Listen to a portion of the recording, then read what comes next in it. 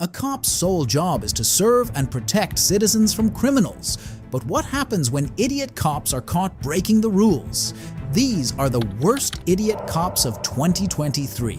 But what was he doing that they feel is disorderly? I explained to them the situation and they... Sam, what was he doing that was disorderly? This is Officer Holland with the Mendota Police Department. On July 4th, 2019, 16-year-old First Amendment auditor Chris was walking on a public sidewalk and was filming around a nursing home. This is when he was stopped by Officer Holland for disorderly conduct. Watch how Chris puts down this tyrant.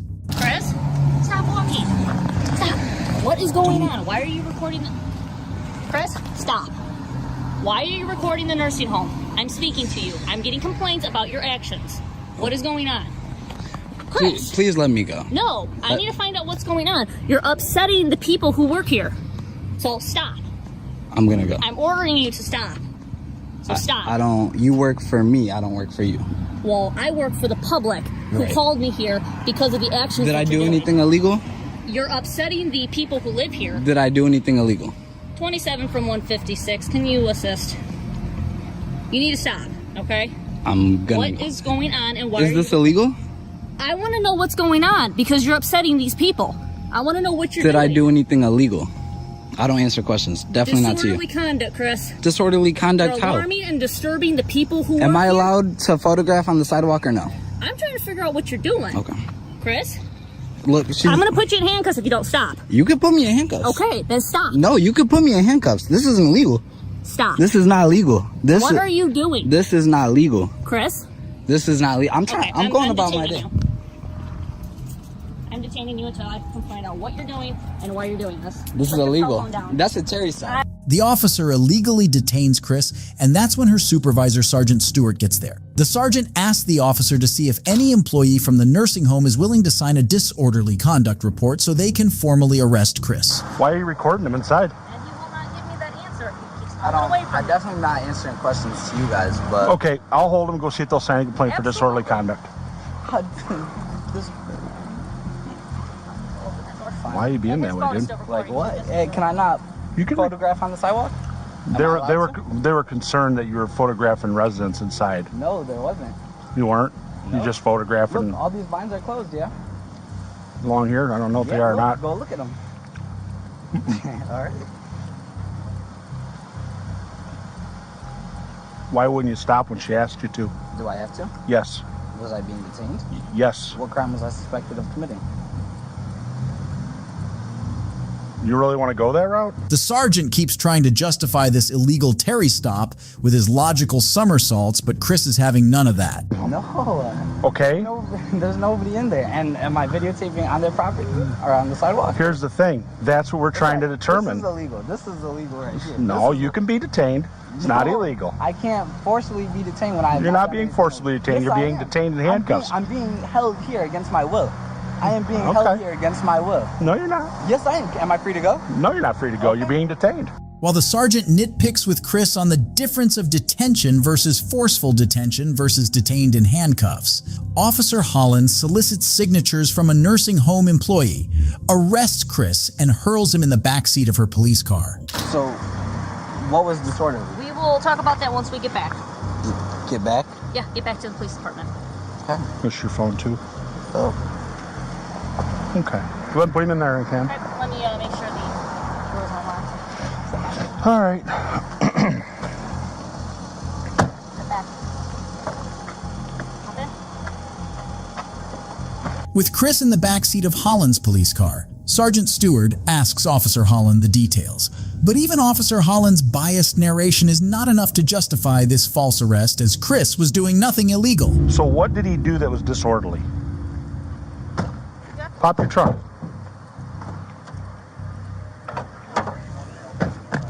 Okay, so I came up. He's recording. I'm like, Chris, hey, let me What's talk he recording? The whole side of the people are like, Chris, let me talk to you. I'm like, I'm getting a complaint about you being over here recording.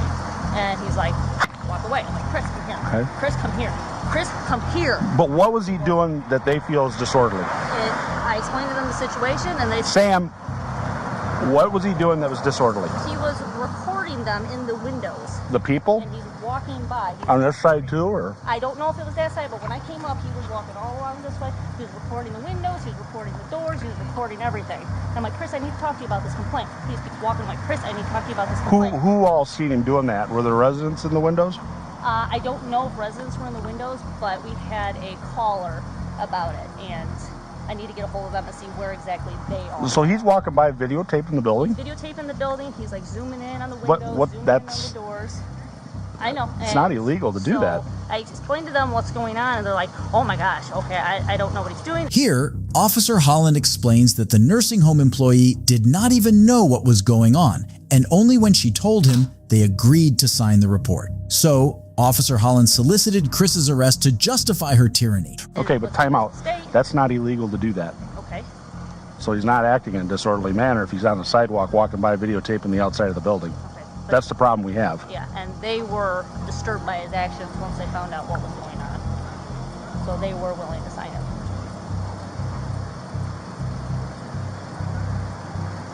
But how are they? They're disturbed that he's walking on the sidewalk They were videotaping? concerned because they don't know his mental state. They don't know what he was doing. And I told him I can't. Well, he wasn't, I mean, other than not obeying you, which is a no-no, which, I mean, that is what it is, but as far as walking by with a video camera, I mean, I'm not, that's not something that, They even though they're bothered by the actions that he was doing. I mean, you could be bothered by a lot of things, Sam. Well, the thing is, Sam, he's on the sidewalk, he's videotaping the building. Okay. We can send it down to the state's attorney's office for them to review for charges, but it's not illegal. Okay. Realizing Officer Holland has made a blunder that can backfire, Sergeant Stewart uncuffs Chris, but not without giving him a sermon on how he must always stop and explain his position when asked to do so by a cop. Needless to say, Chris is sensible enough to know that is not true. Come on out. All right. I tell you, I got to get to the bottom of things. Go right over here. Okay? I got to get to the bottom of things, and you throw in these, turn around. I'll talk to you with handcuffs off. And you're still being detained until I can explain everything to you. But Okay. I just don't think that, for one, I have to answer any questions whatsoever. You know, at most, if I'm being detained, all I have to do is give you guys my ID. You guys already know. Where'd you read that at? It's your, what's it called? It is your Fifth Amendment. I don't have to answer any questions. It's self-incrimination. Right. So then we don't get your side of the story, and then we got And- theirs and another witnesses, and that's what we go on? And then you end up getting Well, arrested. I did nothing illegal, though. But we don't know your No, we don't know version. But, Listen, but you for your- can't- for your I'm stuff- innocent until proven guilty. Okay, that's a court, not out on the street. Oh, okay, well, then it can get taken care of in court. we're done. You give him his phones back, and he can go. Did you throw it in my trunk or? Yeah, they're in the trunk. Okay. I appreciate it. Gotta let us get to the bottom of things. Takes time. Sometimes it's vindicated, like this case, and other times it's not. But I can tell you, Yep. if we have to talk to you, that's just how it's got to be. Okay? It's not a big deal. All right, we're out of here. All right. You have any questions, kiddo? You You hide anywhere? No, I'm where I'm supposed to be. Okay. Officer Stewart, Officer Holland. Yep. Take care, man. All right, thank you guys. See ya. Take care. It is indeed refreshing to see young, educated citizens like Chris standing up for their rights and not bowing down to authoritarian police officers who love to usurp people's rights. But if you think this case was bad, that's because you haven't heard of the case of Officer James Hinkle. She almost runs me over. You need to calm yourself. This is Officer James Hinkle's supervisor asking him to control himself. On December 13th, 2022, Officer Hinkle was directing traffic at the intersection of Thomaston Avenue and Homer Street in Waterbury, Connecticut, when an unidentified driver went through the intersection.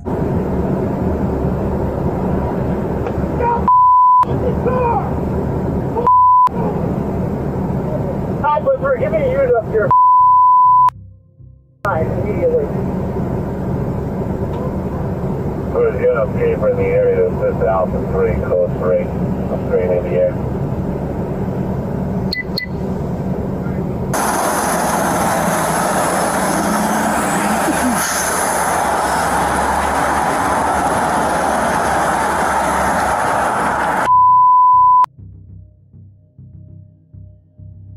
Alpha 3, give me a Officer Hinkle was neither injured nor the driver was driving recklessly. At best, it was an error of judgment on her part. Watch Officer Hinkle go on a power trip with the petrified woman who is still trying to process what has happened. Pull over!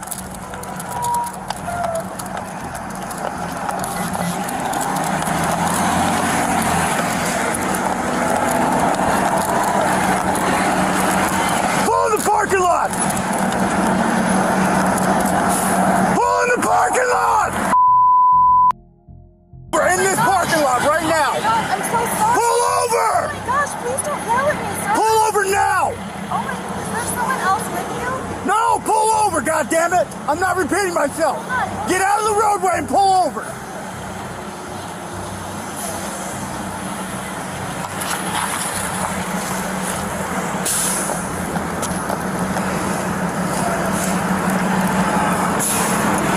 Turn the car off.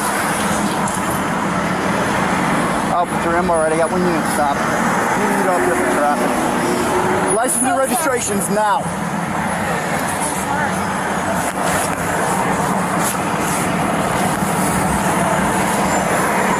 Did you not see this bright yellow vest standing in the middle of the street? No, I did. I thought you were waving. No, forward. this means stop. This means stop. I didn't see that until I was already past. And then you still drove by me. I'm so sorry, sir. I didn't. License and registration now. Hold on. Sorry. Give me a second, okay? No, license and registration now. Okay. You almost ran over an officer standing in the middle of the street. I'm so sorry. I didn't realize what was going on. That was very confusing. It's a bright yellow jacket standing in the middle of the street. What don't you understand? All the other cars were going. No, they weren't. You were the only vehicle coming from that way. You almost ran me over in the middle of the street. Officer Hinkle can be seen being very brash with the lady, who is extremely confused with the officer yelling in her face. The woman apologizes profusely as the rude officer orders the sobbing lady out of her car and accuses her of trying to run him over. Leave your purse in the car.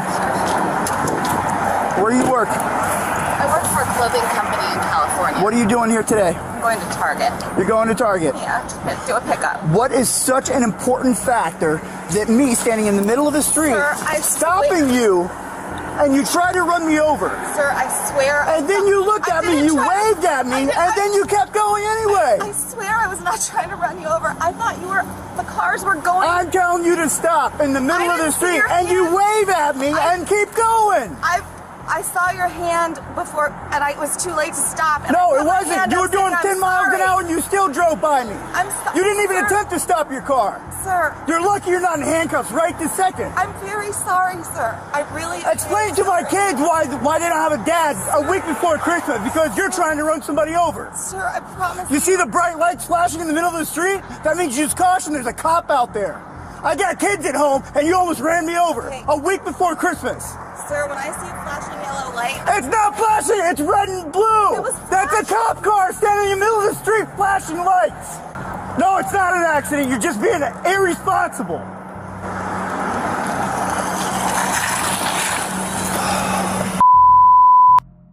Street, and then waves at me and still tries to drive by me. Run her, please, and make sure she's valid. What is it? 8?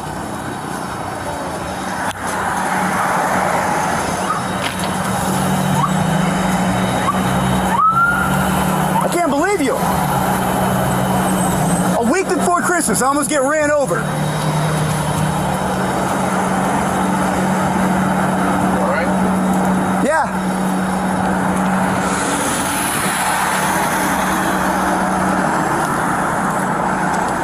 I got 2 kids at home waiting for me to come home tonight. Sir, I'm very sorry. Sorry doesn't break it. You looked right at me and still decided to drive by me. I was in the middle of No, you weren't. I was in the middle of the intersection. Yes.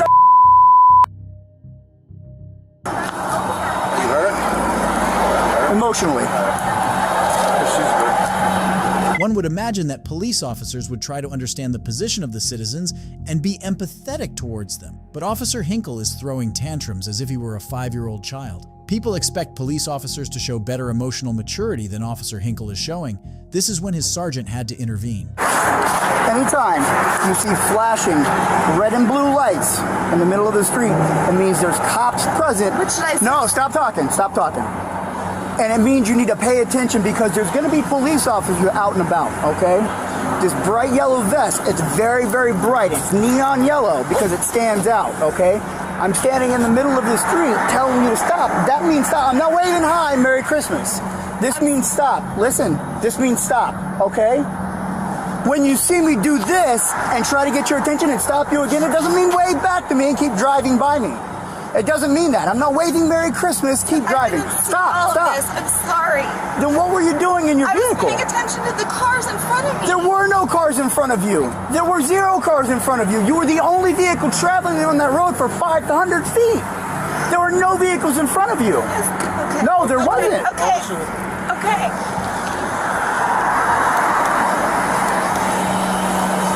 She almost runs me over. Following this incident, Waterbury Police Chief Fernando Spagnolo, in a statement, expressed his frustration over Officer Hinkle's demeanor. He lamented the fact that such incidents erode public trust in police. Officer Hinkle was immediately placed on administrative leave and was terminated soon after. Only when one thinks they have seen it all, someone like Deputy Coniglio proves them wrong. Watch how this rookie cop got herself fired from her position. Oh, you're with us all night? Yeah. How long you been with us? 5 years. I mean, I could get out, I could get in. I mean, you could come in. No, you're good right now. This is 26-year-old Pinellas County Deputy Sheriff Shelby Coniglio. On May 17, 2022, Deputy Coniglio was stopped by Officer Kristen Higgins with the St. Petersburg Police Department. Officer Higgins noticed Deputy Coniglio to be going well over speed limit and driving recklessly. Deputy Coniglio tried to badge her way out of the traffic stop, but this trick was not going to work this time.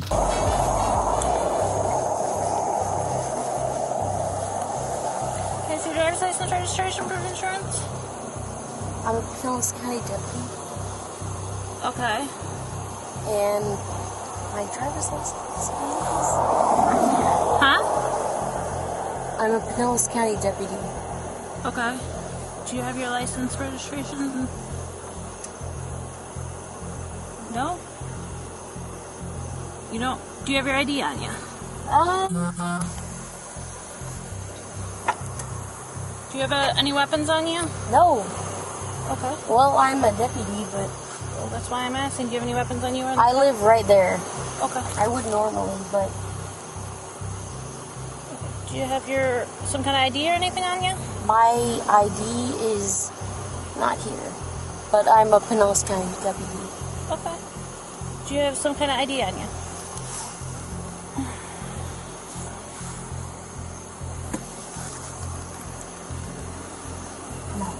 I was just driving that way. I dropped my friend off and then I went this way because I live right there. I get that, but I pulled you over because you were flying past everybody. Apparently, Deputy Coniglio is habitual of using her I am a deputy card to get out of trouble before, but this time Officer Higgins is having none of it. When this does not work, Deputy Coniglio tries to flirt her way out of the traffic stop by cracking jokes with the other officer who arrives there to assist Officer Higgins. You want me to get out? No, you're fine. No, you're good. I'm good? Like, you don't have to step out right now. Well, there's like 5 people now. I'm gonna go to the AOA. You're good here? Yeah. All right. You said you were a deputy? Yes. Where at? Pinellas County Sheriff's Office. Oh, you're with us all night? Yeah. How long you been with us? 5 years. I mean, I could get out, I could get in. I mean, you could come in. No, you're good right now. Listen, I'm You're just good. trying to, I don't know, whatever you guys want to do, whatever No, it you're is. good. I live at that light right there. Gotcha. So if you want to hang out, if you don't want to hang out, Where are you coming from? not even long. You know Gandy Boulevard? Mm-hmm. I picked up someone, brought them over to their house, and then I was going back to my house. Gotcha. Because I am just living my life. I gotcha. And they actually live with Pinellas. And so I was like, oh, I'll bring you home. Gotcha. Boom, boom, boom, boom. Easy. Gotcha. Espanol, but Where from? Way? So you're Spanish? Yeah, From where? you say where? Mm-hmm. Honey, you know you speak Spanish? Mm-hmm. Ah, pero way? Pero way? Ah, okay. I'm Dominican. Dominican? Oh, no. No. What's wrong with that? Italiano, okay? And I only speak some Spanish, Gotcha. okay? For the most part, Italiano. Gotcha. But she pulled me over, I do what I want. I got you. But you're St. Pete, so it doesn't matter.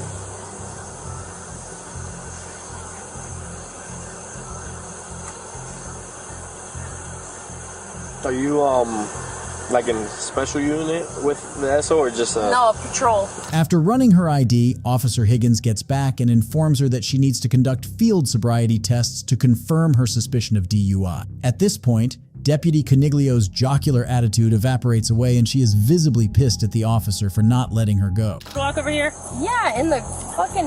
Well, no, I just want to get on the sidewalk so we're not on the... bullshit. Okay, all right. Talking to you, I am getting some signs of impairment. Okay, can I check your eyes real quick? Really?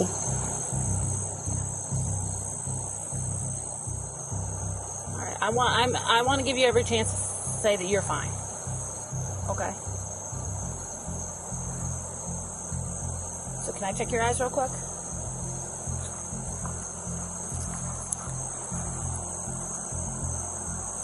This is what we're gonna do right now? I don't have a choice. You don't have a choice. No. And you pulled me over for going 10 miles over the speed limit? You were going more than 10 over the speed limit. And Really? it's not just speed, it's also how you were driving. No. Look, 10 miles over the speed Okay. limit. I'm not going to argue with you. I mean, unfortunately, we're past that point. You understand my position? All right. I want to give you every opportunity for you to show me that you're okay to drive. And I really hope that that's the results we get, okay? But at this point, I can't just look the other way.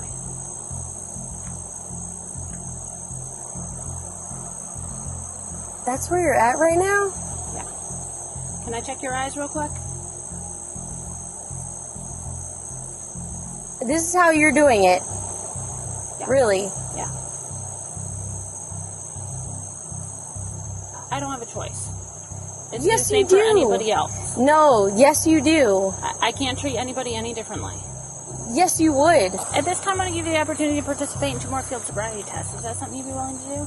You think that I'm impaired right now? As I said, After eyes. Yeah. So in the eyes...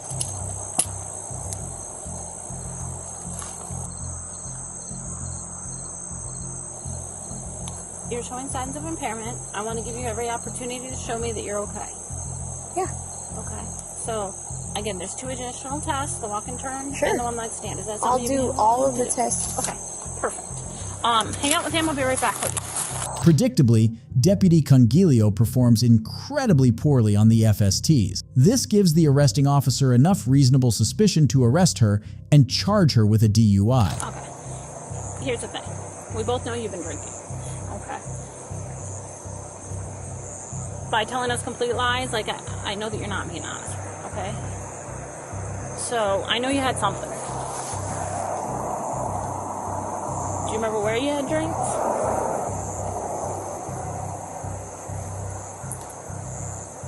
How much did you have? Mm-mm. Okay, so why do you smell like alcohol? I do not smell like alcohol. I smell like pigment.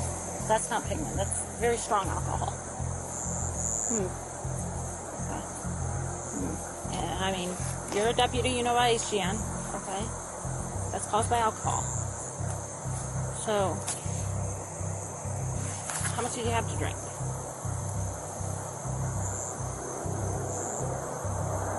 Nothing? You don't want to be honest with me?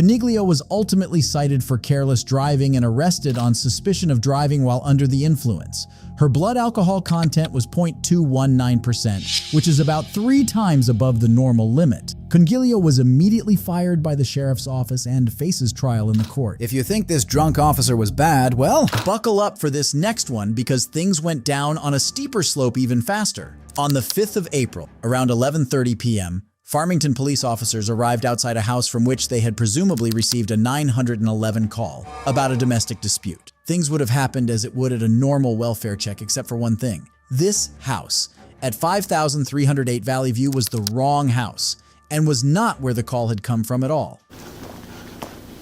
4205. I need office as well. Show me 1019. 1019, 20%.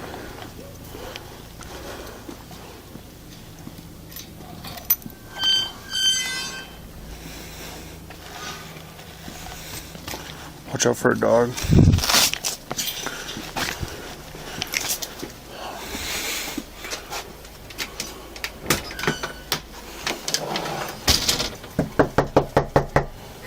Police department.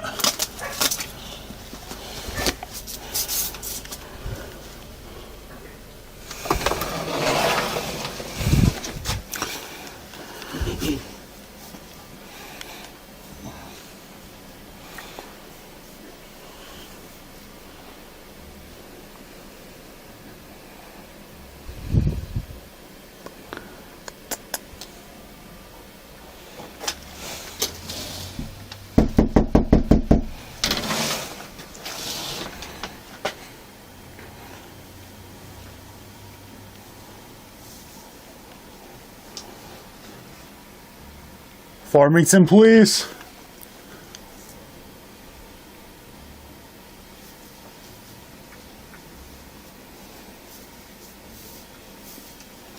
For 108. 108. Can you try to call him back? Tell him to come to the door.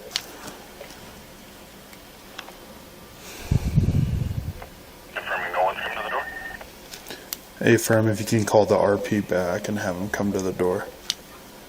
So, bro, see if they answer.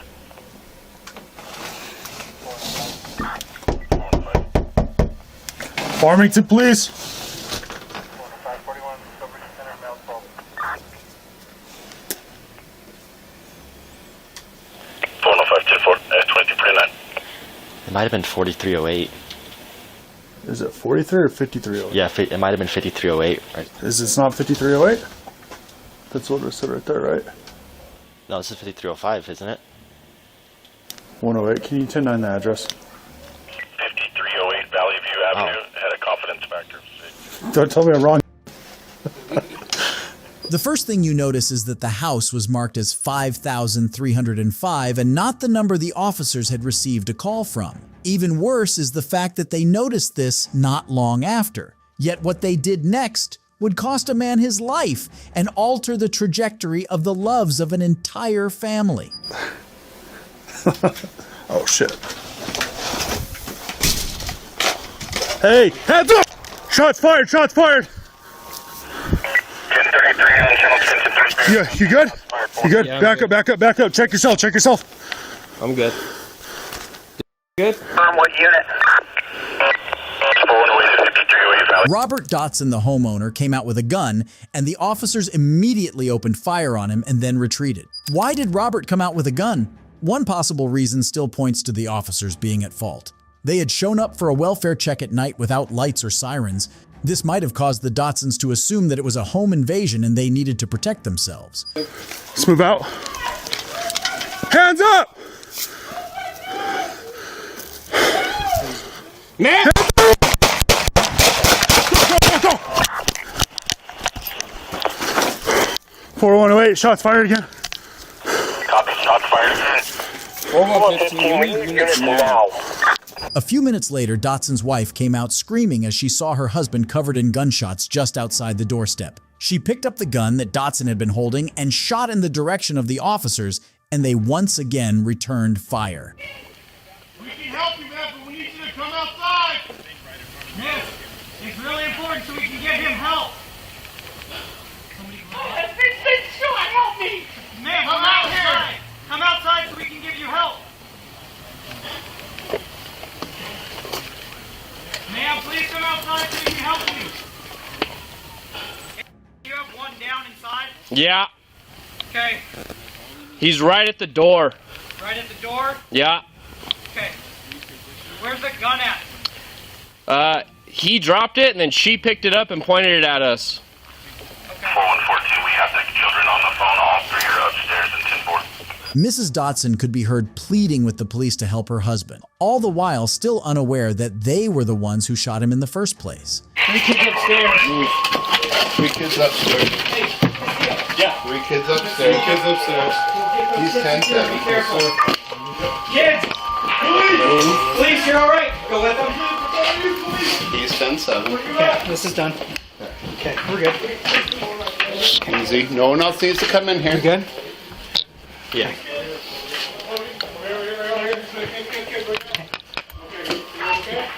Hey, just keep them upstairs. Just stay up there. The 3 officers involved were placed on paid leave, while the chief of police apologized on live TV. However, the state attorney could still be heard saying that the tragedy was unpreventable, and the officers worked well within their rights. But if you think these officers used excessive force, wait till you see Officer Robert Barano crossing all limits of police brutality. This is your last chance, man. Get the f*** out.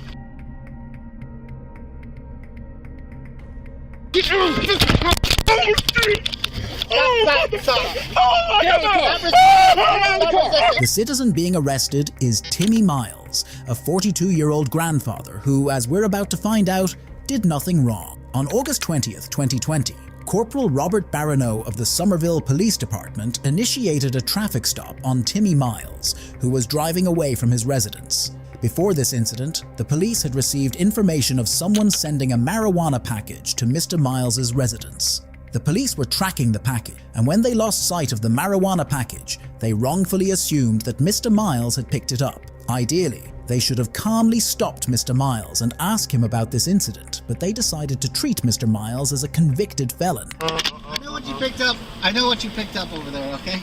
What I picked up? Yeah. Come on. Get out of the car.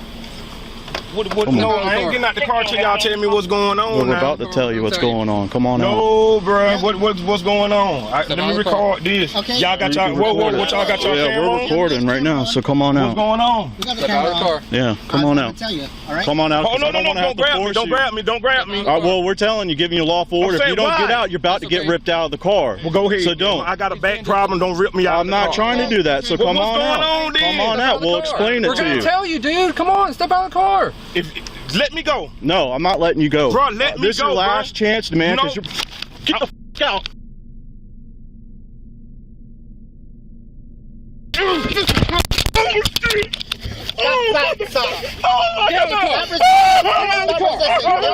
on the ground. Hands behind your back. What's going on? Why you punch me in my face? I don't know what's going on. Anybody else no, clear. Yeah, we'll pull them up. Up in the trunk. If you got your camera, punch me in my face. Your camera, bro. Who punched me in my face? Somebody punched me in my face. I don't know what's going on. What's going on? I just left my grandson's house. What's going on? Somebody punched me in my face. After violently arresting him, the officers decide to search Mr. Miles's car and find anything worth incriminating. Search it? What? His car? Yeah. Continue research. I mean, I need everybody ID and number. we'll get a dog because right now he's going to say no. He didn't pick up the package. So let's get a dog to make sure there's probable cause. We search the car. I already pumped the trunk for safety, but I'll get 8-7 en route. yeah. It is interesting to note that the police officer asks his deputy to search the car to make sure there is a probable cause. This has to be the first time where dirty cops are found on body cam, trying to find a probable cause of arrest after arresting a law-abiding citizen. Hey, you afraid you can't. With all on, you real brave to be punching on and choking people, man. You wrong. I'm gonna tell you something, and I mark my word. If you don't stop, God gonna get you, bruh. I'm for real now. If you don't slow down and do right, God gonna get you, man. I'm for real, bro. I don't care how much hatred you have against me. When you hate me, you hate God too, bruh. I'm telling you now. We might be different, but deep down inside, we the same color, flipping. For real, I don't care what going on or what you think of conspiracy, man. On some real, you had no business choking and pulling on me like that. I would have complied only if you'd have let me know what the was going on. I come out my yard, everybody swarming me and punching me and throwing me on the ground. That's ruthless, that's thuggish. And y'all called us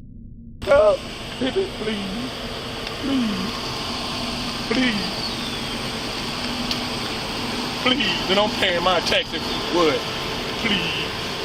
Mr. Miles tries to tell the officers that he is completely innocent and has nothing to do with the drug package, but the cops are having none of it. I shouldn't have got punched in my face just because somebody stopped me. You know that's wrong. Well, come on, man. Come on. No. You refuse to get out of the car? Refuse to get out of the car. I went like, oh, this man grabbed me first. I said, why are you grabbing me? I got a right for my rights now. Come on now. It's so much going on. Y'all, come on. Y'all could have been nicer about the situation, man.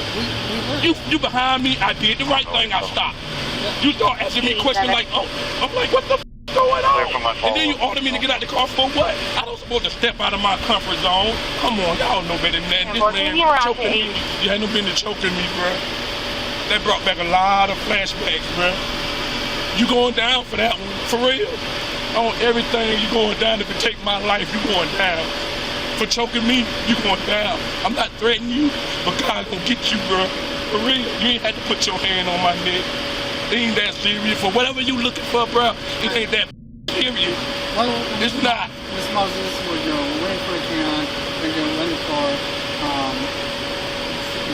If there's dog doesn't get on, have power call search card, and then power where search card. If that dog, where's the search dog? Where's the dog? Where's the one? Well, here's the thing with ain't nothing on me. If y'all ran my ID, if it ain't nothing on me, I do not want a search on my car. Nope.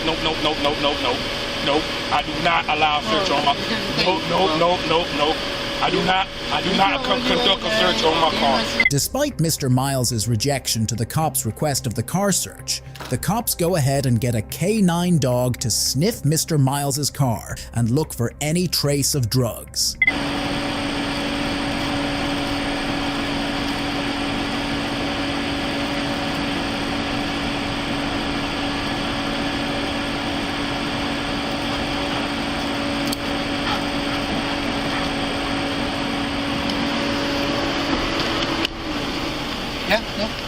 I don't think. No? Alright, bye.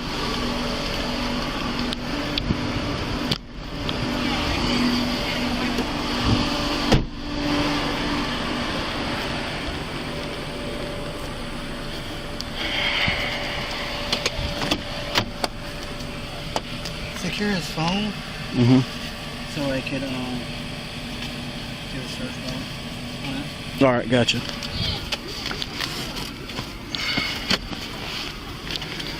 I got a bag like this.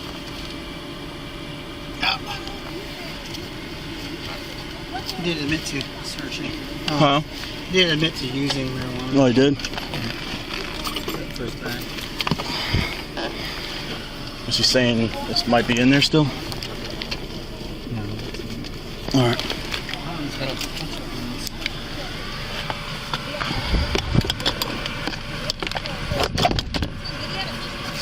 Can you ask for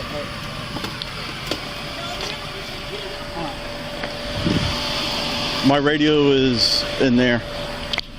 Mr. Timmy Miles was let go and cleared of all charges. But just a few months later, Corporal Barano was placed under investigation for use of excessive force. In 2021, Barano was arrested for third-degree assault and battery and fired from his job. Turns out, Mr. Miles was right. And mark my word, if you don't stop, God gonna get you, bruh. But if you think this officer was bad, wait till you see what ex-cop Brenton Hodge did. Trying to shove weed down your pants? Are you kidding me? Come on, man. Retired cop, right? 20 years, huh? Real great, buddy. 20 years. Thanks for your service. Yeah. This is Brenton Hodge, a 55-year-old former police officer with Ormond Beach Police Department. On May 5th, 2019, Flagler County deputies were responding to the site of a crash on US 1. Brenton's car had suffered rear-end damage, whereas the other car had collided head-on. As the deputy approached Brenton's car, he was fumbling with a cooler on the passenger seat.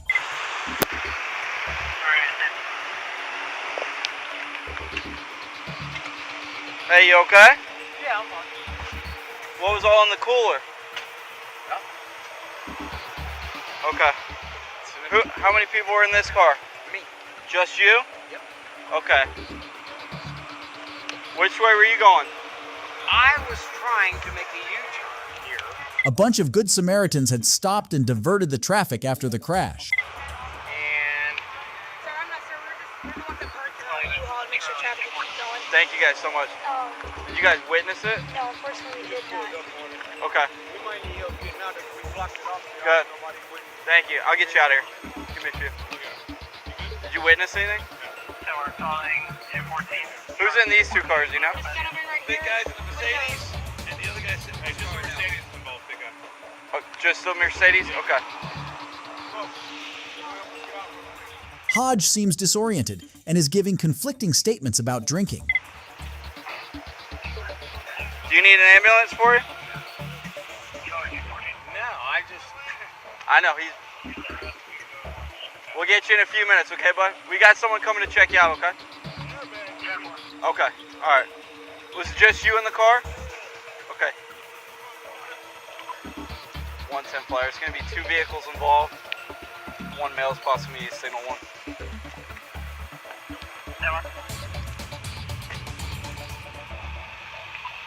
One patient, head injuries from an airbag. Stay in the car for me, bud. Do you have your driver's license and registration insurance?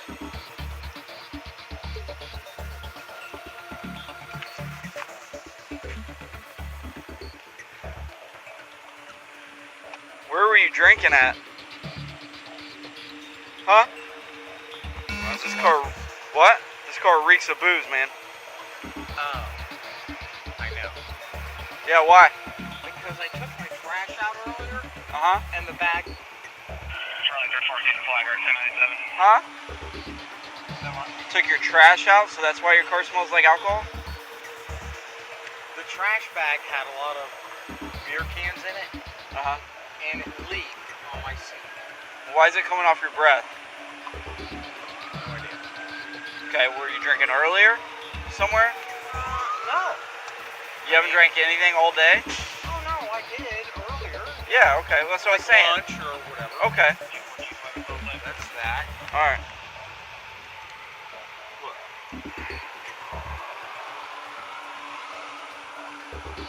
I know where you're going.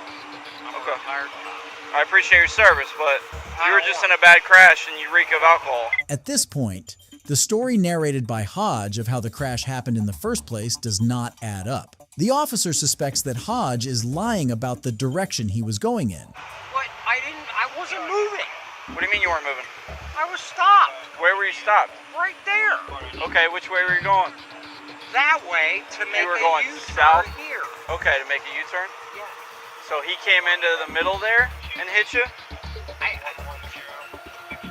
I was just trying to make a U-turn to go home. To go home to where? Well, I'm not from here. I've only lived in this place for like 3 days. Where at? It's called...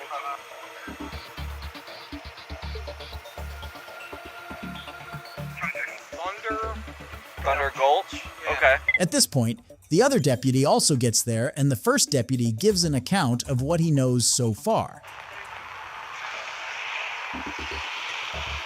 This guy got a strong smell of alcohol coming off him. His eyes are all bloodshot and glassy. He was fumbling with his cooler when I got here. And I was like, what's in the cooler? He was like, oh, nothing, it's empty.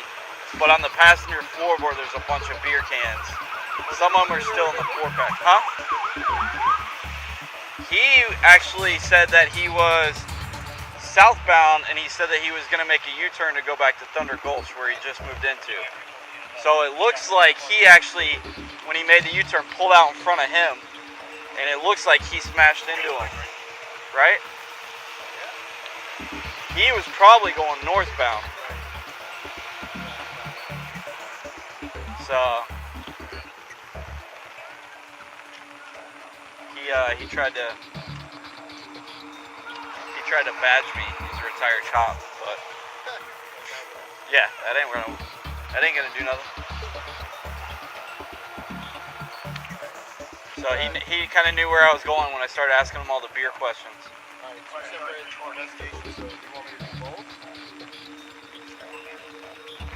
You can do one, and the other traffic unit can do the other. I don't know. Whatever you want to do. As the paramedics are helping Hodge out of the car, something odd happens. It seems like Hodge was not only drinking, but he was also smoking pot while driving. What? I mean, that's alright. Because then they can just get blood from... Hey, what did he just grab in that bag? Whoa, whoa, whoa, whoa, whoa, whoa, whoa! No. What did he just grab? What is that? Put it down. Come on, man! Seriously? Are you kidding me? Come on. Put your hand on your back. Well, no, I'm going to go to the No, hospital. we'll take you to the Yeah, hospital. you go to the hospital. You'll go with us. Alright. Trying to shove weed down your pants? Are you kidding me? Come on, man. Retired cop, right? 20 years, huh? Real great, buddy. 20 years. Thanks for your service. Yeah.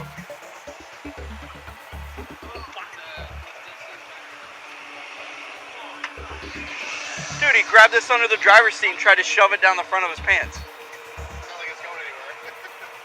That was the cooler that he's trying to dump on the ground. Whew, reeks of weed. The bag contained several smaller bags of marijuana that weighed more than an ounce. Hodge was taken to the county jail where his bail was set at $3,500. But if you think this case was bad, wait till you find out about the case of Patrick Mumford. Get your 3, 2. All right, tase him. Get off. Coming out or not? Dude, stand back. Get out of the car now. We're not telling you again. This is 24-year-old Patrick Mumford from Savannah, Georgia. On February 1st, 2016, Patrick was sitting in his car in his driveway when 3 officers from Savannah Chatham Police Department came to arrest a person named Michael Clay for an outstanding warrant. Little did the officers know that Patrick was not the suspect they were looking for. How you doing, sir? How you doing? What's your name, man? What's your name? I'm going to ask you one more time. We probably need to talk to you. So what's your name? Stand up. Stand up. Turn around, put your hands in the car. What happened? Turn around, put your hands in the car. What I do? Man, what I do? Y'all ain't telling me what I do, man. Dude, you got a warrant, dude. You got a warrant. I just came back from my probation officer. Get your hand off the wheel. This is going to get bad for you. No, man. Hey, Jack, call my people, Jack. No, man. You got a taser? No. All right, tase him. Back up. Tase him. You coming up? Tase him. Come out. Tase him. Get your hands out now. You got 3 seconds. 3 seconds. Do not reach. Get up. Put your hands on the car. I'm getting up, man. Get your... Show me the 3, warrant. Show me the warrant. 2. All right, tase him. Get off. Move. You coming out or not? Dude, stand back. Get out of the car now. We're not telling you again. You better get out of the car. Y'all ain't letting me know what's going on. Get out of the car. You have a warrant. Get out of the car. Tase him. Get out of the car. Get out of the car. Man, y'all better leave me alone. Get out of the car. Man, y'all better leave me alone, cousin. Move, Fox. Move. Really? Handcuff him now. Handcuff him. You're going to get it again. Man, I'm cuffed, cousin. Okay. Within 2 minutes of the so-called investigation, the officers had misidentified, tasered, and handcuffed an innocent civilian. Patrick is in handcuffs and being subjected to an illegal search and seizure despite clearly identifying himself and telling officers that he doesn't have any warrants against him. Hey, Jack, Hey, Jack. Call my people, man. Call my people, man, Jack. Call my people, Jack. Hey, Jack. Jack. Take my wallet, Jack. Take my wallet, Jack. Give it to you. You'll go with him.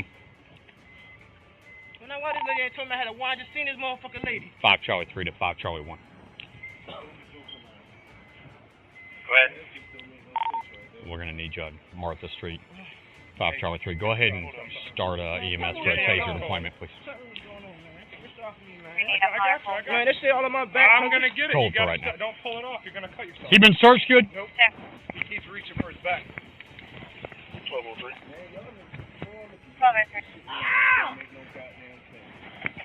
On scene at Vincent Ringfield, 7699. Quit resisting. I got him, guys. Just get search whatever he's going for. Okay? While searching Patrick, officers see his ID and realize that this guy is Patrick and not Michael. On realizing their mistake, instead of apologizing from Patrick and releasing him, the officers keep him cuffed and pushed against the car. Corporal Wilson also lies that he had asked Patrick for his ID before arresting him. Here's the deal, dude. How long I had a warrant? I don't know if you got a warrant, because you're not who I'm looking for, but here's the deal. When I ask you for ID because you look a lot like the person we're looking for... Man, ow! Okay, when we ask you for ID because you look a lot like the person we're looking for that's living at this address... Oh, Lord. You give us ID. And when you start this whole fighting nonsense, dude, you caught yourself a charge you didn't need to catch, man. All you had to do is give me this. But the way you came up asking me out of nowhere. Because you look exactly like... What's the guy name? Do you know him? Who stays here? Let me ask you that. Is there someone here that stays here that looks like you? Who do you think? Go through your brain right now and think who I might be looking for that looks a little bit like you. What? 51 to 43 Charlie 1, you can disregard. Real talk, Patrick. Think about it. Hey, Jack. Yeah. Guess what he's looking for? What? You already know. Tell him. Who does he look a lot like? I don't know. He knows who it is. So who is it? Michael? He is not Michael. Okay, I know that now. But when I walk up there and ask him... My name's Patrick. No. I said Patrick. Y'all didn't have no right. We actually do have a right, sir. To the household and ask if Michael's here. Okay. Yes. The picture we have...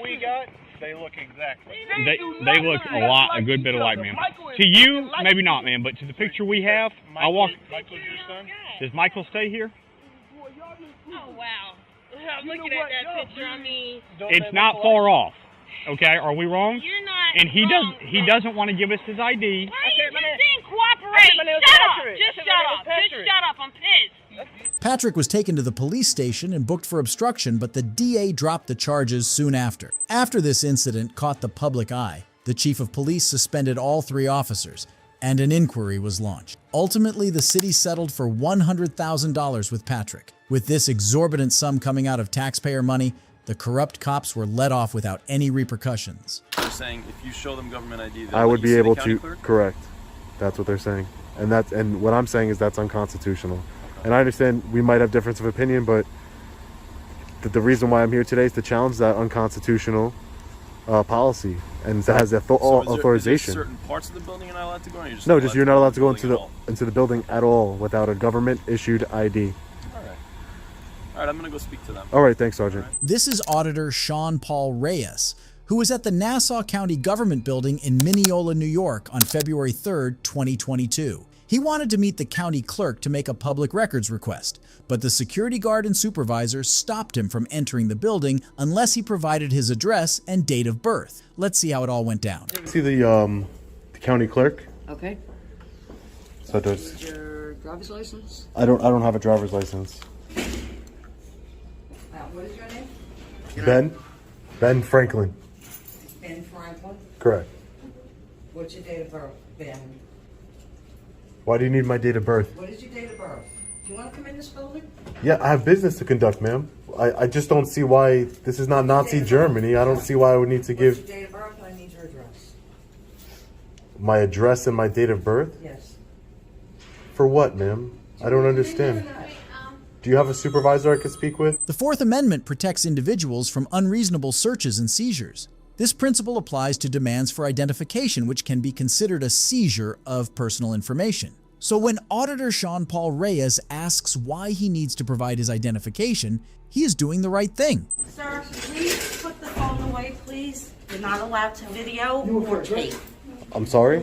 Please put it away. Why I'm can't asking I? you nicely because there's a sign posted outside that you can't do that in here. Why can't I record in here? Were you here to see the county clerk? I'm here to see the county clerk. I have business to conduct. I have to do a public records request. Do you have anything on you I have. that you can show us your name? No, so we can let you in. I don't have anything with my name. Okay. I don't have it. I Hold want on. to. Please just stay here. Yeah, no problem. No problem. Ridiculous. I'm not turning anything off, ma'am. You are turning it off. I'm not turning it off, ma'am. The biggest hypocrites of them all. They're always recording us, but the minute we record them, it's an issue. The First Amendment protects the right to record government officials in public spaces, including government offices, as long as it does not interfere with their duties or violate any reasonable security measure. The auditor's scuffle is still continuing when the second supervisor also arrives at the scene. Can I get your name? Say it, or Is that Brodsky? Broad. Brodsky? See, this is why it's more polite to tell somebody their name. So I can't enter in a public building and conduct services without showing some sort of government ID. That sounds like Nazi Germany to me, not the United States of America. Under whose authority? It's a county building. It's a policy of the building. It's a policy of the building. County. This building needs ID in order to go in. Can you show me the policy? Where is the policy? I don't have it on me, but that is the policy. So you're enforcing a policy that you can't even show me. The sign is on there. You're enforcing a policy you can't even show me. There's a sign, sir. So you can take that too, please. Where? Please have picture ID ready to show the public. This is a taxpayer-funded ID. I'm trying to conduct business. But is that you don't need an ID to vote for the President of the United States, but yet you need an ID to enter in some county building? That doesn't even make any sense. If you were to get on the airplane, would you be able to get in without your driver's license? No, because that's a private company. Okay. That's why. Hi. So we have a gentleman here, and you can talk to him. Hi, sir. How are you? I'm here to see the county clerk, and because I don't have ID and I won't show ID, they're denying me public services. Okay. And at that point, I feel like my constitutional rights are being violated by the public safety here. This is a public building. Just because it's been a policy for a long time, that means nobody's come here to challenge that policy. And that's what I'm doing here today. That's exactly what I'm doing here. I'm challenging that policy because it's unconstitutional. Auditor Reyes thinks that it is unconstitutional to force citizens to show ID in public places. But the officers think otherwise.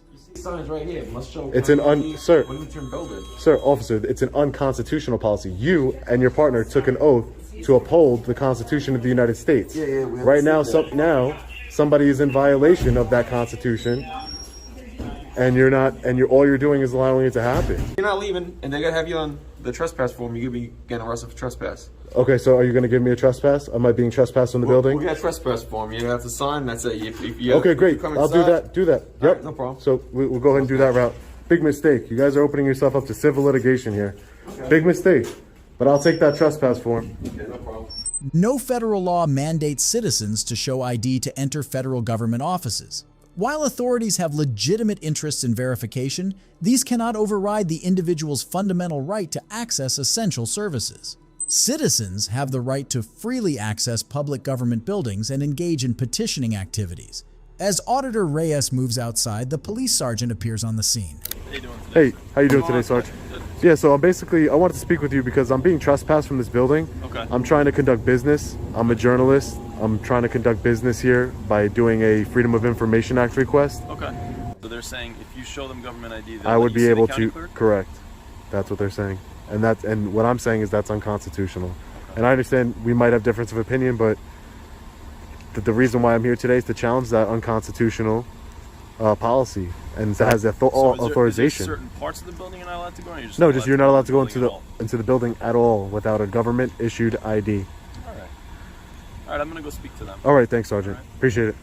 Sergeant McDonough of Nassau County is the first officer in this whole clip who's acting rationally. He asks the auditor some basic questions to gain clarity on the matter and proceeds to talk to the supervisor of the office. You just got to go through the security thing, and Okay. you're welcome to go in there. All right. Thanks, Sergeant. Come on in. Appreciate it.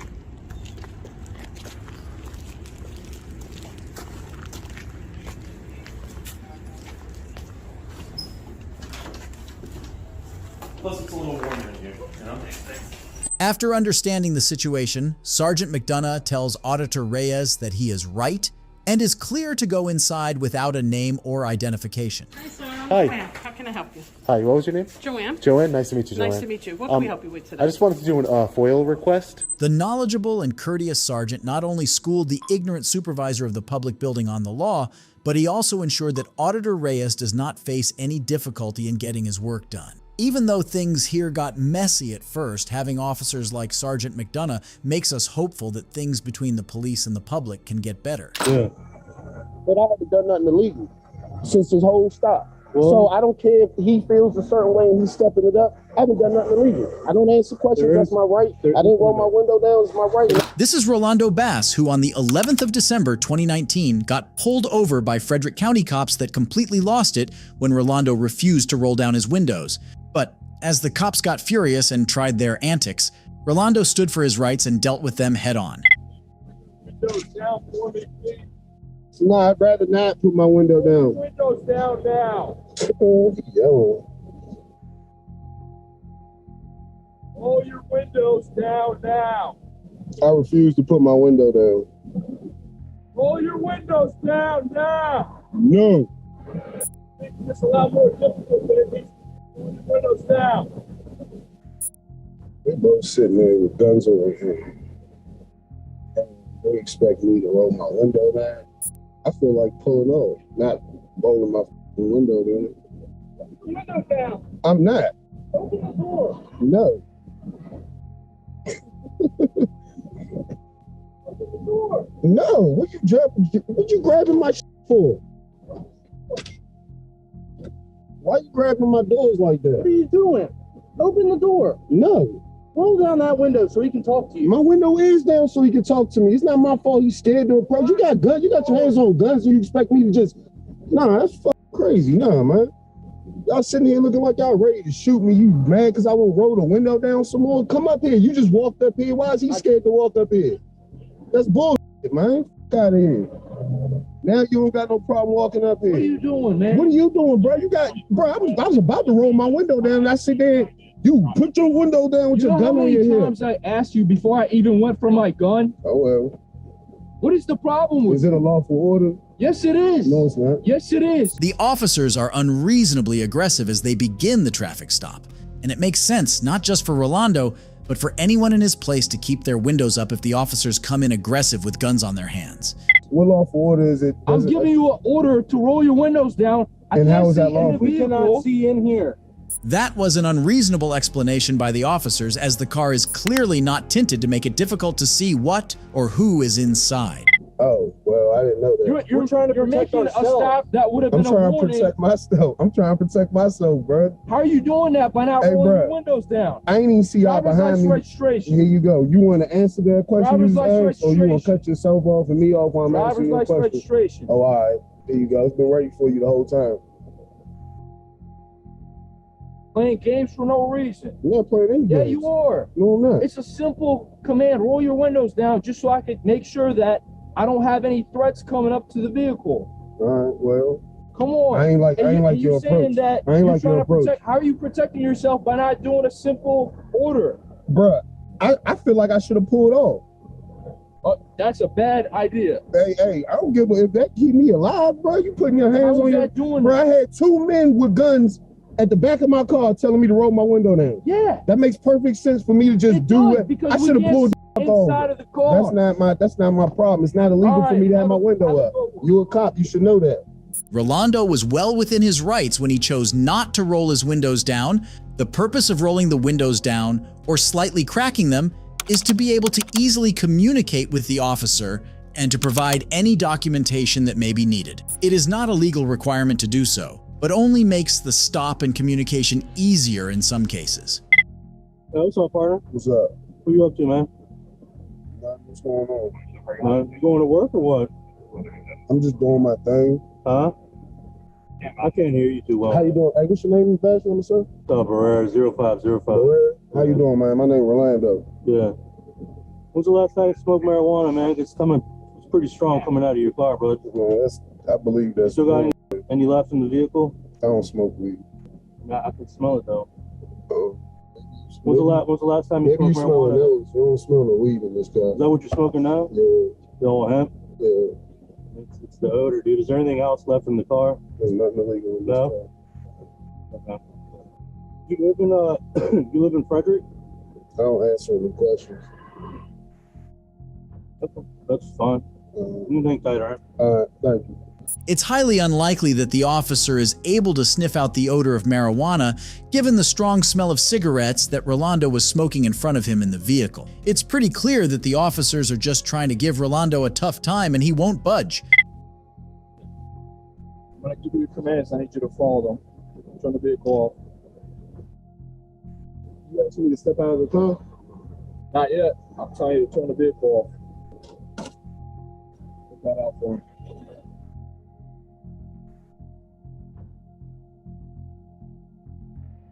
Is your door open? No, it's not. You need to do that for me right now. Are you pulling me out the car? Yes, sir. All right, cool. You should have said that in the first place. You talking to me like I'm 3 years old or something. At this point, the officers take Rolando away from his vehicle and return to search it for any illegal substances. Rolando doesn't escalate the situation and calmly agrees to step out and let the officers search the car. First off, I don't believe you smoked any marijuana in that car. So my car's being, I'm a grown man with grown man going through my shit. I don't like the way that man's talking to me, and that's my problem. Every action has a reaction, man. You're being tense. You're being a little deceptive. I'm being tense. I'm being deceptive. There's odor of marijuana in your vehicle, okay? So because of your behavior, that's why he's stepping it up a little bit. Okay, he's stepping it up. Check you're this making out. him feel uncomfortable. What am I doing illegal? I'm making him feel uncomfortable. You're not doing. I got 3 men with guns in my face, and I'm making you feel uncomfortable. Nah, well, when you weren't there with the way they approached my car, so that's what set the tone for me. This is my first interaction with you. That's cool, but it's your first interaction after a reaction with your man, so it is what it is. I'm pissed off. It is what it is. I understand you're being real respectful. My bad. You're being real respectful and stuff like that. Yeah.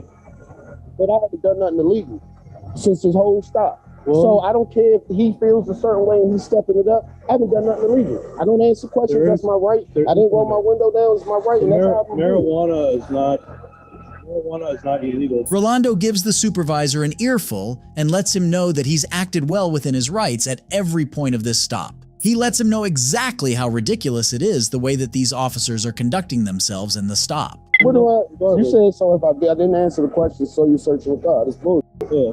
You guys gonna do this anyway. I'm gonna make you do your job. It's just that simple. I'm not answering any questions, and that's fine. I appreciate you being very professional while you're dealing with me. But other than that, the way he acting, I'm set off. So if he stepped it up, I'm gonna step it up. Okay. It's just that simple. I refuse to have a dude with a gun and a bulletproof vest on talk about he fearing for his safety. That's bullshit. I don't want to hear that dumb shit. I ain't with that. Ridiculous. He feels for my, oh man. You good, man. You can lean up on it if you want. You got some heat up there. No, I'm all right. I'm fine. It's a nice day. It was about 54 degrees. All right, disrespectful. It's disrespectful, but I don't listen to what you tell me to do. That's not disrespectful. I just didn't want to listen. It's disrespectful for you to push and yell at somebody, though. That's what you did. That's what you did. That's what you did. I'm not going to listen to any order that's unlawful. Simple as that. You should have oath to uphold the Constitution. You should respect that. But you find it disrespectful, as you said. That's terrible. It's all good. It's not your fault. You weren't well educated. As expected, the officers fail to find anything illegal in the vehicle and Rolando returns to his vehicle and leaves. A sure win for Ronaldo, who stood his ground and dealt with the officers all the while knowing his rights. Sir. Now you're trespassing on public property. Look, trespassing on public property. Trespassing on public property. Do you guys see this? This is John Medaglia III, who is being handcuffed by the new Ellenton police chief, Sean Middleton. Medaglia was peacefully exercising his First Amendment right of freedom of press and was filming inside the new Ellenton Police Department. Apparently, Chief Middleton forgot that public space is owned by the people and is not his private domicile. What are you in the middle of? Recording. That one right there. Oh, you want the history of New Ellerton? I'm sorry? You want the history of New Ellerton? Maybe a little bit of it. Wherever I can find in the public areas in here, yeah. Okay, there's a library over there and give you all of it. Okay, thank you. I did see that actually when I pulled up. Okay. From that way. Taking 200. 200. Show me out at my police department with a gentleman who is recording on the inside of the building. 2. No, sir. Are you? Restricted area. It's where does it say that? Okay. Yeah, where? Okay. Sir, if you don't mind, please, No, exit. I do. That's. Exit, please. No, thank you. I'm only going to give you one more opportunity. And then what's going to happen? Okay? Exit the building. No, thank you.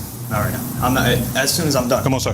Please. Excuse me. Please. Excuse me. Let's exit, please. Please don't touch me. Let's exit, please. Please do not touch me. Let's exit. Please don't touch me. Let's exit, please, sir. Can I have Sir, your name and badge number? I'm Chief Middleton. Okay. My badge number is 200. Okay? So why are you? can please exit. Why are you putting your hands on me? I'm going to exit you out of the building. Okay. No, you're Okay? not. First. Realizing that John is not one of those gullible citizens who can made to do anything, Chief Middleton spontaneously invents an oxymoron of a charge: trespassing on public property. Yes, you heard it right. Sir, you're making this more difficult than what it is. And so are you. Okay? At the very same time. No, it's not. All right? No, it's not. If you don't mind, I would like for you to exit this building. I do. I already told you that like 4 times. All right. You under arrest? Sir. Now you're trespassing on public property. Trespassing on public. Yes, I gave you. Trespassing on public property. You guys see this? You guys see this? I gave you plenty of opportunity, sir. Well. Okay. I want you to think about what you're doing right now. No, you're making things more difficult than what it is. Think about what you're doing. I would like for you to exit the building. Okay. But what you're doing is you don't want to exit the building. Okay? Correct. I already told you that. You're recording in here. Yep. Okay? Yep. You said you're recording for history. Your history is there. Okay. Okay? Okay. This is the police department. Yep. All right? Absolutely. So now what? Now where are we going to take this? You're going to go on the This ought to outside. be fun for you. And then you're going to leave. No, I'm not going anywhere. I ain't going anywhere. I'm going to step right back in as soon as you take these cuffs off of me because you know you're making a mistake right now. You know you're making a mistake. I asked you to exit, and you did not exit. But this failed false arrest cannot stop Megidlia. He walks around the building and enters from the back door. Chief Middletown tries to stop the auditor from entering into the public building by physically pushing him, but Megidlia is not backing off easily today. Back up, please, sir. No, thank you. We're For what? closed. No, you're not. Back up. No, you're not. Back You're up, not sir. closed. No, thank you. We're not playing this. I'm No, not playing this with you. No, back up, sir. You can't put your foot there. You cannot put your foot there to restrict Dude, this. Congratulations, Sir, please. sir. Hey, I just want to tell you something. Congratulations, you just earned the state of South Carolina a humongous lawsuit. Sir, humongous. please. Humongous. You guys see this? I have to fight this man right now. I have to fight this man. Do you guys see this? Congratulations. Taking out 10-4. Congratulations. Hey, let's do it again. Let's You do want it a again, lawsuit? boys. Get a lawsuit. Let's do it again, boys. Other hand, please. Other hand, please. For what? Okay. Here we go, guys. Taking 200. I got one detained. Got the smile. Let's try again. Hey, you know, I'm gonna give you a personal thank you. You just became my new best friend. I didn't know you that well before, but now you really are, and not in jest, you are my new personal best friend. The chief and Medaglia go back and forth for a while, but Medaglia is hell-bent on continuing his constitutionally protected activity. Finally, the chief calls the local judge to ask what he should do. What happens next is very interesting. You don't need to. I got a gentleman here in the office who wants to record. So people, he knows. And I've told him several times to get out of my building. He is claiming that he has the right to come in here and record Congratulations, my friend. at the police department. Congratulations, my friend. That's sad that you do not know your own laws as a chief. As a chief, you are fucked. You are fucked, my friend. You're dismissed as well. I'm gonna walk away now. You're fucked, buddy. Okay. 1 second. Excuse me. Don't stop touching me. Gotcha. Stop touching me right now. Well, I'd undetain him and we'll go. Oh, there we go. Oh, undetained. Dude, you better get people here, man. You better get people here. You better. illegally detained. And look at that, the backpedaling went so far as the cuffs go. That's right. I explained to him that he was trespassing. I no longer wanted him recording into this office. Force, the ridiculous amount of force put on these cuffs. Ridiculous amount of force. Look at this. Dude, you're in trouble. You are in so much trouble, and I love it. And that's what he was doing. He was using the phone pretty much where there was business. Presumably, the judge also schooled the chief about First Amendment protected activity and how Medaglia was well within his rights to record in a public space. But wait, there is a third arrest coming up. The chief finally arrests Medaglia on a new charge.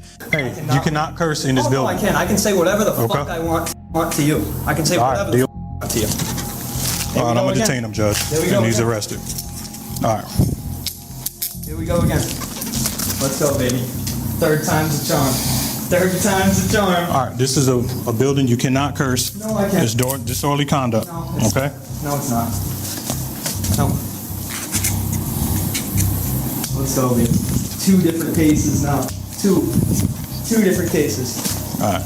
First Amendment. So. Have a seat. No. Use force to put me in there. I'm not going to use force to put you in there. I didn't think so. I didn't think you would. That's why I'm going to stand right here. No, what's messed up is you're here provoking things. No, I did not say a word to you. You came up to me. That's right. And caused a problem. I got a call about you up there recording. Right. In business. There is business that's going on in that window. Right. And you're where recording in that building. Am I in restricted areas? Okay. Am I in restricted areas? You're recording in that restricted area. That you're here to enforce. Okay. This is a fucking sad day. A sad day for New Orleans. Okay, sir. A sad day for the state of South Carolina, man. But a happy day for me. You're going to bring a lot of publicity to this town now. That's fine. So be prepared for your face to be on the map everywhere. And Medaglia was not wrong either. Chief Middleton already had multiple inquiries pending against him, including those of domestic abuse. This incident was the last nail in the coffin, and within a week, he had to resign from his position as the chief of the police. But it doesn't end here. Wait till you hear about the case of Sergeant Feckas. But if you're going to push my buttons, we'll go straight to jail. I'm not kidding with you, okay? I understand what's going on. I can smell it come from your breath. I already know what's going on. You're starting to push my buttons already. If you're going to be compliant, be compliant. If not, we can go to jail. This is Sergeant Peter Feckas, a 21-year veteran of the Indianapolis Metropolitan Police Department, who is hammer drunk and was just involved in a car accident. On the scene is Trooper Jay Garner of the Ohio State Department, who can only scoff at the condition of his fellow officer. Crash-wise, what happened? He rolled up to this truck. They said, he was parked. They came up on him and passed out. Okay, so he didn't hit anything. Well, we don't know if there's any damage. He hit the front, he hit the rear bumper of that truck, but I can't see it.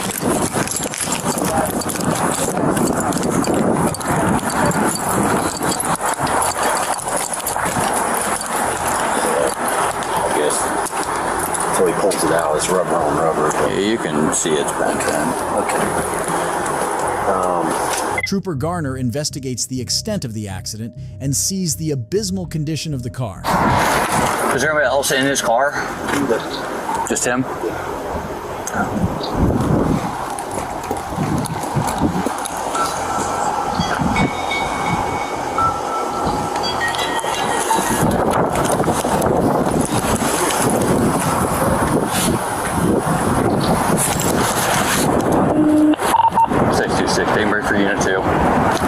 This is where Trooper Garner meets Sergeant Feckas, who instead of being helpful and compliant, is acting rude and bullheaded. All right, man, I'm Trooper Garner. How's it going? All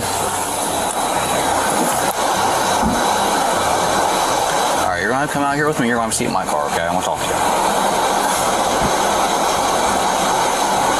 All right.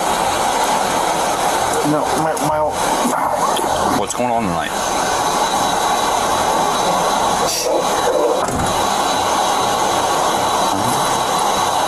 Step out here with me. We're going to have a seat in my car, okay? I want to talk to you.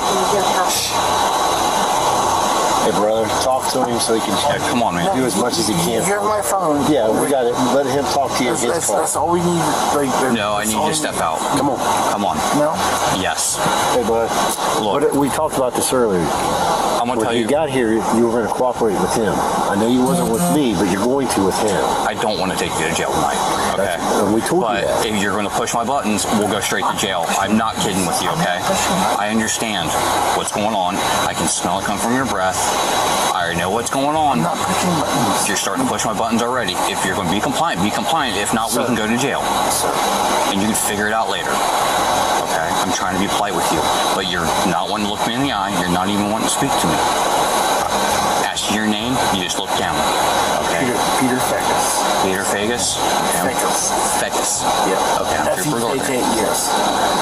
I'm Trooper Gardner. I'm going to have you step out with me or we're going to go back to my patrol car, okay? So please step out. Because I can have them transport you to jail, and I can just meet you there. It doesn't matter to me, okay? So would you like to step out now? Come on, man. Stick with him. Just work with me. Stick with him. Just work with me, okay? All right, step out, man.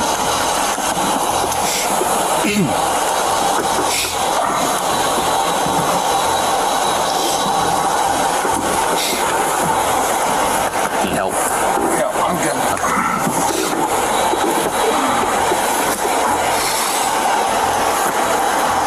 I'm that far back here. After some convincing, Sergeant Fecky's finally gives in and steps out of his vehicle. But when asked whether he would be willing to undertake a field sobriety test, the officer quickly declines. Your contacts or glasses? Alright, stop here for a minute. Alright, I'm gonna take a look at your eyes. Is that alright? Something you wanted to do? No? I'm sorry? I'm gonna take a look at your eyes. Is that okay? Is that something you're wanting to do? Okay, well, I'm gonna put your feet together for me. Alright, see the tip of my pen? Okay, Is it something you're willing to do? Hey, look, predicated on whether or not you take any test or anything is not how I determine.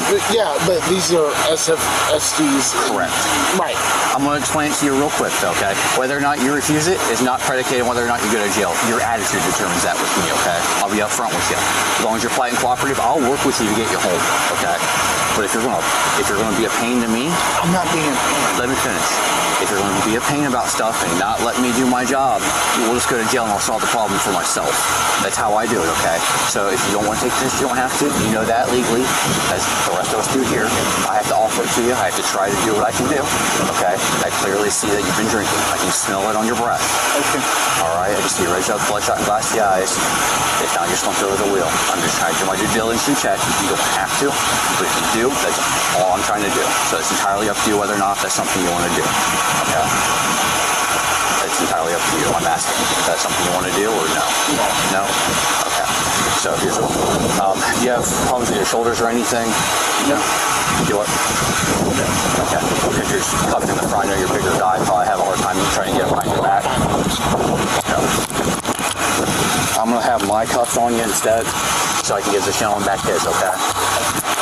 The IMPD sergeant was suspected of failure to control his car, records show, but no people were injured in the incident. An incident report shows that officers suspected Fecas was under the influence of alcohol after they found an open container in his car. Fecas was not booked into jail, instead getting a summons to appear in Fairborn Municipal Court on Monday, November 21st for his involvement in the incident. He was then let go. Again, I want you to understand that I'm just doing. I know. You probably are. You're right. I'm not gonna sugarcoat it or lie to you. Huh? Augie, come on, buddy. This is Officer Justin Augustin with the Piqua Police Department. On October 27, 2018, Officer Augustin radioed in his supervisor, Lieutenant Rick Byron, after his car struck a flatbed semi-trailer. The officer was showing signs of impairment, and the supervisor suspected him to be drunk. Watch what happens back at the police department. You're the one who made that mistake, so don't come here and say fuck me. Augie, you're the one who made that mistake. He needs to. Yeah, Augie, come here. Let's go out here in the garage. We got to put your weapons away. Come out here, we'll talk. You'll be all right.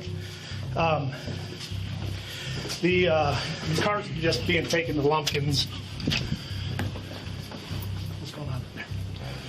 Huh? I don't know. What do you mean you don't know? We got to put your weapons away. Yeah. You're not.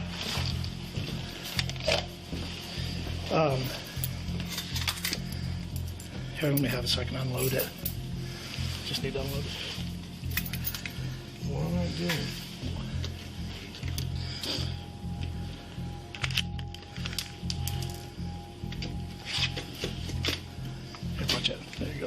We got, sorry. When you total a vehicle, here, go in here.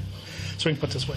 When you total a vehicle, you got to go down for a drug and alcohol assessment. Everybody that wrecks a cruiser that totals it has to go down there. So what we do is just take your taser off of you, and you have any backup weapons on you or anything? Drop your vest or your duty belt, because you don't need that. We're going to go down to a drug and alcohol test down at the hospital, you and I. And you don't need all your gear, so take your... are you all right, Augie? Yeah. You seem... your focus seems divided on me. What's going on? You just nervous? Yeah. Okay. Are you under the influence of anything, Augie? No? Good. I hope not. I do. Where's your vest at? You don't have it on you? Okay. All right. What else do you got on you? You got a pocket knife, huh? I'm done. What's going on, though? Tell me what's going on, bud. I'm done. What do you mean you're done? You're going to go with me to take the test, Augie? You're refusing it? You don't want to do that. I'm done. Okay, so what does that mean? All right. Are you under the influence of something, Augie? What's wrong with you right now? I don't understand that. I'm done. Okay. Are you going with me? No. So what are you going to do? I'm going home. Can you call somebody to come get you? I don't need to. Well, I'm not going to let you drive. Yeah. Okay. Huh? Yeah. Yeah, what? What? I'm not going to let you drive. Can you call your wife? Seriously, Augie, can you call your wife? I can drive by. Okay. All right, let's go out here. All right. Don't play this game with me, bud. I'm trying to trying to help you out here. He ain't doing shit. Well, I can't do stuff. I'm just doing what I got to do, Augie. It's my job. If you want to leave, go ahead and leave. All right, let's go. Let's go. Come on, Augie. Don't do this, man. It ain't worth it. It ain't worth it. All right? I'm just doing my job. I'm just asking you to relax, okay? I'm done. Okay, and I understand that. I understand what you're saying, all right? I just don't want you to do it like this, all right? I'm not trying to be a prick. I'm not trying to be difficult. You got to understand, it's my job, dude, all right? So don't treat me like that. If you want to be done, I understand that. So if you want to leave, that's up to you. Officer Augustine is hammered out of his senses. He is agitated and confused. One can hear the pain in the voice of Lieutenant Byron, who has to see a fellow officer in this condition. Lieutenant Byron tries to reason with the officer, but it is futile. So what do I do? What do you mean, what do you do? What do you do? If it's just an accident, what do I do? You hit a semi-trailer, so again, as part of our policy, we have to go down with that and go take the test. If everything comes back okay, then that's great. It helps you. It benefits you. I'm drunk. Huh? I'm drunk. You're drunk right now? No, I've been drunk. Been drunk when? Today? Yeah. Okay. So you don't think you are now? No. Okay. Well, I can't let you drive the car home unless we test. What the fuck you gonna do? What am I gonna do? Yeah. Is that the way you're gonna do this? You're about to get yourself arrested, bud. For what? What do you mean? What am I going to do? I can't let you drive. So you try to get in that car, I got to stop you, and then you're going to start fighting with me. What is that going to do? Huh? Seriously, Augie, why are you doing this to me? I didn't do anything to you. Okay? I didn't do anything to you. Well, let's go back in here so we can figure this out, Augie. Please. You know I got to call Jason, right? Are you going to cooperate? But just cooperate with me. You're fucking me. Augie, I know they are, and I understand that. Can you call your wife and have her come get you, bud? Please, get your phone out and call her. You don't have your phone? You want to use mine?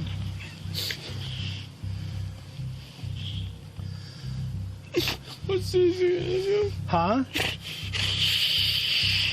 What's this gonna do? I don't know. That's why I got to call him. So, how much did you drink today, Augie?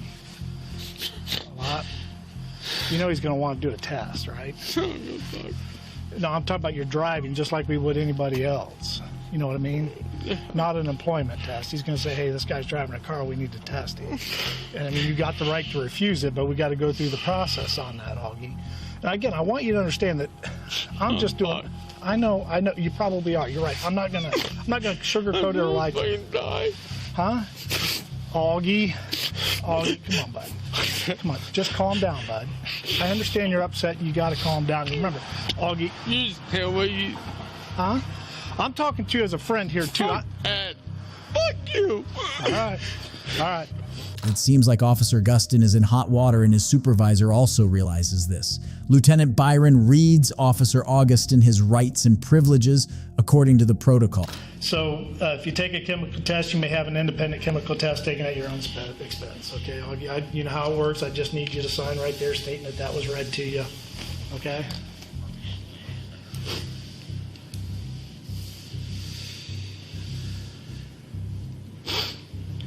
And it is your position that you want to refuse the test, correct? Okay. Lieutenant Byron feels bad for the officer and wants to cut him some slack, but the other officer investigating this incident refuses to do so and says he is going to treat it like any other case.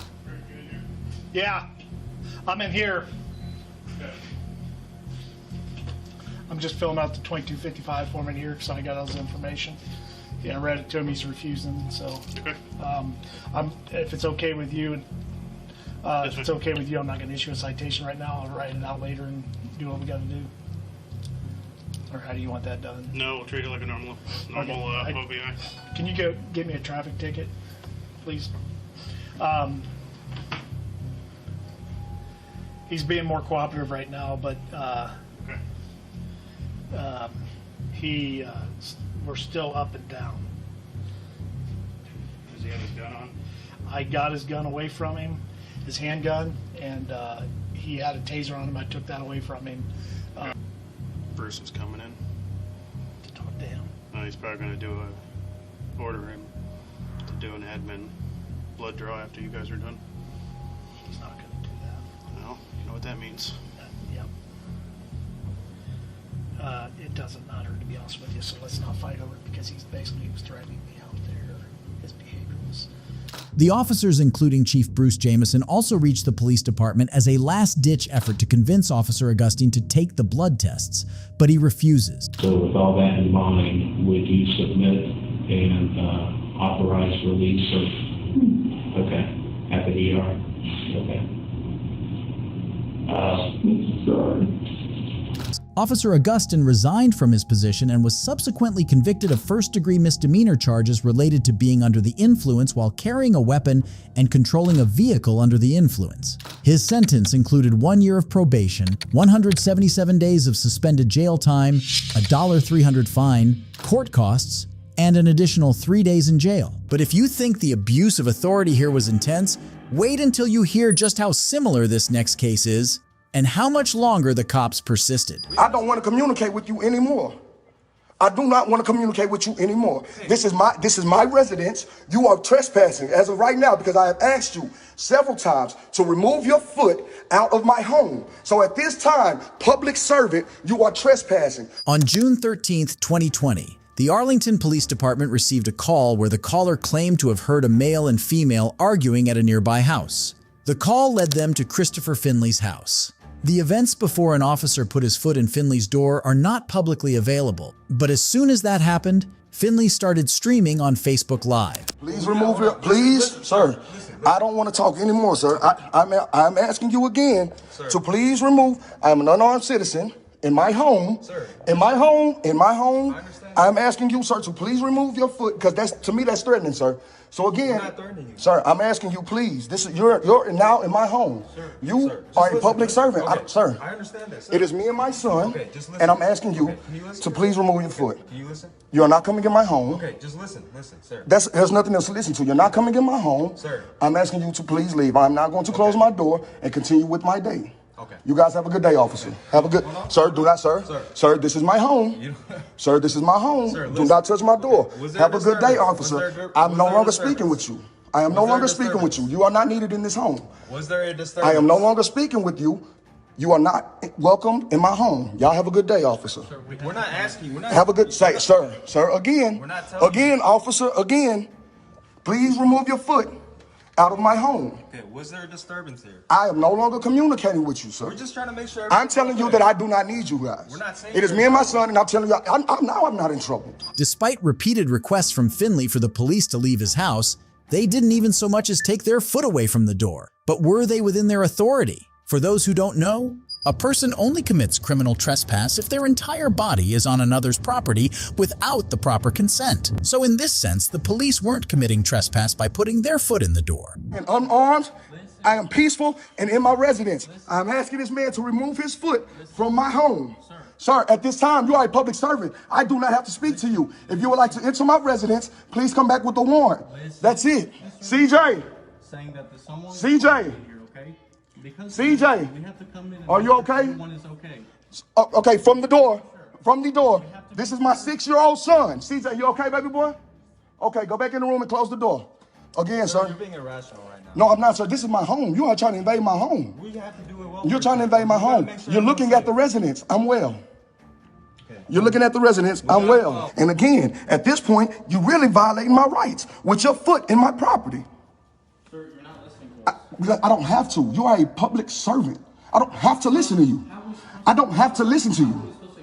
I don't, sir, you knocked on my door. I'm not asking you for, I didn't call y'all to tell me to come give y'all, I didn't tell y'all to come give me an explanation. Y'all knocked on my door. Sir, we got a call to this location. Sir, you didn't get a call to this location. You did not get a call to this location. While one can understand Finley's insistence, especially since he claims no one made a call from his home, one must also think from the officer's perspective. It may be a failure to perform their duty if they don't carry out all due diligence. However, they didn't even try to confirm the address, despite this man's insistence that the call didn't come from his home. In an even more jarring turn of events, the police forced their way in, picking at every bit of evidence they could find. However, none of it panned out into something substantial. So you're going to continue to violate my rights, officer? Sir, I'm not violating your rights. You are. This is my property. This is my property. You are a public servant. You don't have a signed warrant. You do not have a signed warrant, and your foot is in my property. So again, sir, I'm asking you to remove your foot out of my property. Are you going to listen? No, sir, I am not going to listen. I told you what it is at this point. You guys are public servants. You're at the wrong door. You will not be coming into my home. So, sir, you don't have permission to speak to my son. So, CJ, y'all gonna do this in front of my child?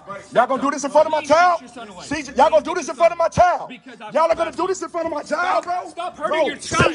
Stop hurting your child. Y'all gonna do this in front of my child, bro? Go in the room. CJ, go in the room. Y'all really gonna do this in front of my child, bro? Y'all doing this in front of my child. Bro, say, let me go. Let me go and get out of my home. Let me go and get out of my home. Let me go and get out of my home. Let me go and get out of my home. Let me go and get out of my home. Let me go and get out of my home. Let me go and get out of my home. Let me go and get out of y'all. Wow, I'm finna sue the shit out of all you bitches. Say, don't touch my son. Say, move away from my child, son. Move away from my son. Move away from my son. CJ, be quiet. Do not say anything, son. Move away from my son. Get out of my home, bitch boy. Get out of my home, bitch boy. Get out of my home, bitch boy. Get out of my home, bitch boy. CJ, go back in the room. Is he cut? Nigga, I'm a good black father, son. I don't put my hands on my son. Is it blood on my son? That ain't blood. I got a dog, dummy. That's no blood. And there's blood. That's a snack bowl. You see the snacks, dumbass? That's a snack bowl. I have a dog, dum-dum. Say, all y'all violated my rights. Get the fuck out my house. Get the fuck out my house. Bitch ass niggas. Bitch ass niggas.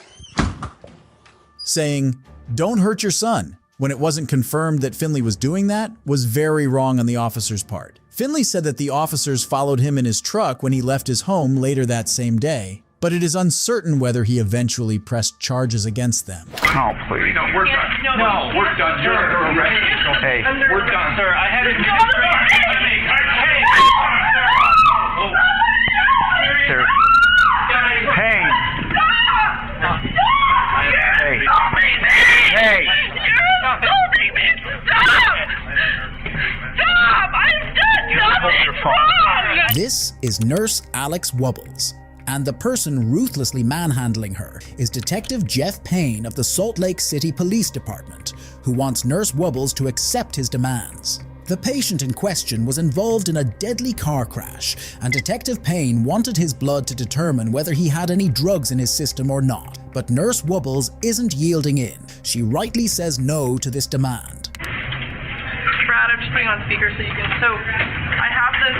It says obtaining blood samples for police enforcement from patients suspected to be under the influence.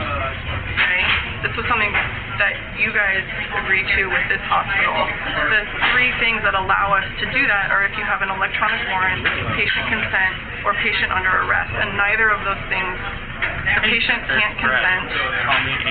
He's told me repeatedly that he doesn't have a warrant, and the patient is not under arrest. So I'm just trying to do what I'm supposed to do. That's all. So. Okay, so I take it without those in place, I'm not going to get blood. Is that? Am I fair to surmise that? Alex, you're not representing the person in the hospital. Okay, you're just. Yeah. I don't know. I have no idea why he's blaming me. I'm just representing. Why are you blaming the messenger? She's the one that has told me no. Yeah, but sir, you're making a huge mistake right now. Like you're making a huge mistake because you're threatening a target. Okay. Oh, please. No, we're done. No, we're done. You're under arrest. Hey, we're done. Sir, I had a Hey. seriously. Hey. Hey. Stop! I've done Just hold your phone. I have administrative. I'll hold your phone. I've done nothing wrong! Leave my phone! I haven't been Hey. This is unnecessary. This is crazy! And this is really unnecessary. This is crazy! She's under arrest. Fine. It doesn't have her doing her job. Hey. Nurse Wubbles is just following the hospital procedures, but Detective Payne decides to arrest her for interrupting the investigation. That too in a rather violent manner. Other hospital employees try to interfere, but Detective Payne is having none of it. Detective Payne is not the only police officer on the scene. He is joined by Lieutenant James Tracy, his superior, but apparently he doesn't know the law either. He seems to be endorsing all of the violent acts of Detective Payne. Sir, I have the hospital privacy officer on the phone with me right now. And what does he know about this individual that I'm trying to get blood from? Just what we've told him. Okay, so he doesn't know anything. I don't need to talk to him. Okay, because he's going to tell me what your policy is, and I understand what your policy is. I'm trying to tell you what I need legally. Okay, and your policy right now is contravening what I need legally. Okay, which I may not need it. If you have blood that I can get Logan to come and get a warrant and test for later. Okay, but this is all stuff that we should have a conversation with before I'm told no. Okay, there's a very bad habit up here of your policy interfering with my law. Okay, I am trying to conduct a criminal investigation, step through the process. Okay, and you guys are trying to prevent liability coming on the hospital. And I appreciate that, but those sometimes don't meet, and they don't match up. And so, I gotta decide what we're gonna do with this young lady, because I need to find out if this guy has a Utah driver's license. If he does. Do we know his name? I can start looking into it. It's William Gray, yeah. William Gray. Lieutenant Tracy doesn't pay heed to hospital employees' requests and doesn't let Nurse Wubbles go. After a few hours, Wubbles was let go after it was revealed that the patient's blood was taken by the hospital for routine procedures, and the police did not have to collect the sample. After a video of Wubbles' arrest went viral, the Salt Lake City Police Department fired Payne. Charges were never filed against Wubbles, but Wubbles later that year settled with Salt Lake City and the University of Utah over the incident for $500,000. A dirty cop's unprofessional behavior cost Salt Lake City's taxpayers $500,000. If you think this officer was dirty, wait till you see what this next officer did. You work for the sheriff's office? How long you worked over there for? 3 years. 3 years. This is Deputy John Guzman with the Orange County Sheriff's Office. On October 15th, 2022, 2 officers of St. Cloud Police Department found him passed out of his senses in the parking lot of a Walmart. Watch what happens when the officers find out who they are about to arrest is Sheriff's deputy. Sir, are you okay? Hello? Hello, sir? We might have a signal one over here. Sir, is your foot on the brake there? Hey, sir. Are you okay? That is 24977 of the drive, south through 11, 21, 2023, 50 park 29. 26, thank you.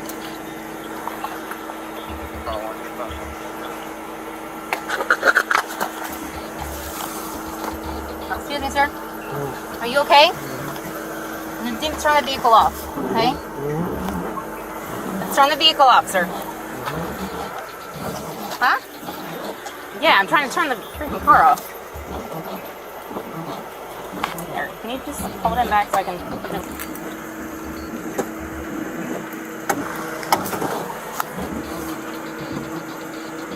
Hi. Yeah, put the vehicle in park. Sit by the vehicle. He was like, oh, careful. All right. Have a seat over there. Step over here, sir.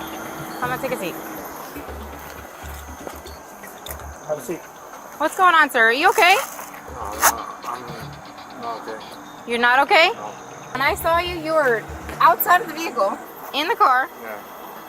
Car still in drive. Right. What's going on tonight? You had loads of drink? Huh? Have you had something to drink tonight? No, I'm just waiting. I'm just trying to get home. You trying to go home? Yeah. Okay. Do you have your license on you? Huh? Is your license in the vehicle? No, I'm not. Okay.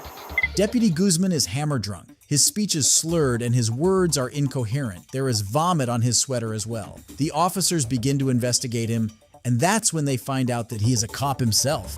What's your name? John. John what? Guzman. John Guzman. Where are you coming from tonight? Friend's house. A friend's house? Okay.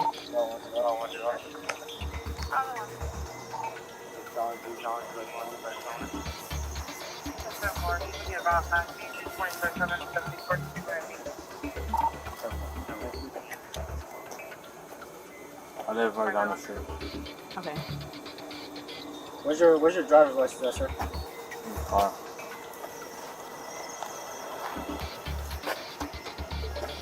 Where in the car? In the glove compartment? It's in the car. I don't know where it is. It's fine. Just keep your hands out of your pockets for me, okay? Where are you coming from? I was at a friend's house. You were at a friend's house doing what? Huh? What were you doing? I was hanging out with a friend. You were hanging out with your friend. Okay, you realize when I saw you, you were passed out, head out of the window, throw up next to you on the ground. Passed out. You passed out. While driving? Okay.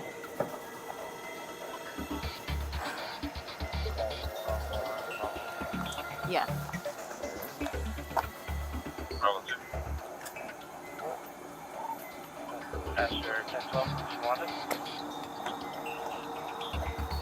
Get your hands out of your pockets, please. Thank you. You work for the sheriff's office? How long you worked over there for? 3 years. 3 years. At this point, the officers have enough circumstantial evidence to suspect Deputy Guzman of being drunk while driving. They frisk him down, read him his Miranda rights, and proceed to handcuff him. You don't have to have any weapons on you, do you? No, ma'am. We're just gonna pat you down real quick, okay? You can stand up for it. Your duty weapon is not on you or in the vehicle. You like to lure and have him present before and during questioning. If you cannot afford to hire a lawyer, will be appointed to represent you at time and expense before any questioning if you wish. If you give your rights to remain silent and later wish to stop answering questions, no further questions will be asked. Do you understand each of these rights as I explain them to you? Having a right to mind you, what you talk to me now? No. Okay. Look, based on my training and experience, we're passed out behind the wheel in physical control of that vehicle. We're all outside of the car. There's a profound odor of alcohol coming from your body. Okay? And your bloodshot water, guys, on top of that. I'm going to afford you this time to complete a series of field sobriety exercises. Is that something you wish to do? No? Okay. Do me a favor, go ahead and stand up for me. Turn around. Stand back.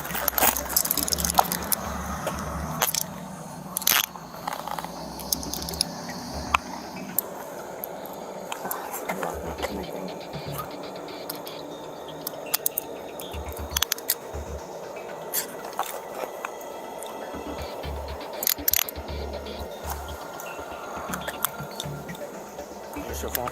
Yeah.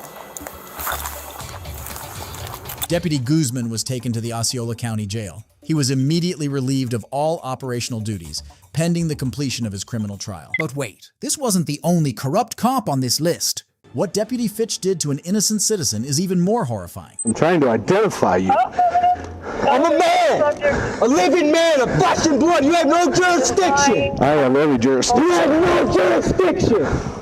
All you had to do is show me your ID, you dumbass. What are you, a mate? Mr. Carpenter, we've dealt with you before. This is Schwan Carpenter. On August 8, 2017, Carpenter was protesting against government policies on a public sidewalk outside a theater in Miansti, Michigan. This is when the theater employees called the police. Carpenter moved away from the theater, but the tyrant Deputy Blake Fitch with the Manistee County Sheriff's Office started harassing him. Well, we had a complaint about you. Yeah. That you're harassing patrons and things like that. I'm publishing my views freely. Well, you can publish your views freely, but when they disturb the peace and harmony of others, then... Who's the complaint? The Vogue Theater. Okay, they asked me to move from in front of their theater, so I came over here to... Where do you live at?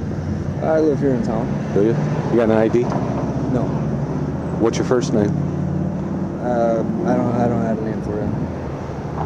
I mean, am I committing a crime? Am I violating? Believe it or not, there is a Michigan law that you are required to identify yourself upon demand of a peace officer, okay? I'm the peace officer. I'm asking you to identify yourself. I got to make sure that you're not wanted for anything and stuff like that. Right. So I need your name. I don't have a name for it. Well, then you go to jail. That's a violation of my rights. No. Until I can properly identify you, you will be held.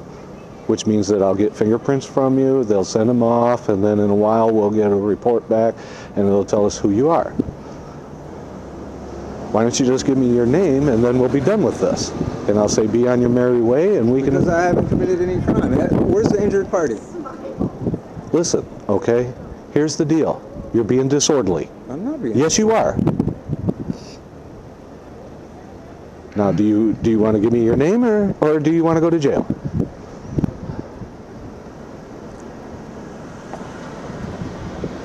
What's your name, your badge number and your...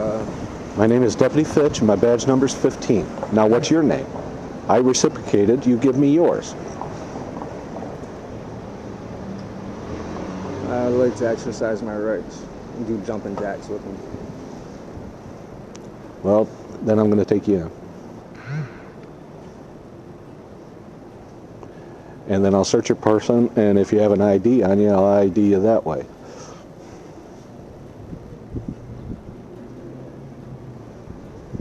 Get a warrant. I don't have to get a warrant. It's called search incident to an arrest. I'm arresting you for failure to identify.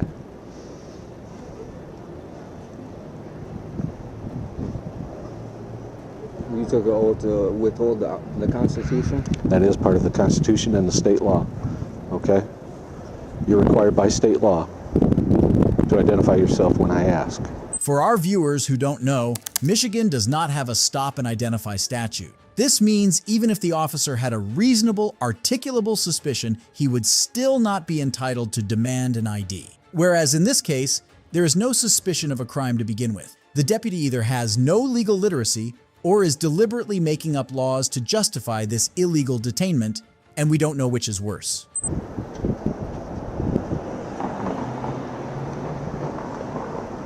I have the right to not do that. No, you don't. Yeah, I do. Not according to the law. I do. Yeah, I do. All right, let's go. Come on. Get your hands off me. This is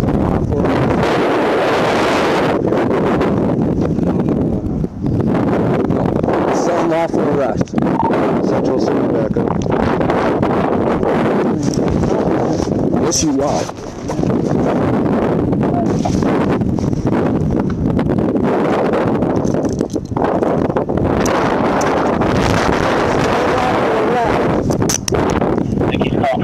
I'm scared. This guy has a gun. He's trying to steal my property. He's trying to steal my property.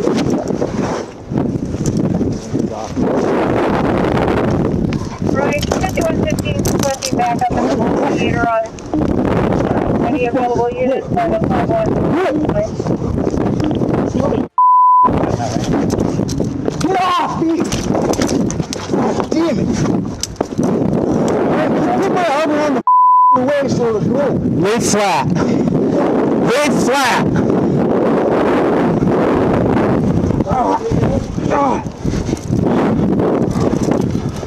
Give me your other arm. Okay, officer. I am now. Okay, we're going to come up here and help you. Go ahead. Yeah, you gotta help this. You gotta help him. My rights are being violated. Sir, I don't know about that. I'll have to believe that. They are. Doing the right thing, okay? Okay. I have to believe that, sir. I mean, that's what we can do. Okay? This guy's attacking me. Now he's going through my pocket. I'm trying to identify you. I'm a man! A living man of flesh and blood! You have no jurisdiction! I have every jurisdiction. You have no jurisdiction! All you had to do is show me your ID, you dumbass. What are you, a mate? Okay. Mr. Carpenter, we've dealt with you before. Okay. During this illegal arrest, the officer twisted Mr. Carpenter's arm and knelt over his back. During the scuffle, Carpenter's leg got fractured. Carpenter sued Manistee County for damages, and the sheriff office ended up settling for $375,000. Unfortunately, Deputy Fitch continues to remain unemployed, and it is unclear if any substantial action was taken against him. Argument. You're not doing anything wrong, and but here's the deal. They got a point there. I mean, your worst case scenario is that your camera would be a part of evidence, but we're not going to go there because I have a camera.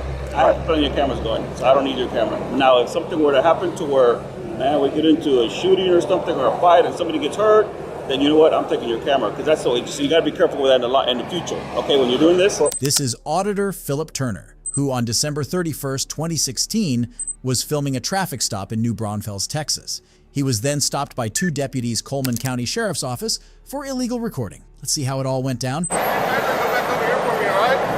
What's that? Can you go stand back over where you work for me, sir? There's something wrong with being here? Yes, sir, there is. I don't want you to be in direct line with that vehicle. I'd like for you to go back to where you were standing. You can continue filming all you'd like, but I don't want you right here. Am I interfering? Well, technically now you're starting to pose into somebody else's private property with your videoing. Yes, sir. Hey, did they give you permission to film inside their truck? I don't need permission out in public. In somebody's vehicle? I don't need permission out in public. No, not to film us, you're correct. But to film inside somebody's vehicle, that's an extension of their house, and that is a private place. So you do need somebody's permission to film inside their vehicle. But is that a crime? Even though the First Amendment allows filming in public places, including car interiors visible from public spaces, the officer's statement is only partly true. It's usually okay to film inside a car in public, but it's important to respect people's privacy, get permission if you can, and have a good reason for recording. Do you have your information? Your driver's license? What's that? Do you have your driver's license or name, date, birth? For what? Because now you're a witness to this crime that we're doing. What crime is that? The crime that we got these people in the back of these cars for. I don't know what crime they committed. You don't have to know. Okay, they broke the law. They're in possession of narcotics. That's why they're in the back of our cars. So, do you have your name and date of birth? No. Or a driver's license? No. So you're going to refuse to be listed as a witness since you sat here and videotaped the entire scene? If you need a copy of the video, I can give you a copy of the video. Well, yeah, but we're also going to need to identify you in our report that you were here videoing, so when we come to get a copy of that video, we can get that. All right, let me talk to your supervisor. He said that he won't want to give us his name and date of birth until he talks to our supervisor. So. And you're probably going to end up going to jail because right now you're witnessing a crime. Mr. Turner can't be arrested just for refusing to share information. He could only face charges if he intentionally gives false information to the police.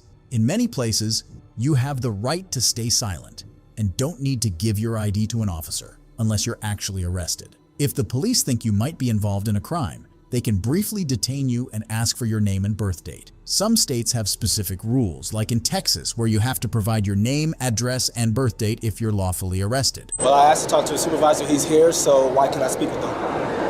Because you're refusing to give your information, you'll be going to jail for failure to identify as you're a witness to a crime. So I need to give you my ID to speak to your supervisor? Is that what you're telling me? No. Okay, I need to speak to your supervisor. Why do you need to speak to the supervisor? Because I requested to speak to him. What warrants that? Because I requested to speak to him and he's here. Okay. So what's your point? He's here, I need to speak with him. You've got no part of the scene, right?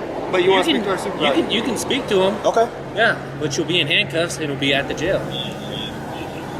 Is that what you want to do? I need to speak to your supervisor. Is that what you want to do? I need to speak to your supervisor. aren't you understanding? You put yourself in this situation right here. You see that? You're on private property Private right now. or public? You're on private property right now. Okay, what does that do with anything? Do you have permission to be here? Did the owner trespass me? Well, this guy... He doesn't want you here. This guy actually did call and tell us he wanted you to leave. So what's up? All right, so I can get you a business card. Yeah. But this is what I do. I film what public officials do on public property. I'm a journalist. I gather content for stories. That's cool. But this officer here was telling me that I had to move back over there. I couldn't stand over there. And I was asking him why. He told me that I wasn't allowed to film inside the vehicle here. But I mean, that's their privacy too. We got to get their consent to go in, so it makes it any different for you. Well, that's to go in. Yeah. But I'm not going in. I'm just observing. That's kind of like equivalent to this is his property, but I can't film it because it's on his property. Okay. You know, you see what I'm saying? Yeah. It doesn't make sense, and it's not against the law. Okay. So he needs to get educated on that because that's clearly not the case. Okay. Now, am I currently being detained here, or am I free to go? You're free to go, man. I'm here. I came all the way from Canyon Lake to talk to you. We need to identify him now. Okay. You need to identify me? Yes, sir, I do. For? Because you're a witness to a crime and you sat here and recorded the whole crime. I don't know what crime was committed. I told you. I didn't see y'all pulling the you car said inside the car. that you still wouldn't identify yourself until you spoke to our sergeant. Now you spoke to the sergeant, so I need to get your name and date of birth. So I can give you a copy of the vehicle. I can give you a copy of the video. I don't need a copy of the vehicle. I can give you a business I need card. your identifying information so I can list You you in just the need your report ID and as a info. witness. Yeah. You're a witness. Because right now you're failing to ID as a witness to a crime. What crime? Hey, what's your first name, man? I'll give you my first name. It's Philip. Philip. Yes, I'll give you that. Best case scenario, that female and that male says that we did something against the law. Eight cops against one person, right? So you know who I would want? I would want the guy who's not even involved in this to be my witness. So that's what we're trying to explain to you. So they need me as a witness? You're part of any type of information that anybody that comes. We're gonna have to ID him because he's in our cameras now. See, and I already got his business card. He already identified himself. So he gave his name and date of birth and all that stuff? Yes, I've got it all right I said here. I can go get a business card too. I just said that. Well, that's fine, but here's the thing. You can't leave until we identify you. Like I said, I already told you, I'm a journalist. I gather content for stories. That's fine. it. Yeah, we had no problem with that, man. We just don't like the space. And that's what I told you earlier. I didn't have a problem with the video. Now, Sarge, am I free to go or am I being detained?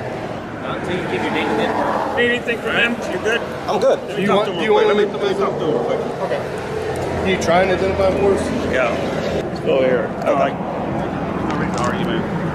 You're not doing anything wrong, and but here's the deal. They got a point there. I mean, your worst case scenario is that your camera would be a part of evidence, but we're not going to go there because I have a camera. I have plenty of cameras going, so I don't need your camera. Now, if something were to happen to where, man, we get into a shooting or something or a fight and somebody gets hurt, then you know what? I'm taking your camera because that's so you got to be careful with that in the future. Okay, when you're doing this, because on that one, I'll tell you, there was a shooting on 6th Street that happened not too long ago, and I helped aided them catching the shooter. And I have no problem with that. No. But that's what's called evidence. understand. It's not that I want your camera because I want you to stop doing this. It's just that, man, you would be surprised how many angles we need nowadays. I understand that. Sergeant Montz initially misunderstood the situation and tried to support his deputies. However, after talking to Mr. Turner, he realized the mistake, understood Mr. Turner's rights, and let him go without forcing him to identify himself. Later, the deputy also realizes that there was nothing wrong with filming a public place. Safe to say, he won't be stopping any First Amendment auditors anytime soon. We're walking back to recording us and our unit. Oh, so that's against the law? Recording you is against the law. Did you hear that, guys? This was Officer, sorry, what's your name and badge number? This is a citizen who goes by the name of It's Just a Camera on his YouTube channel, or Mr. iJack. Now, Mr. iJack is a law-abiding resident of the city of Harlingen who on October 14th, 2020 was confronted by Officer David Laird of the South Padre Island Police Department. Mr. iJack was only shooting a B-roll video when Officer David thought it necessary to go and stop this activity. Little did the officer know that Mr. iJack knew exactly what his rights were. You can go back to work. That's what I pay you to do, isn't it? Go back to work. I'm sorry, no, you're trespassing right now. That's why I'm asking you what you're doing. Trespassing on public property that I pay for? Yes. Can I have your name and badge number, please? Yes. Mr. iJack was on property that was open to the public with no signs up to tell him otherwise, which makes it completely legal for him to record his video there. Officer David Laird comes in hot and falsely accuses Mr. iJack of trespassing seconds before he decides Mr. iJack needs to be put in handcuffs. trespassing. I'm sorry. No, you're trespassing right now. That's why I'm asking you what you're doing. Trespassing on public property that I paid for? Yes. Can I have your name badge number, please? Yes, you can. Y'all take this. I know who you are. Okay. So what is it you're doing back here? Hey guys. Your phone is perfectly fine. Hey and guys, it's on still. See that? go ahead and call. Step over here. We're talking to you. So step over here and tell us what you're doing back here. This is private property, and that's why we're asking you. How can a police department be private property? You have an ID with you. How can a police department? You have an ID with you, sir. Ma'am, did you turn my phone off? You got a. That's a violation of my First Amendment. What's your full name and date of birth? What's your full name and date of birth? Can I please talk to a supervisor? What's your full name and date of birth? You guys are working on getting a lawsuit. So listen, you're fixing to be arrested for failure to ID if you don't identify yourself. That's a secondary charge. What's the primary Do you understand? Charge? What's the primary Do you charge? understand? What's the primary charge, sir? What is your name and date of birth? Sir, what's the primary charge? You are being detained right I'm now. not going to answer anything. If I'm detained, then I don't have to talk to you. I like my lawyers, please. Thank you. And if I'm not detained, I'm free. What is your name and date of birth then? Like my turn. Shut him down. Make sure he doesn't have any weapons.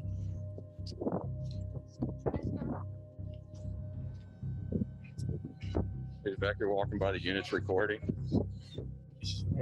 Yeah. So he's just detained right now. I'll cut him loose. I don't mind, but.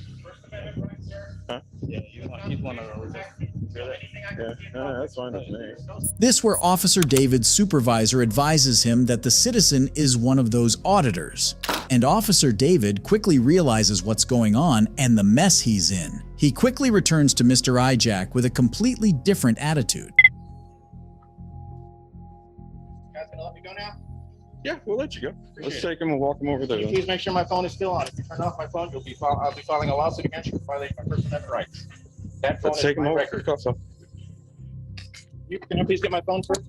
I want my phone to record this. What do you need? That is my I said official let's record. walk him Cannot over. interfere with my First Amendment right. Please bring my phone back. I don't know who that was. Ma'am, please record them taking my handcuffs off. You gonna calm the down next time? Oh, I'm very calm. You run up and grab me, threw handcuffs on me. For First Amendment. I don't know what you're back here for. You just got yourself in a world. Go ahead. You don't need to know what I'm back here for. Yeah. What did I do, sir? What was your reasonable, articulable suspicion that I had committed a crime, was about to commit a crime, or had just committed a crime? You're standing What was around it? walking back to recording us in our Oh, unit. so that's against the law? Recording you is against the law. Did you hear that, guys? This was Officer, sorry, what's your name and badge number? David Laird. Officer David clearly lacked reasonable suspicion to detain Mr. Ijack, much less put him in handcuffs. And at this point, he starts to realize that he's got nothing to say in defense of his actions. Recording you is against the law. Did you hear that, guys? This was Officer, sorry, what's your name and badge number? Sorry? David Laird. Good, I'm gonna get to know it very well. You'll be listed in the lawsuit. Who else? Please give your name and badge number. Don't run away, you guys. They're escaping, you guys. They're already starting to cover up. I need everyone's badge. I need no, if I'm free to go, I'm free to stay. I need your name and badge number, sir. I need your name and badge number. I need your name and badge number. I need the sergeant out here. I need the lieutenant out here, or I need the chief of police out here. You guys are not just gonna walk away from this. I'm sorry. That officer f***ed up big time. Where is he? Where's he or she? Sir, you look like a sergeant. Can you please come over here and talk to me? They're running away, guys, like a bunch of scared rats, because they know they just stepped in it big time. Now they're just completely ignoring me. You guys are going to pay a lot for this. The city of South Padre Island is going to have to pay for this. Who's coming out to talk to me? Who's coming out to talk to me? They're all trying to ignore me, you guys. They're all trying to ignore me. They know they just stepped in it big time. Who's coming out to talk to me, sir? Who's coming out to talk to me? Okay, well, you just got here. Now you're in it too. Name and badge number. You should have stopped that officer. I warned him. I warned him that he was... That's your badge number? Okay, guys, there it is. South Padre Island Police. They've all scattered like a bunch of scared rats because they know that they stepped in it big time. I was grabbed. I was roughed up. Okay? And I had handcuffs thrown on me, and now they've all scattered. I'm gonna go live. Although the officers chose to ignore Mr. Ijack after he owns them and lets them know that they're dealing with an educated citizen whom they had illegally detained. These officers aren't off the hook yet and will have to answer to court as Mr. Ijack goes on to file a case against them. But if you think this officer was badly humiliated, wait till you find out about Officer Martinez, who received a humbling of a lifetime by this auditor. Hey, Martinez, I'm not gonna charge you this time for educating you, man. Thank you for the education. All right, you're welcome. No, I was talking to Martinez. You already were educated. This is Officer Martinez and his supervisor with the San Bernardino Sheriff Office, an anonymous First Amendment auditor who runs a YouTube channel by the name of High Desert Community Watch News Network. He decided to film around West Valley Detention Center in Rancho Cucamonga, California. This is when Officer Martinez also showed up there. We'll see how they behave about public photography. It is San Bernardino Sheriff's, so we'll see.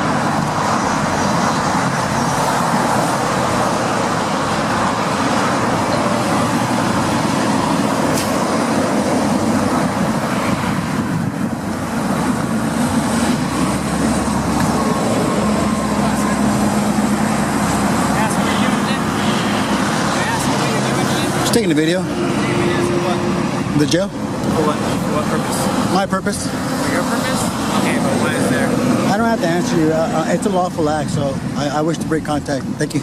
You can contact your supervisor if you need to. But we are. He's the supervisor. All right, you have a good day. Well, I need to know why you're... You don't need to know anything. What is this a crime? Because you are videotaping, taking pictures of employees going in and out of the facility.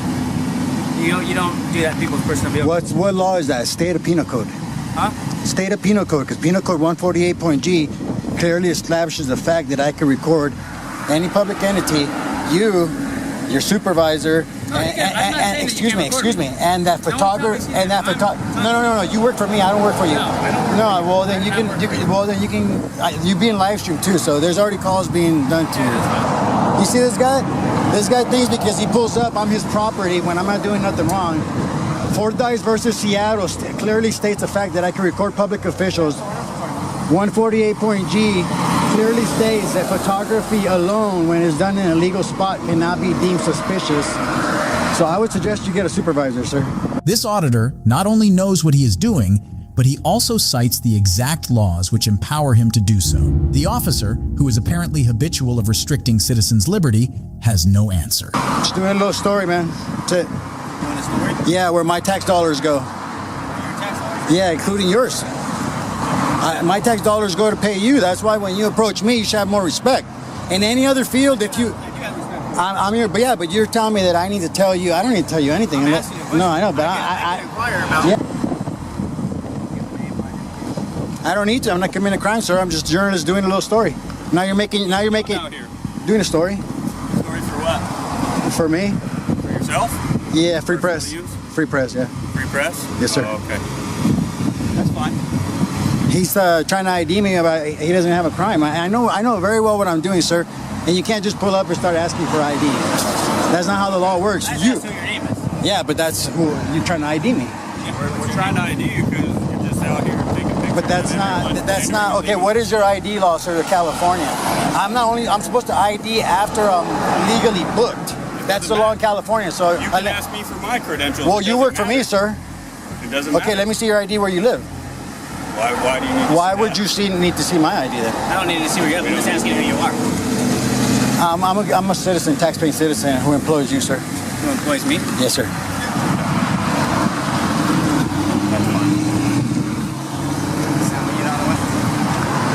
He's the guy who sits in front of headquarters all the time. We've had many run-ins. Have fun out here, sir. You have a good day. Hey, Martinez. I'm not going to charge you this time for educating you, man.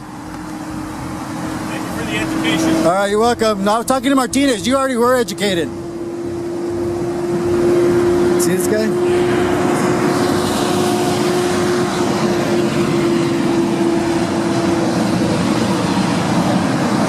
Like that, they get good cops hurt, man.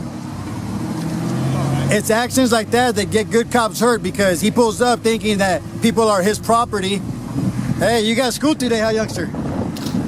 When the auditor asked the sergeant for credentials, his knee-jerk reaction was, why would anyone need that? If only he could understand that the innocent civilians also have the same right to question why they are being ID'd for no reason. The two officers take the walk of shame after being brutally schooled by the brave auditor. Only when one thinks they have seen it all, something like this case of Officer Hernandez shakes one to the core. Don't spit my thing!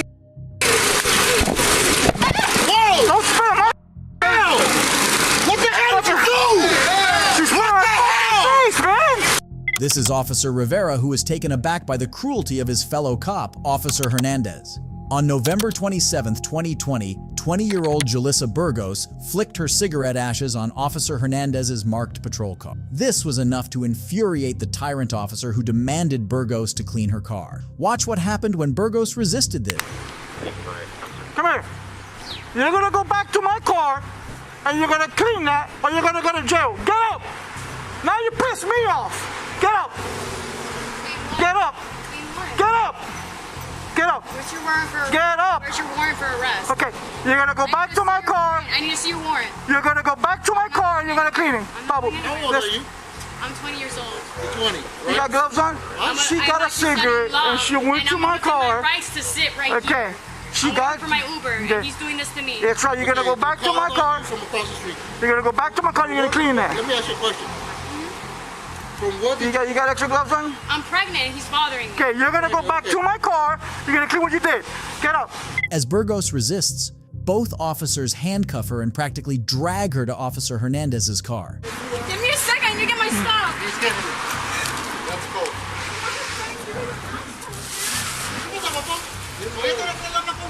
I'm pregnant, bro. Yeah, you're real pregnant.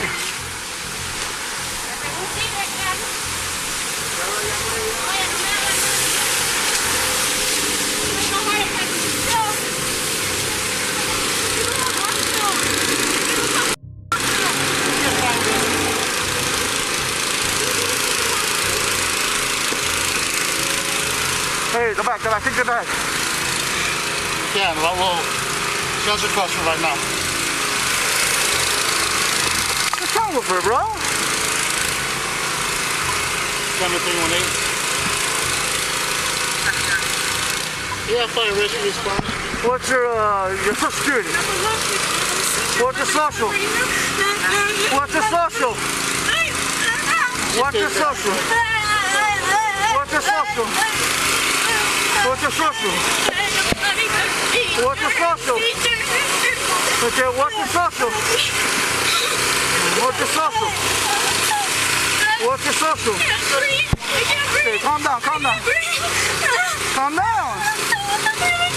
Calm down. You're not gonna die. Don't break my car. I know. I'm apologizing. You're crap. You blew it into my car. Don't spit on my thing. Whoa! Don't spit on my hell! What the hell did you do? She's wearing my face, man. You know what you did? Hell's wrong with face, bro. Look at man. fucking hell. What did you do, bro? Come back at me. Feel like that, 7317, mommy, have fire rescue. Have fire rescue response quickly. Just knock it off and close the door. You didn't have to do that. Man. But you didn't have to do it. Just spit my You just closed the door. You should have got her running when she was there. Officer Hernandez's justification of slamming a young handcuffed woman face first on ground was that she had spat on his face. Needless to say that such officers are a public hazard and streets are unsafe as long as these cops are around. Following this incident, Miami Police Department sought Officer Hernandez's resignation. Miss Burgos filed a lawsuit against the officer for battery, and her case awaits a decision in court. But if you think this cop was heartless and despicable, wait till you find out about officers John McCaffrey and Kenneth Elmore who got struck by karma and ended their career. Now run your nail, bitch! Is that what you gonna say, huh? Who caught who? Huh?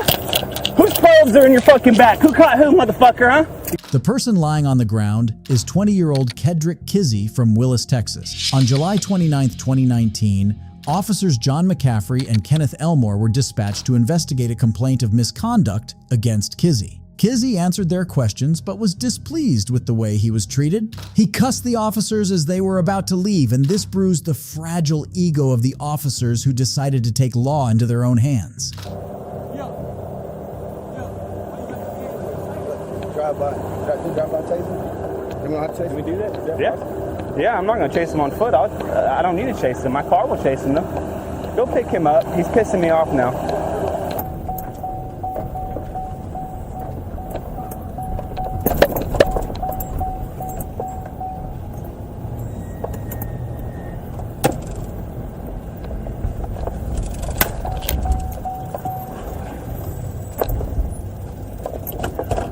Get him! Get him! Get him! Put hands on him!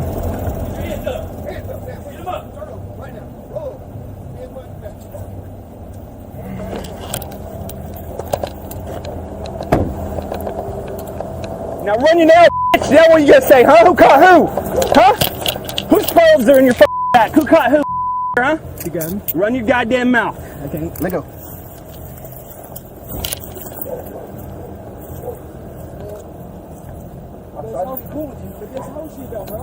You know what's hoe shit, man? Run your mouth like that. As men, we're trying to give you opportunity to just walk your somewhere, man. Y'all, bro.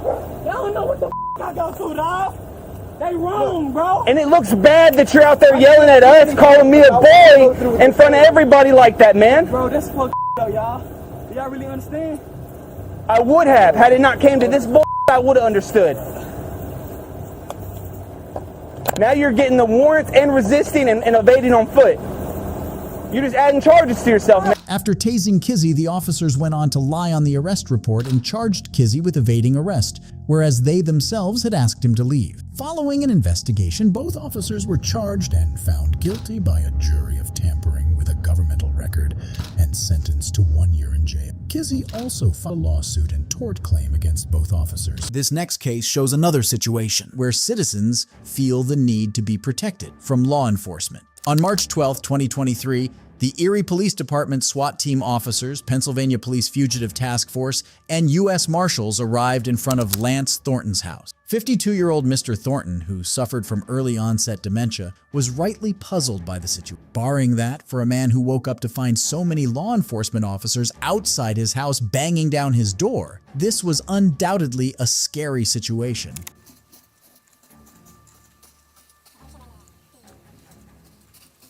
The doorbell camera was recording up until the officers ripped it out and threw it in the snow. When Mr. Thornton didn't show up on time, the officers began breaking down the door, but fortunately he showed up before they broke it down completely. After a while, Mr. Thornton pulled out his phone to record the whole incident. We're not here for you. Then I'm being told to put my phone down.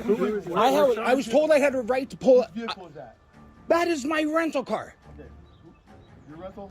Yes. Hey, you got a picture of him?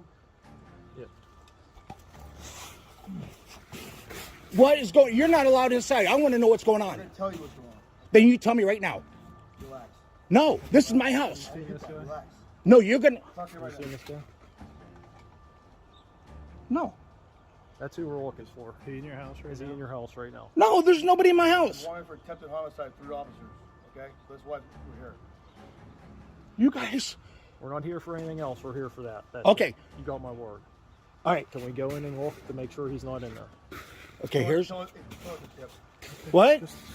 Go ahead. Whatever you're going to say.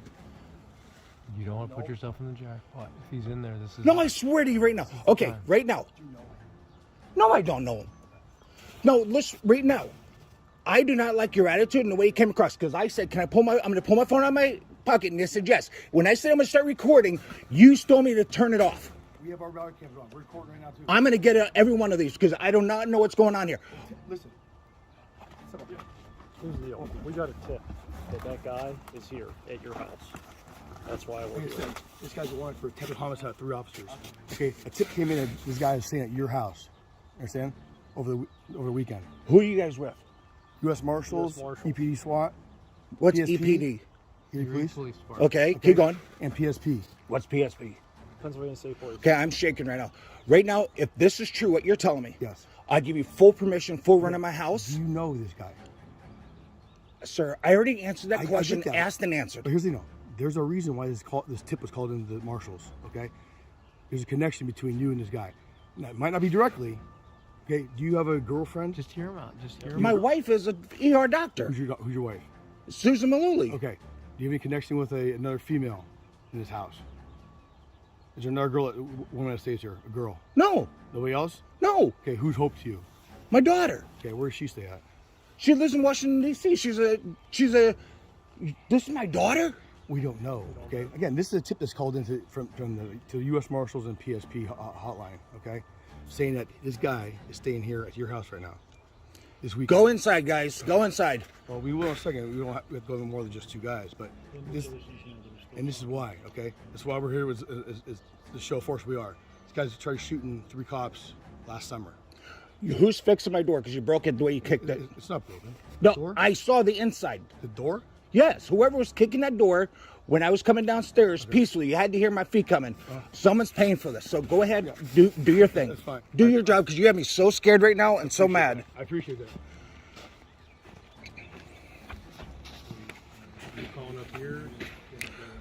Do you guys have a warrant, by the way?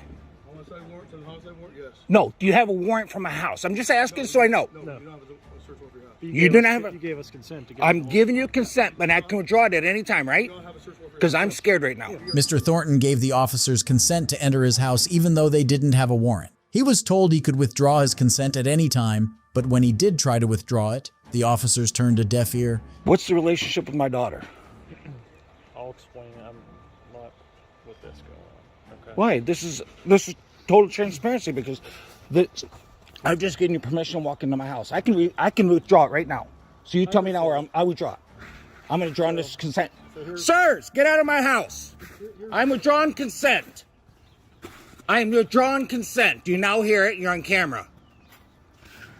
They're still moving forward? You want to understand? So there's a tip called in that Mr. Jones was here at your residence. Okay. They're still going in. I withdrew my consent. You guys even knew I could do it. They're still searching. I already called them out. Okay. Because you won't tell me the truth. I have dementia right now, and I'm really scared. Okay. Well, there's no reason to be scared. We're not here. I told him to stop the consent until I got the truth, and you already told them, and they're still searching my house. Here's the thing. I have enough security cameras in there. They're all scared. They heard me withdraw consent, and they're still continuing in there. You violated my rights. Listen, you gave us consent to search, okay? And I withdrew it. Mr. Thornton withdrew his consent and repeated this fact multiple times, but the officers made no attempt to come out despite having told him that he could. This was a violation of his rights and an inability to keep their word on their side. They essentially turned a deaf ear to the cold and scared man even after he told them about his medical condition. To make matters worse, not only did they not find anyone in the house, but they also ruined the carpet in 2 rooms and refused to fix Mr. Thornton's door, as his daughter would later reveal. He requested body cam footage from the police, but his request was denied, and more unfortunately, he suffered a stroke shortly after, most likely an effect of the incident. Why are you taking this call? Fine! Put your hands behind your back. Stop! Put your hands behind your I back. didn't do anything wrong. All I did was take this home. Okay, well, we disagree on that. You're under arrest. You're happy or not that I'm getting arrested, I think. This is Jennifer Gaiman, 50, who got arrested on November 18th, 2018. Her crime: riding a scooter. Jennifer Gaiman was going back to her home after spending some time at a karaoke bar when officers stopped her for driving an allegedly electric scooter on the sidewalk. Let's see how it all went down. Okay, well, I'm trying to get my camera on real quick. Okay, so I'll let you know, conversation be recorded. Are you able to turn that music down a little bit just so we can talk better? Okay. I just want to go home. It's freezing. It is cold. Why are you stopping me then? I've been riding this thing for over 2 years I'm gonna explain it to you in a second. We're stopping you because you're on a sidewalk with it. Yeah, you rode through a crosswalk. It's a legal thing on the sidewalk. Look it up. It's a mobile scooter. It's a mobile scooter. Okay. It's an electronic scooter. Yeah, it's a mobile scooter. I gotta actually start. Okay, do you understand what that means? It's my mobile scooter. It's how I get around. I don't have a car. Okay? It's like it's like Iris. Is there a he reason goes you're on. yelling? Yeah, because I'm getting pissed off. Why are you getting pissed Because off? I want to go home. You guys are pulling me over for no reason. We're on It's a like lawful traffic IRS. It's exactly like his, except it's got 2 seats. That's all it is. It's an electronic Why? scooter. Exactly. Do you deny that it's an electronic scooter? It's not an electronic scooter, and I can ride it on a sidewalk. Is it gas powered? No, it's not gas. Okay. I So gotta it's go. electronic. I'm cold. You guys are cold. You're not free to leave. Yeah, I am. No, you're not. Yeah, I am, because you legally cannot stop me. You're lawfully detained right now. You are For what? literally on a lawful For traffic what? stop. You see those red and blue lights? For what, though? Are you going to let him explain it? Yeah, because you don't have a reason to. You guys are legally, you're taking my disability act and you're throwing it in the garbage. This is my disability scooter. This is how I get around, and you know that. You've seen me many times around this town riding it. Okay, are you going to let him explain to you why you're actually on a lawful traffic stop? Okay, so we stopped you because it was actually looked up before, okay? You can't ride this in a crosswalk and on the sidewalk. Are you kidding me? So the mobile scooters that ride around here, all these old people can't ride them on the sidewalk? Nope, not according to the Oregon Department of Transportation. I'll look it up for you, just so you can know that I'm not messing with you and he's not messing Okay, so I'll let everybody know that you guys have bad laws in this town and that people that have disabilities. No, you know what? That's disabilities. Okay? These people ride these scooters for disability. You want them riding on the streets to get hit by a car? You kidding me? I don't make the rules. Yeah, well. Grab some information. Do you have an ID on you?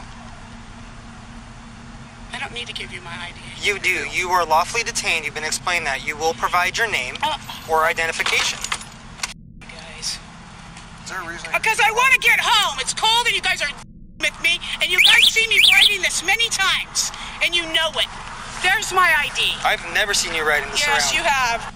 Can I please get my ID back now? No, you'll get it back once we finish. You asked me to show you what the rules were. No, I just want to go. I can look them up myself. The officers have booked Miss Gaiman for driving her mobility scooter through a crosswalk, on the sidewalk, and without a helmet. But what they're completely ignoring is that Miss Gaiman is disabled and is not operating a motor vehicle. Technically, the laws do not apply to her mobility scooter, and the cops are wrong to apply these rules on her. So, in Oregon, since this is a electronic scooter, you're not allowed to have passengers on it. That's one rule. You are required to wear a helmet. No, you don't. You are. You are not allowed to ride it on sidewalks, and you're not allowed to ride it in crosswalks. All right? Okay. Give me back my ID, and I'll go home now. And I'll get on the street. My question for you, how much you had to drink tonight? I haven't had anything to drink. Nothing to drink? Nothing to drink at all. You can tuck my breath. Nope. Thank you. Awesome. Thank you. Give me my ID. Oh, we're not done with it. Hang out for a minute, and we'll be back with you. The cops write her a citation and start explaining why she is getting one. Well, I'll go ahead and explain it. No, I know. I've had a citation. So here's the deal. I'm going to do my job. No, I don't need your job. You're not doing your job, though. You're not going to be protecting because listen to those people So I'm trying to issue a citation right now, and you're okay, berating come on, hurry up. which is actually causing me to pay more attention and address your aggressiveness, which is kind of preventing me from doing my job. Yeah, just hurry the fuck So if you try to reach and grab something out of my hand again, you're going to go to jail tonight. Officer. You understand that? Hurry the up. Okay. That was your warning. Your court date is going to be at the bottom here. Your citations today are for operation of a motor vehicle in It's a not a sidewalk. motor vehicle? A motor scooter. It's a mobility Unsafe scooter. operation of a motor Mobility scooter. as well as failure to wear a helmet or headgear. The first two I read you have a $115 presumptive fine. The second one for the helmet, or excuse me, the third one has a $25 presumptive fine. You're not allowed to ride this thing without a helmet. You're not allowed to ride it in crosswalks. You're not allowed to ride it on sidewalks. It has to stay in the bike lane. Okay? I know that you mentioned something about disabilities. If you have a disability rating or something along those lines, bring that information to the courts, because one of the defenses of prosecution for riding this in the crosswalk and not pushing it across is that you were actually a disabled person. Okay. Well, then you'll have no problem getting rid of at least one of those. Do you have any questions about the citation or what your responsibility is in reference to taking care of it? Obviously, I don't. Okay. Thank you. I want to leave. That's fine. I'm going to get pneumonia. Okay. Have me the ticket. So, until you get a helmet, you are not allowed to drive this thing, just so you know. I have to get home. I got that. You chose to drive tonight or ride this tonight without a helmet. Thank you. So, I'm telling you right now. Okay, you already gave me a ticket for it. Goodbye. You're not welcome Okay, to drive goodbye. this. Okay, you're going to go to jail if you continue driving. This is the point where the cops completely lose all semblance of common sense. They ask Miss Gaiman to not ride her scooter, despite her repeatedly telling them that she is disabled and cannot walk 1 mile to her home. When the cops don't listen to her, she takes off on her scooter, and the cops initiate a low-speed chase.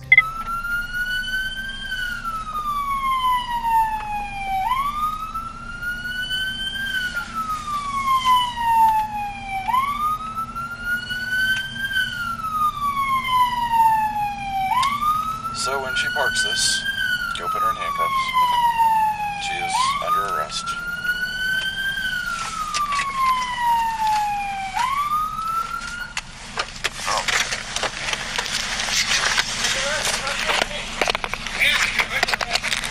Why are you taking this call? Fine! Put your hands behind your back. Stop! Stop! Put your hands behind I your back. didn't do anything wrong. All I did was take this home. Okay, well, we disagree on that. You're under arrest. Are you happy or not that I'm getting arrested? I mean, He wasn't even there.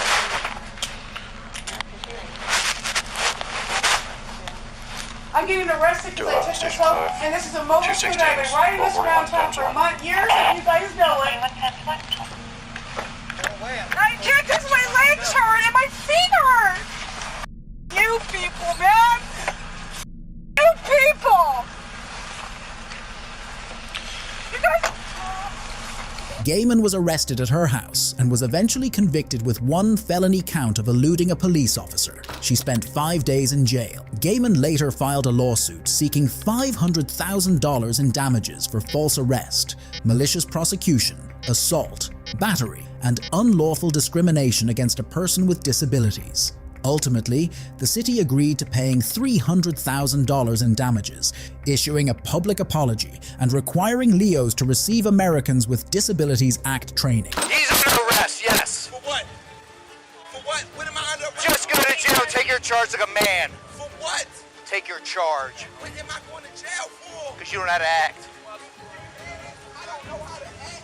This is Sergeant Ethan Newberg with the Baltimore Police Department. On May 30th, 2019, Sergeant Newberg had detained a man when a passerby, Lee Dotson, criticized him for making a suspect sit on the wet ground. This triggered Sergeant Newberg's ego trip, who illegally arrested Dotson. Of note, this incident came to light after an investigation was launched in Newberg's arrest cases after the police department had received numerous complaints against him. Harassed?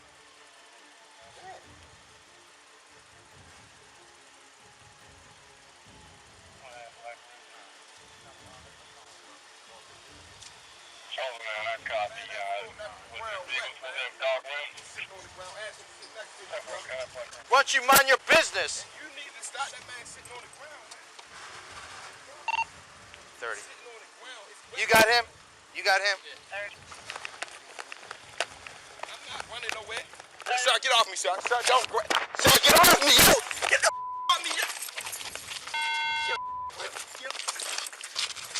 Hey, Look at it. You did a Low and Ashton. Yo, what the is y'all? Oh my God. I'm suing y'all, yo. I'm suing y'all, yo. Record the ground. Get on the ground now. Man, you better. Get on the ground. Yo, what the Get on the ground. Get your knee off of Get on the ground. You did a Low and Ashton. Yo, get on the ground.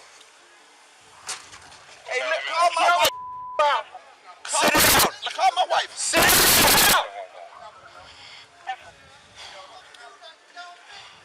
Sit down. Put your hand behind your back. Sir, I can't. Put your hand behind your back. There you go. He's putting it back. I can't do nothing, yo. Don't tense up. Me up. I'm suing y'all. Put your hand behind your back. All right, get off my neck. Sir, stop resisting. Put your hand behind your back. Don't flip over. You're gonna get jacked up, bro. Yo. There you go. Hey, you see this? You see this? Y'all crazy, man. Just need another unit or two. Y'all can't. What is you touching me for? I didn't do nothing to you. The freedom of speech. Y'all is violating my amendments, yo. Y'all got me up. Y'all don't know who yo. I swear y'all don't. I'm suing. Despite Dotson's protests, both officers tackled him to the ground. Dotson keeps asking about his crime, but Sergeant Newberg remarked that Dotson better man up and take the charge like a man. Despite passers-by and fellow officers trying to calm him down, Newberg's fragile ego remained bruised. In a 1014. They can't lock me up, Lip. I didn't do nothing. Sir, listen. I asked you. Sir, listen to me, sir. 1014, boss. Yo, get off of me, my never tried to run for y'all, nothing. Get the off of me, my like that don't even make no sense. Hey, my man. Y'all got me on the ground in this eye. My man. I didn't do nothing. You got anything on you? You got anything on you?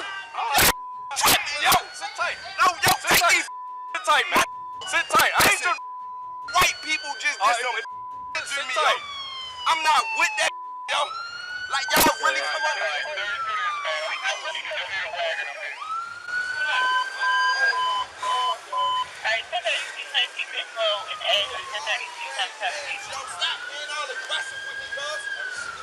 I'm not sitting on the ground, yo. I'm not sitting on the ground. I'm not standing on the ground. Put him on the ground. Relax. Yo, take these hands up. relax.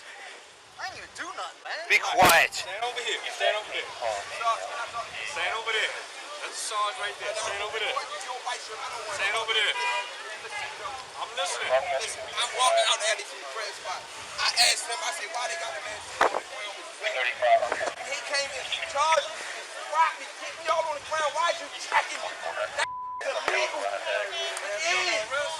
He's under arrest, yes. For what? For what? What am I under arrest? Just go to jail, take your charge like a man. For what?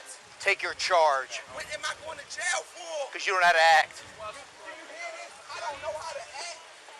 Hey, search him. He hasn't been searched.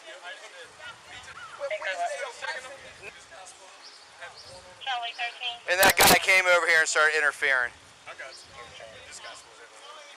has nothing to do with you, man. Mind your business. It has nothing to do with you. Regrettable calls in. Reference to number 1 male stealing a mountain bike from the complainant. Go to bed. Be quiet. No, I ain't got no warrant. What's your name? You live around here? No, he's been trying to say I was Robert. Don't ever interfere with. What did you say? I didn't hear you. Just relax. Just hey, leave my scene. Go. Leave. Then don't you ever tell me how to do my job. During the investigation, investigators found that Newberg had a clear pattern of using excessive force and false arrests. Newberg was taking a sum of $260,775.26 as his salary at that time. Following this investigation, he was charged on 32 counts, stemming from 9 different incidents. He did not have to pay any punitive damages and did not serve any jail time after the city settled with Dotson for $575,000. But if you think this officer was schooled, wait till you see how this next supervisor handled the situation. Yeah, they just kicked me off the property. What's going on? I'm just filming. I was taking pictures of the government building. I mean, that's all. The security guard walked around for like 5 minutes, never once asked me to leave. I had my body cam the whole time. He gets there and tells me I better give him my name or I got to get the hell off the property. This is citizen journalist and civil rights activist Delaware Defender. On March 11, 2021, he was trying to take pictures of a public service building in Denton, Maryland. He was then stopped by a security guard and a police officer for causing the disturbance. Let's find out what happened next. How you doing, sir? I'm doing pretty good. It's a beautiful day. I'm from Delaware. I'm just taking some pictures of the exterior of the building. I see it's by appointment only inside, and I did not make an appointment, so. What do you mean? Well, I just seen a sign on the door. It says they're doing appointment only. For what service were you looking for? I wasn't looking for any service in particular. I just wanted to come get some pictures of the lobby. If that's cool, I'd like to do that if that's allowed. Just the public areas. I don't want to go in any kind of restricted areas whatsoever. I see it's the public services building. But I know there's restrictions with COVID and everything, so that's why I seen appointment only. I wasn't going to just walk in. It depends on, well, yeah, it is appointment only.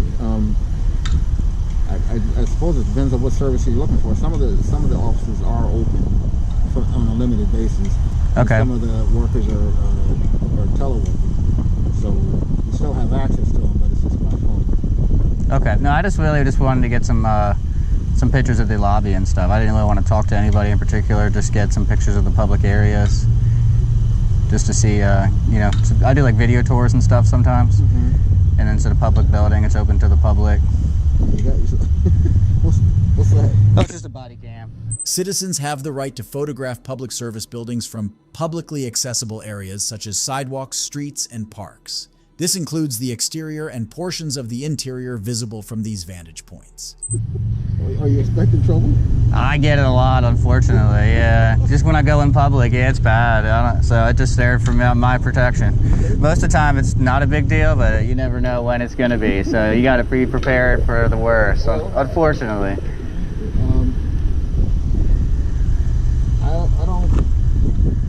I couldn't tell you if they'd allow you to take photos inside or not. I mean, it is a public building, but I'm not sure if I fully understand what you're doing. So. Oh, just like seeing what our tax dollars pay for to get the lobby. That's why I don't want to go to any restricted areas. Obviously, I'm not allowed there, or, you know, the back rooms. I just want to, wherever the public's allowed to walk in, if there's a waiting room, stuff like that, just get a quick, you know, scan of the area, see what's in there, if there's any pamphlets or any public information available for the public when they walk in. Stuff like that, you know, just doing like a public information story, stuff like that. Well, I think probably the best thing I could do is probably give you a number to call, and then you can contact them, and then they'd be the one to authorize you to come on in. Okay. Okay. So.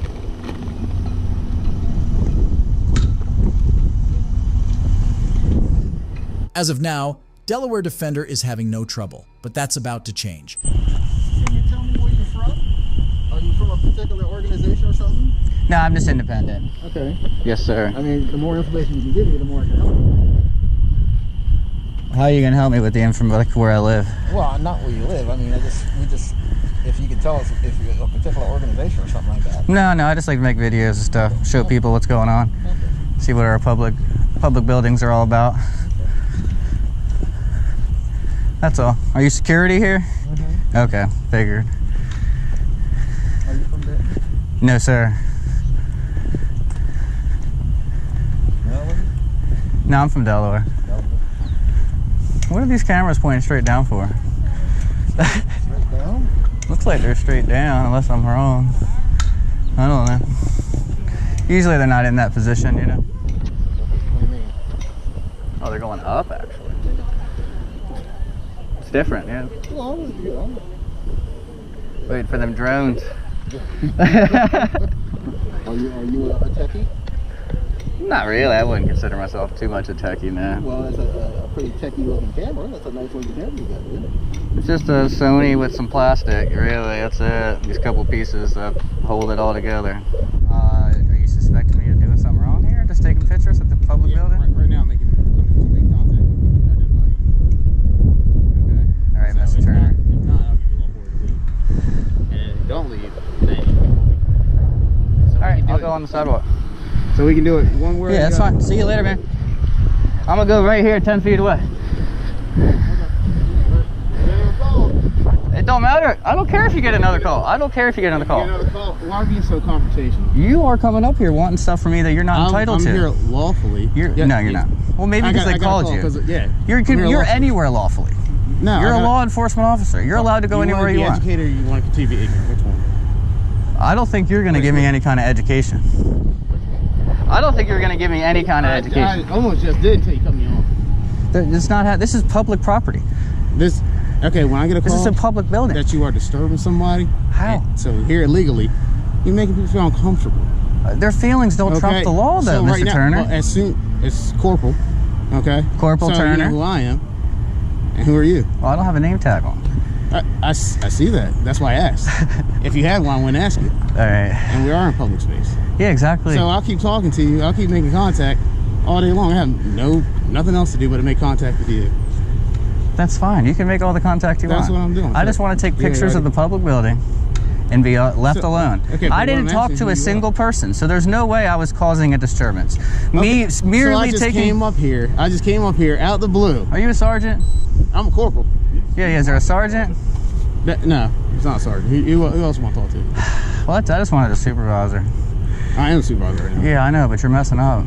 No, you think you know the law, but you don't. Well, am I allowed to be on this property? If I had a camera or not? Let's just break it down. No, we're not. No one's asked. I talked to the security guy. He never asked me to leave. He was actually going to give me a phone number. We're not going to talk about what is. I'm telling you what's happening right now. So, if you don't want to make yourself known, who are you with? What are you doing? I'm taking pictures of public property from public property. All right, for what? I like to do video tours. I tried to go inside. I asked them before I did. Who you talk to?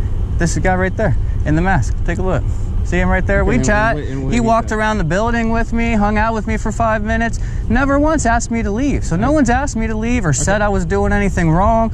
I have it all on body cam too. I see you have yours on, which is wonderful. I have mine. I love that. But he never once asked me to leave. He was going to give me a phone number for someone I can contact. And I got a call for service. So they're lying. Like I said, legally puts me here to make contact with you, and you're failing to make yourself known. And for what? And that raises my level of suspicion why you don't want to make yourself known. Because I don't have to. Therefore, you're in public space, correct? Of course I am. I want to be on private property taking pictures. And I'll be in public space with you. Yes, sir. You're allowed to. Absolutely. Thank you for letting me know what I can and can't do. I was just helping you out. That's correct. I don't need help though, but yeah, he doesn't want to make himself known, so we're just having a conversation right now. So what I would ask you to do would to leave. Yeah, that's fine. I'll go out right there. Go where? Right to the street, public street. All right, well, if you're in the street, then you're obstructing traffic. Well, I'm going to be on the sidewalk, on the grass, where, like, see where that stop sign is in the grass right there? I see that stop sign, but see that sign right there? Yeah, I'm going to be right by on the stop sign. You see what? So you can't be in the street. So you go on the street. No, I'm going to be in the grass. If you're in the grass, you're still on the property. It seems that Corporal Turner doesn't want the auditor to be anywhere near him. He has a problem with the auditor being on the street, on grass, and even in front of a public building taking pictures. Things do not seem to be going the right way, but then the supervisor appears. Are you the supervisor? Yeah, they just kicked me off the property. What's going on today? I'm just filming. I was taking pictures of the government building. That's all. The security guard walked around for like 5 minutes, never once asked me to leave. I had my body cam the whole time. He gets there and tells me I better give him my name or I got to get the hell off the property. Who is that? Turner. Oh, the officer? Yeah. Because from what I understand, I don't know, because I didn't hear the call, but... He told me there was no supervisor either, which is just straight up. Everything he said was a lie. I don't know about that. Oh, yeah, I get you. Yeah, I'm telling you. I'm not saying you should know any of this because you weren't there. Yeah, I wasn't. So I had no idea what's going on other than the fact that they called me on the radio. It's open right now. It's a public services building. Why can't I be there taking pictures? Other than the fact that they got called there for something, I don't know.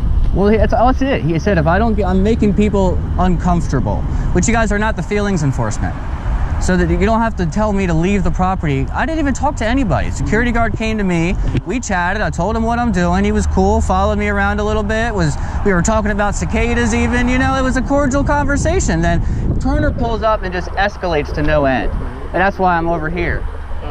Because he was going to arrest me if I didn't leave the property. And I couldn't stand there on the side of the street because that's illegal to him as well. I would have been arrested for standing in the street. I think he's enforcing what these people want instead of the law, which is I can be on that property taking pictures. They're open. It's not like it's 8 o'clock at night and they're closed. They're open till 5. So can I go back over there and take my pictures, please? Yes, you can. Thank you.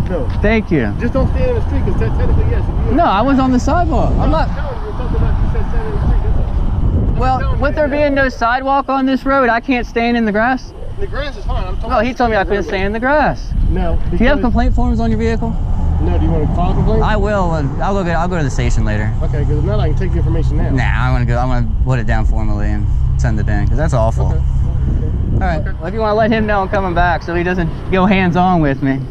Finally, the supervisor came through and put the law above all. Corporal Turner was stopping the citizen from filming a public area, which was uncalled for, but the supervisor understood the whole situation and made things easier for the citizen. We take you to San Diego County, where Jalen Fleer is under investigation after the police department received several anonymous complaints of Jalen engaging in predatory activities. Of course, in regards to the report that we're investigating, you're not under arrest and you are not being detained. Do you understand? Yeah. The investigator starts off lightly, telling Fleer that he's only in for a brief question and answer session and nothing serious is going on. He's not under arrest and he can refuse to answer any questions as well. And have you always worked corrections? Yeah, I attempted to go out to the patrol, went to the academy. Things didn't work out there, so I came back here. Did you have fun at the academy while you were Oh there? yeah, I enjoyed it. It's good. I mean, camaraderie and stuff like that. So. Okay. Married? How many kids? Oh yeah, married. Recently got married this last year in September. Okay. We have a kid due on the way in August. Oh, okay. Boy, girl? Boy. Very nice. Unfortunately. Yeah. Were you, like, hoping for Oh, a no, girl? I said looking forward to Oh, it. looking forward. I thought you said unfortunately. I'm No, like, oh, no. No, I'm excited. Yeah. Okay, that's cool. This is more of an introductory phase, where the investigator is trying to help Fleer open up. She wants Fleer to take this investigation as a normal conversation, and so far, it's working like a charm. I don't know, do you have any questions for me before we kind of... I will ask what this is about. Yeah, so we're looking into some allegations that were made. We're kind of, it started with a Crime Stopper report, so we're just kind of going from there. We did receive a picture that, you know, when we looked into it, it looks similar to you, so I don't know if you can take a look at the picture and just tell me if you've seen this picture before. Oh, I have like 15 million things here. Okay. So this picture right here. Yeah, that's definitely me with the gross one. Okay, so this picture right here, how old were you when it was taken? I don't know, 20? 20? Have you ever used this picture on any social media site? I think it was Snapchat back in the day, yeah. Okay. Alright. Have you ever shared this picture with anybody on Snapchat? Yeah, probably with my wife, to be honest. I mean, obviously I talked to other girls back in the day too, but I can't remember. Okay. This is where Fleer becomes alarmed. The investigator tells him that they've found pictures that look similar to him. They are trying to investigate where these pictures came from. That's why they're asking him about his social media platforms, mainly Snapchat, where these images are usually uploaded. What they're not telling him is that these are nude pictures that were in possession of underage girls. But how did those girls get it? This is the million-dollar question for now. Your schedule. I know that you work every 7 days on and 7 days off. What is your wife's schedule? She's every Friday, Saturday off. Day shift, so typical 9 to 5. Okay, so she works 9 to 5 and you work like the complete opposite schedule? Depends. Every 3 months we rotate, days and nights. Okay. And how long have you been on nights now? Nights now, probably a little over a month now. A month and a half. Okay. Alright. Can I ask, is this something I should have lawyers on? So right now, and I'll go over the Bahila with you, we're investigating allegations that were made that you were communicating with a younger female on Snapchat and potentially some material might have been shared. Okay. Some photos, some images, stuff like that. So we, of course, want to be able to hear what happened from your side, if that in fact did occur, or if it didn't occur, we want to obviously Everyone that I determine talked to, I mean, was about my age, I remember. Okay. So who have you talked to? My wife. I mean, this was back then when I had Tinder. The investigators are trying to get to the bottom of these pictures. Did he upload those lewd pictures on Tinder to attract other women? He says he used Tinder once where he met his now ex-girlfriend, but they're not in contact now. So, I mean, I met girls on Tinder and stuff back in the day. And yeah, some save stuff, but I don't know who would save a picture like that. I mean, a nude maybe, yeah, they would save. Not that one.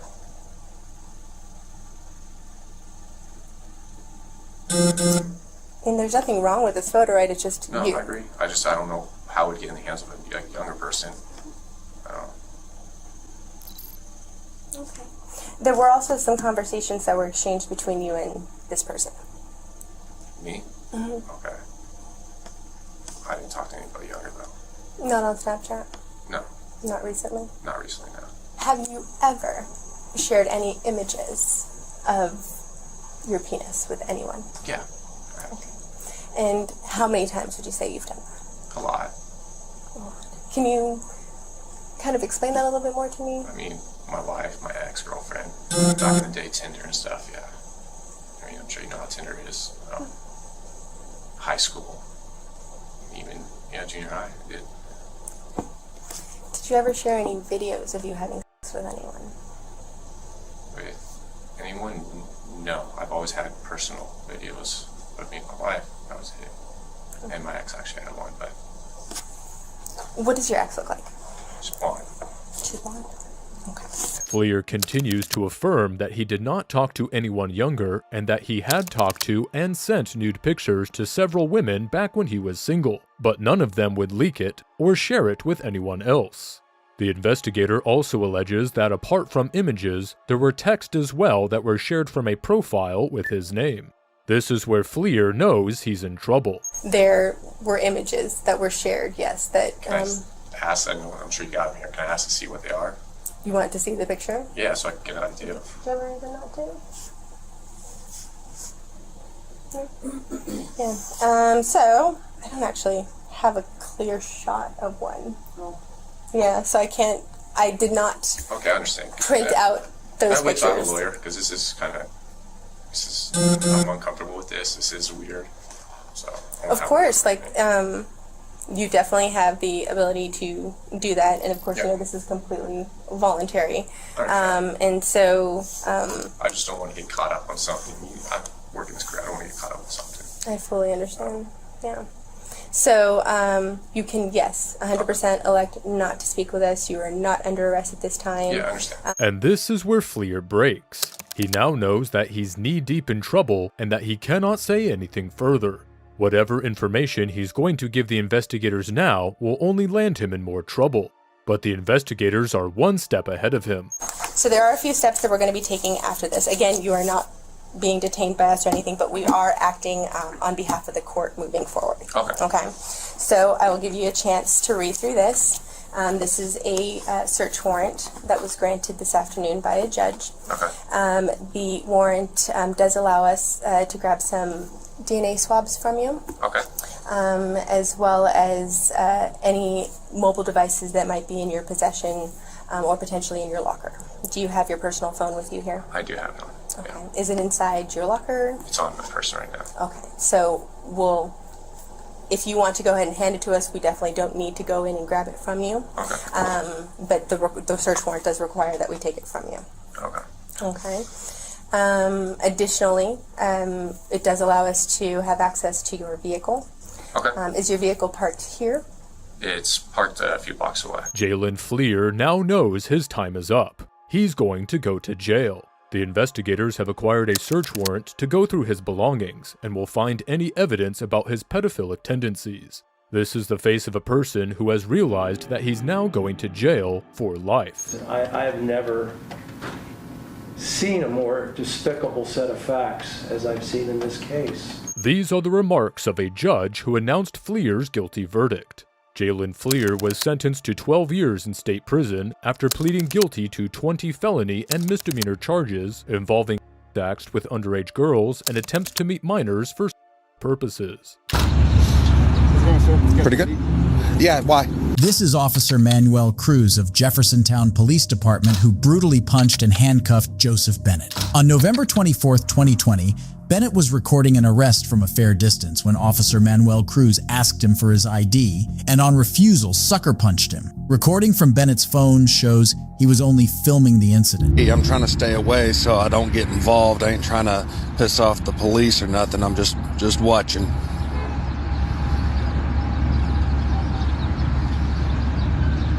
Didn't see a need for 5 police cars to be pulling somebody over.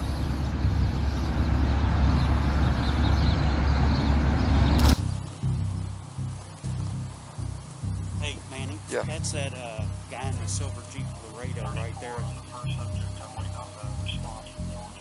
Who's he? He's recording.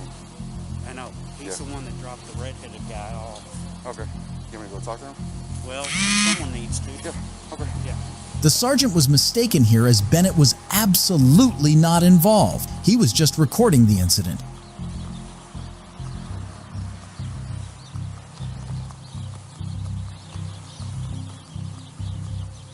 How's it going, sir? You got your ID? Yeah, why? Because you're filming a crime scene investigation, and you've been. I'm just filming in public. And you are involved. I'm not Sir? involved with anything. I'm sitting right here. Sir, I need your ID. I refuse to give you my ID. Hey, easy now. Whoa, easy. Let go.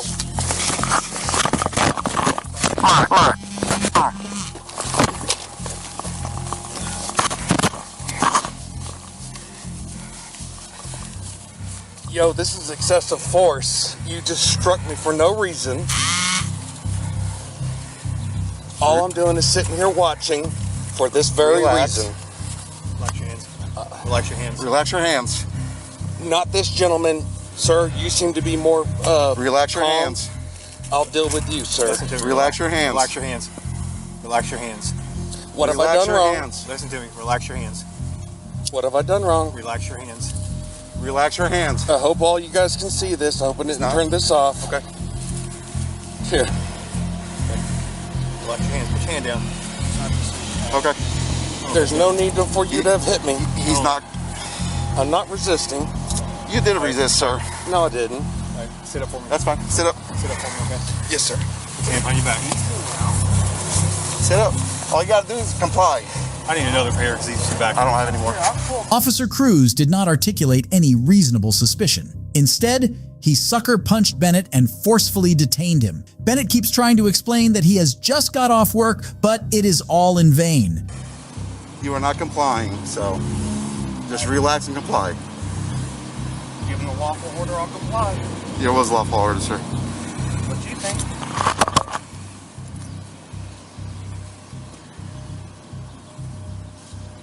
Now you run my afternoon, I'm gonna fucking get arrested because I'm sitting here trying to film, make sure somebody's not getting in trouble. I sat here 100 feet away from there for no fucking reason. You're gonna come over here and hit me in the head. Sir, I'm a lawful citizen. I haven't been in trouble. Sir, I since told you 12 somebody years. said you were involved. Nobody So- said I was involved. I just pulled up. I just got off of work at 5 o'clock. Bennett was taken to the police station, but was released without being charged for anything. Later, an internal investigation against Officer Cruz found him guilty of behaving unprofessionally. He was suspended for 2 weeks without pay, and Bennett received $35,000 of taxpayer money as a result of a settlement deal with the Jeffersontown Police Department. So I need to ask you, do you still want to file a complaint or anything like that? I can take a complaint if you want to file a complaint. You know what? I would rather him get the education this way. This is Joshua Martinez, a famous First Amendment auditor from Las Vegas, Nevada. Mr. Martinez frequently films at public places and makes educational videos about the First Amendment for his YouTube channel. Watch how he educates these unruly correction officers at Clark County Detention Center when they unlawfully detained and handcuffed him for filming on public property.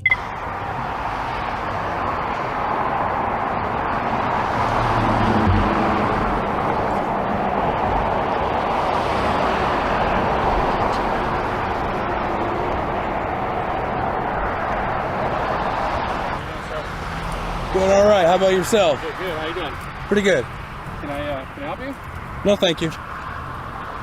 You're good. All right. Can I ask you why you're taking pictures of the facility? Excuse me? Can I ask you why you're taking pictures of our facility? I'm not saying you can. I'm just asking if you... Yeah, I know. I just don't feel like answering any questions. Okay. All right. All right, sir.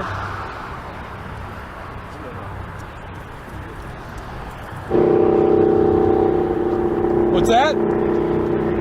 Oh. What's that? Is this public or private? I can't even hear you guys. We're screaming.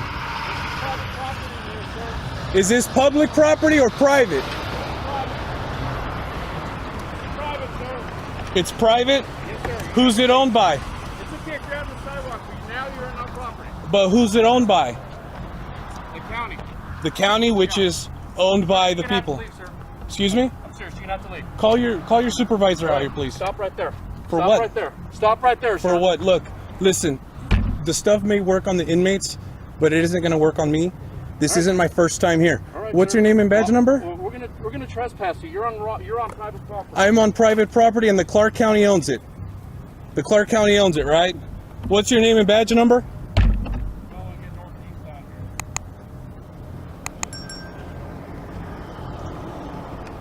As long as I'm not in any security areas, I'm fine.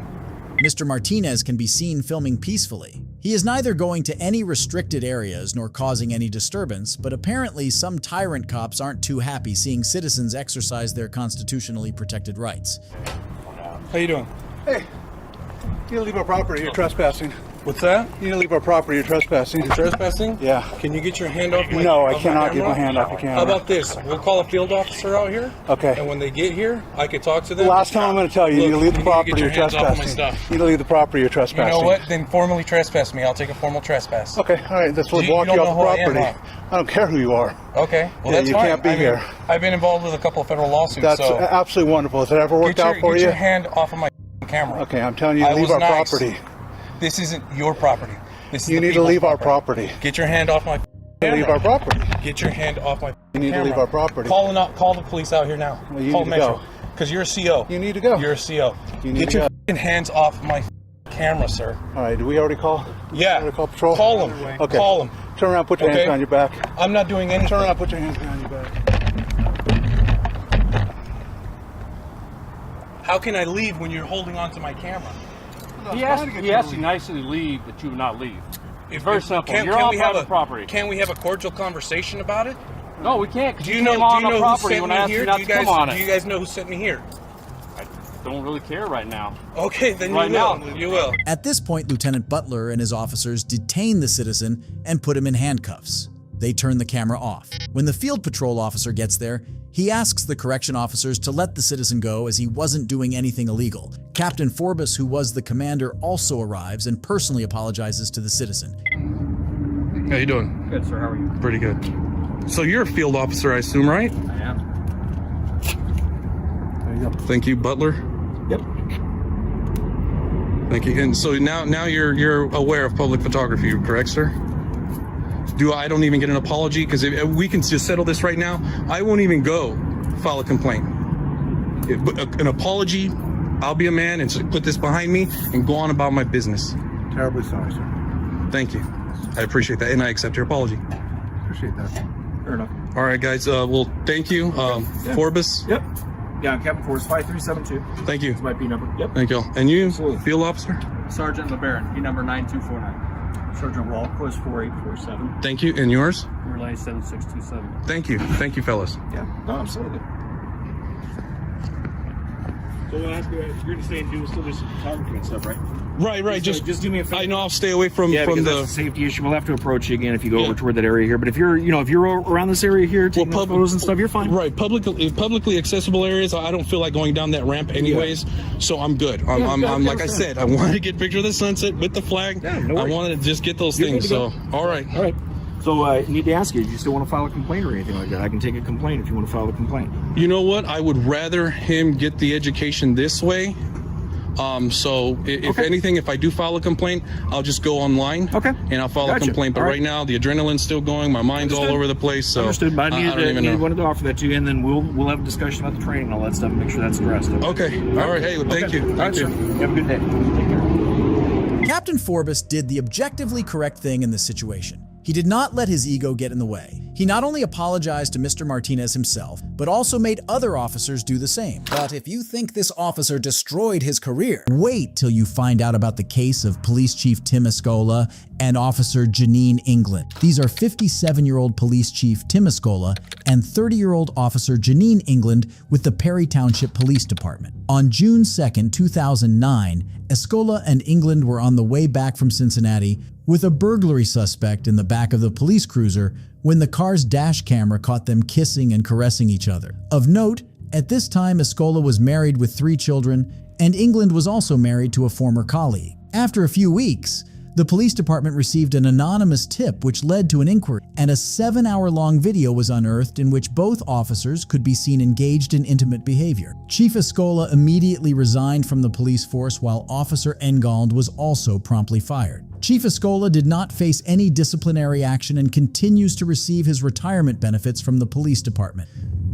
But nothing can prepare you for this Corporal Frank Sikos, who assaulted an innocent civilian and ended up jeopardizing his entire career. Stand back! Don't you walk up to me like that. Excuse me? You want to walk up to me like that and go to jail? Don't you ever f***ing walk up to me like that again. Sit down. Sit down on the ground. Orlando Police, you're under arrest. Sit down on the goddamn ground. Stop resisting. You understand me? Stop resisting.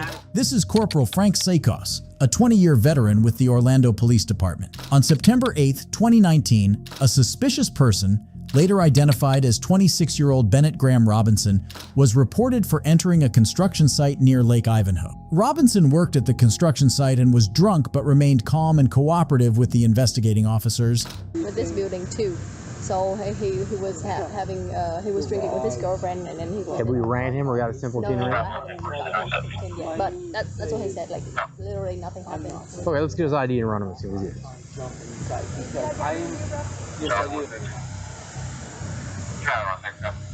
What are you going to do with the ID? Just run his criminal record. Okay. No, I need to ask. I have to process those also. Oh yeah? That's great. No, you know what time it is?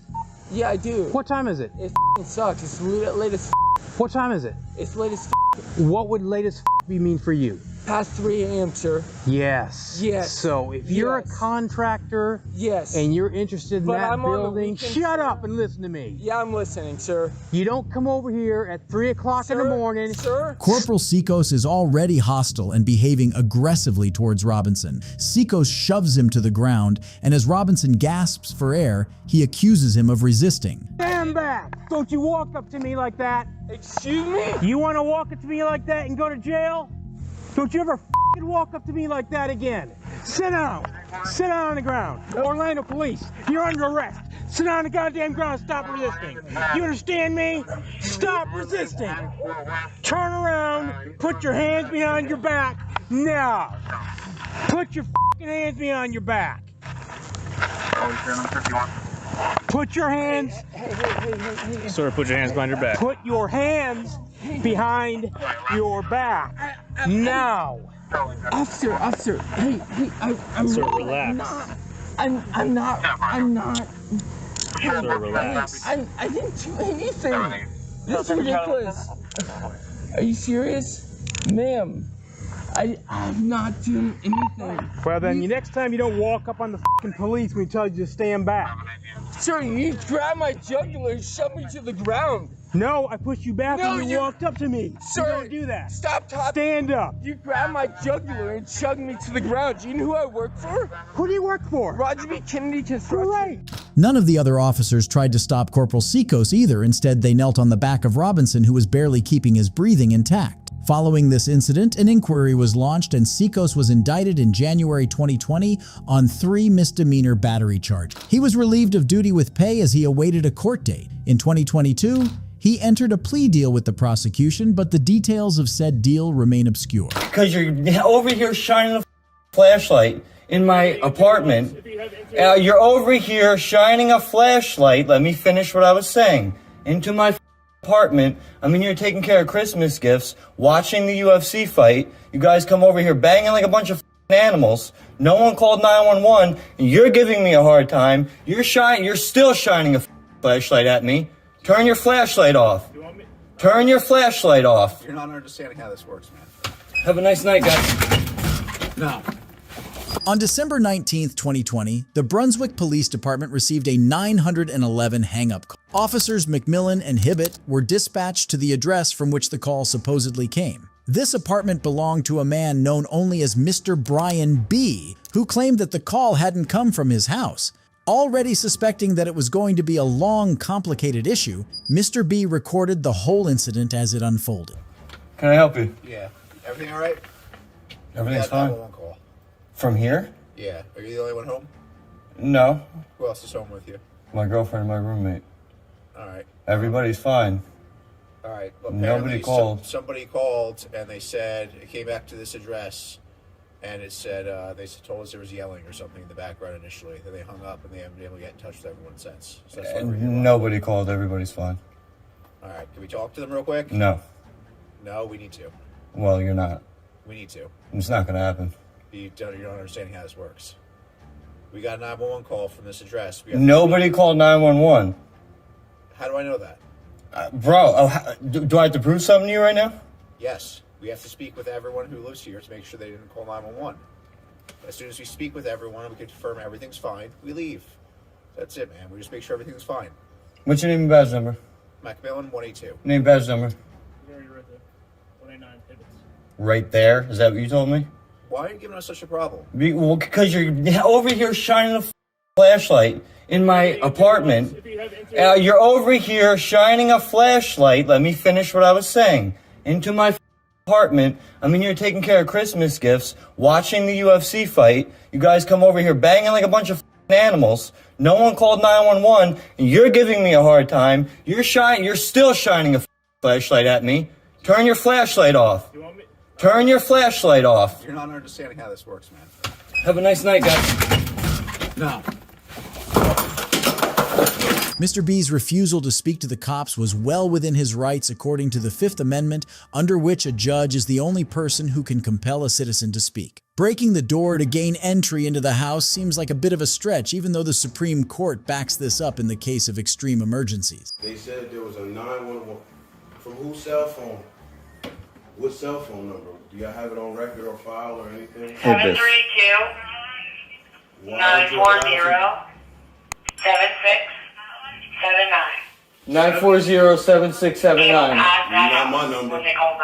Whose number is that? It's not mine. It's 732-40. Mine's is 848-466. No one's phone number here. All right, well, let's get this sorted out then, so we don't have to come back. All right? What do you want to sort out? What have we not sorted out? We sorted. It's a landline. Okay. Okay, no, there's no landline here. But there's still one registered to this house. So what do you want me to do for you? So there, we solved with a 911. Okay, so get the f out now. Sir. No, sir. You just slammed the door at me. Get the f out of the house. You don't close the door on the police. I don't give a f. You have no right to enter. We do, actually. No, you don't. It's a warrantless entrance, so get the f out. Get out. After confirming that the call was from a landline and that there was no landline at Mr. B's address, one would expect the cops to apologize and leave. But things only escalated as they started asking for Mr. B's identity. What's your name? Get out. I'm not giving you nothing. Get out. We need your name. Yeah, you're not going to get it. Get out. Have I committed a crime? Am I suspected of committing a crime? I have a Fourth Amendment right, bro. Don't trample my rights. You're not going to get ID. Sir, you do have a right. Let's go. We need your name so you can... Not going to get it. You want us to record that we were out here, what happened? Not going to get it. Okay, so when they call 911 again, you want them to come knocking on your door again? After Mr. B refused to reveal his identity, things only got worse as more cops came into the house until there were about 9 of them standing in the room and some even standing at the door. 9 of you out here. What do you have to say that's going to justify any of this? I want to hear it. We came out here to investigate a 911 hang-up. Okay, did anybody call? Have you figured that out? No, we haven't. Okay, so what do you have to figure out? What do you have to figure out? If anybody was in need of assistance, man. No. Does anybody need assistance? I have zero need for assistance. Perfect. I'm trying to go back and finish watching this movie. fact, All right. So can you please? Yeah. Please, okay, please go. Perfect. Have a good day. Take care. Take care. Bye. Have a good day, man. Yep, go f yourself. Mr. B stood his ground until the cops left, even though he had to repeatedly request it before they did. He decided to take legal action against the officers and even opened a GoFundMe to that effect. Just walk right here. Walk right here. Shut the f up. Get right over here. I don't give a f who you are. Get on your knees. Yeah, I'm a cop. Why you acting like that? I'm a cop. Then you'll listen to me when I tell you to get on your knees. I'm a cop, bro. Where?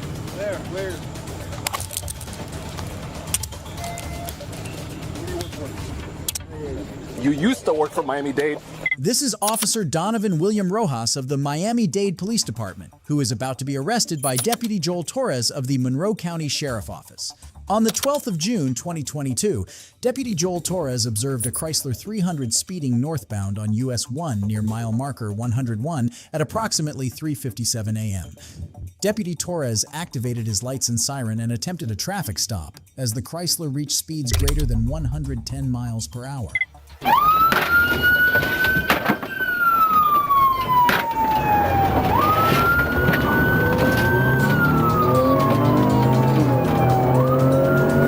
Chrysler continued to speed northbound and failed to stop for additional deputies who also activated their lights and sirens.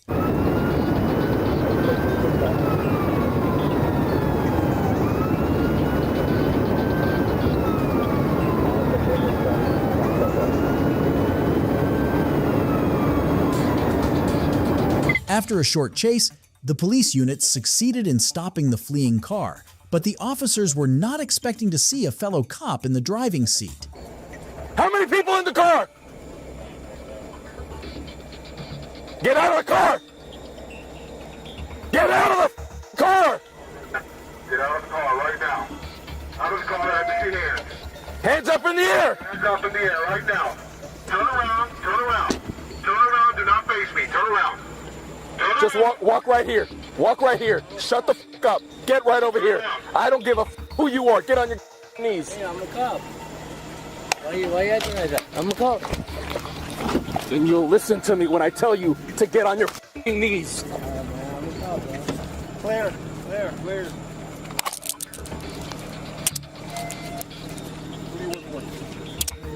You used to work for Miami-Dade. Why you acting like that, man? Stand there.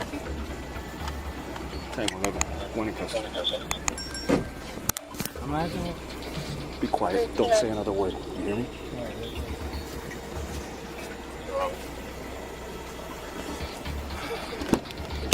Sit down.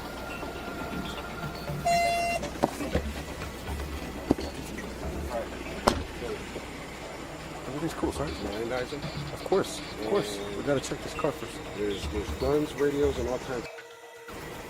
What's up, man? What's going on, man? I haven't seen you in a bit. Yeah. Deputy Torres shows no restraint for the fact that the person fleeing from the cops was in fact one of them. Instead, he treated Officer Rojas as an ordinary citizen, and even went as far as saying, "You used to work for Miami-Dade," suggesting that the arrested officer's career is more or less over. Deputy Torres then proceeds to formally arrest Officer Rojas. Casey, do you have a... Let's do this by the books. Do you happen to have a Miranda card? Yes, I do. Thank you. Boss, what's your first name? Don. Don? Donovan. Donovan. That's your first name? Okay. Don't say anything just yet. Understand me?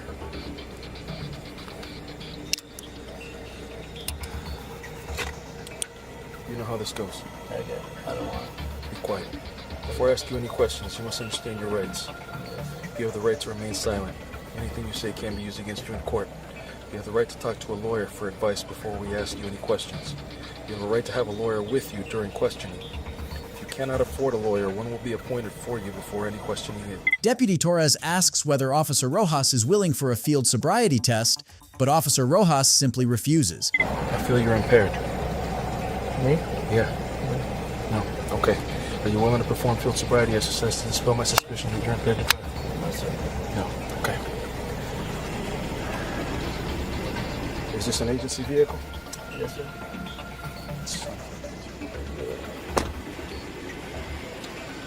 This is his agency car. This is his agency car. What does that go back to? I just asked him, have him run the tag. I just got here. He says he doesn't want to talk. He refuses field sobriety exercises. Oh, absolutely. He's up. Yeah. All right. Thank you. It is what it is. During the car search, Deputy Torres expresses his disappointment over the criminal behavior shown by his fellow cop. I mean, I was right there with you guys. Bro, arresting a cop. Jesus Christ. Deputy Torres then asks Officer Rojas for some more information before expressing one final time how disappointed he is in his fellow cop for breaking the law and driving under influence. If you call Zach, that's my partner. CST Cruz? No. It's Lieutenant Diego. Cruz? I'm sorry. It's going to be Sergeant Cruz. Sergeant Diego Cruz? Yes, sir. What unit do you work for? I work for Gaines.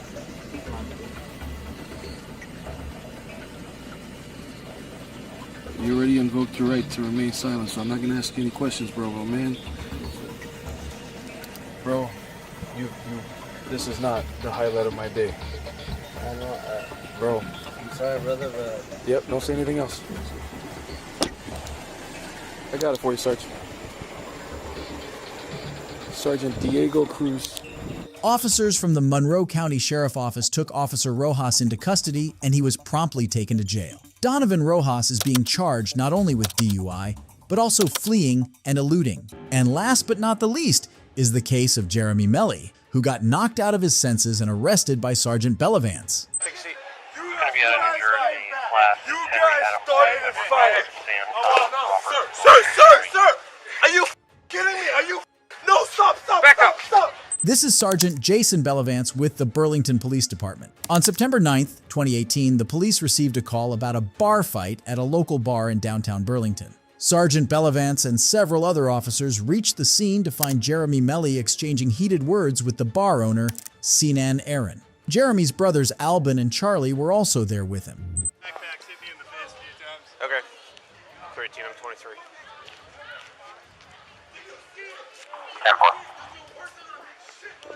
Gonna be in front of the burn gallery with 2. This guy right here in the blue. No, this guy in the flannel coming back right now. With the blue backpack. Alright.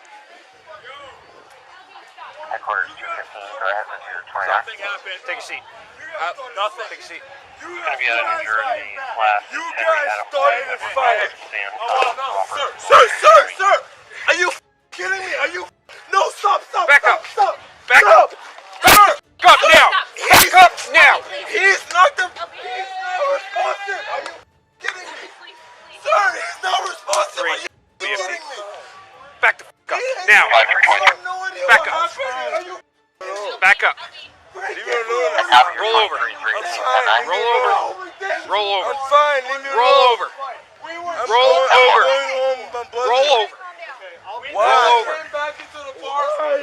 Outside. Yo, he didn't do anything. He didn't do anything.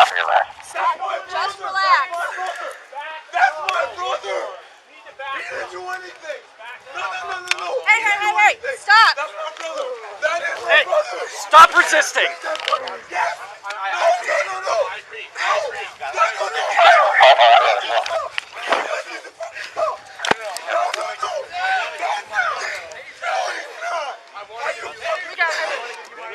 Stop resisting! He hit his head. Now he is. He hit his head. I pushed him back. He hit his head there. I don't know if he's bleeding. I called BFD. It is obvious that Sergeant Bellavance did not bother with investigations or de-escalation. Instead, he shoved Jeremy to the ground, due to which he lost consciousness. Seeing this, Jeremy's brother Albin got visibly distressed. Again, instead of calming him down, the officers decided they should handcuff him too. How's your hand? So, staff got hit twice. And he was ready to stand up against another one.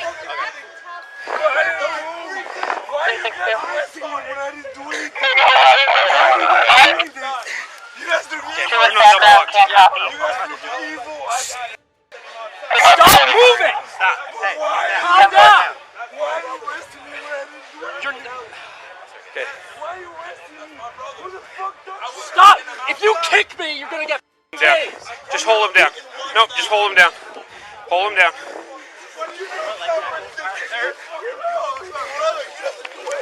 I got it. He doesn't do anything. Clear my last one out, man.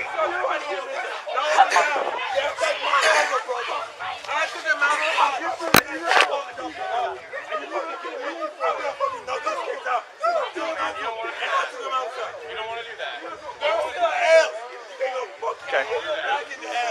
Were you hit? Sorry? Did you get hit? I didn't. Did I get hit? He got hit. Did he actually hit you or did he swing at you? No. You guys are fucking. No, you cannot say that. Get him identified. Get him identified.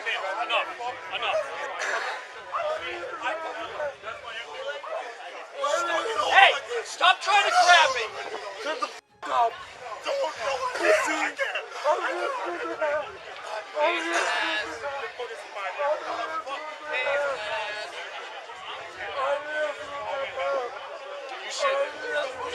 I didn't see this shot when I came up. He was bowling up against one of the other people, so I gave him a shove. He came back.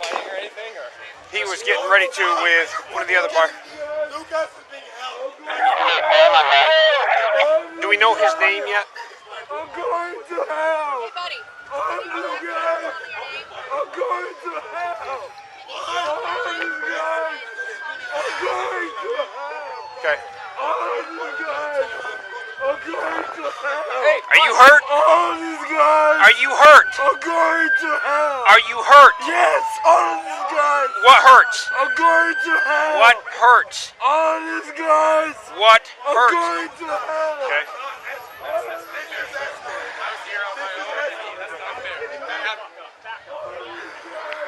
I'm sorry. Sir, I'm sorry to say this. Can you please tell him to stop? No. I'm not. Hey, I'm not doing it. Get him down. Get him down. Get him down. Get him down. Get him down.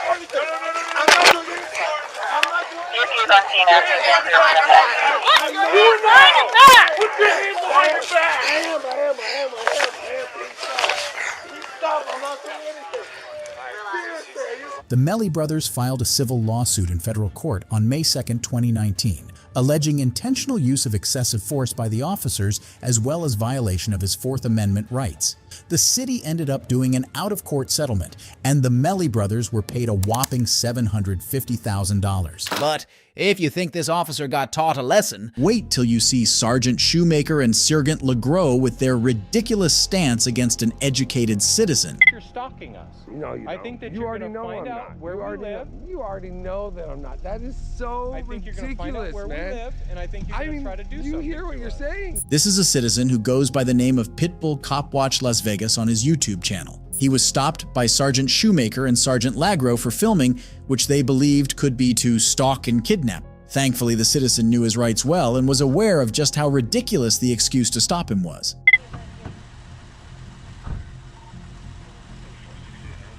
Come on over here. For what? Am I being detained? Yes, you're being detained. For what? What crime have I committed? Put that down. What crime have I committed? No, I haven't arrested you. I've detained you For for what? reasonable suspicion. Suspicion of what? I don't know what you're doing videotaping us. We had somebody, hold on, let me explain why I'm stopping you. Do you want me to explain why I'm stopping you? I definitely do. We had somebody follow some cops out of a secure parking facility just like this one, okay, and then try to kidnap them. He had rope and duct tape in his vehicle. So that's why I'm stopping you. I'm on a scooter with a big gulp in my hand. I don't know what you're doing. You do. You're You're watching me. You're watching me. You're a cop. You're There's no reason to videotaping a detain me secure right now. facility. This is an illegal controlled. detainment. No, as far it's not. As I'm, it's reasonable suspicion. For what? For I me just with a told camera? you. It doesn't matter what somebody else does. I don't know I'm what not you that got person. going on. I don't know who you are. I know there's dirty cops too. So are you a dirty cop? We're gonna find out who you are. We're gonna find out who you are. We're gonna identify you. What's your name and badge It's number? Sergeant Shoemaker, 8455. And what's your name and badge number? I am Sergeant M. LeGros, unit number 13677. And there's no reason for me to give identification at this Absolutely, point. you're being detained. If you don't, then it's obstruction. It's not obstruction. I already know the law. I know the law. Unless you have a legal... Do you know what a reasonable suspicion stop is? You're not arresting me for no reason. Do you know what a reasonable suspicion stop is? Do you have no suspicion of a crime? What crime have you suspicion commit? Stalking. There's no stalking. I'm on a public sidewalk walking around. I'm not stalking. I can't. You're a public official. You're a public official. I'm allowed to film you in your capacity. I'm allowed to film you in your capacity at the station. You can't film our private vehicles as we leave our secured facility. I'm filming you guys come out with your vehicles. I'm allowed to do that. Why? Because I'm allowed to for my story. I'm doing a story. Can you tell me what my story is?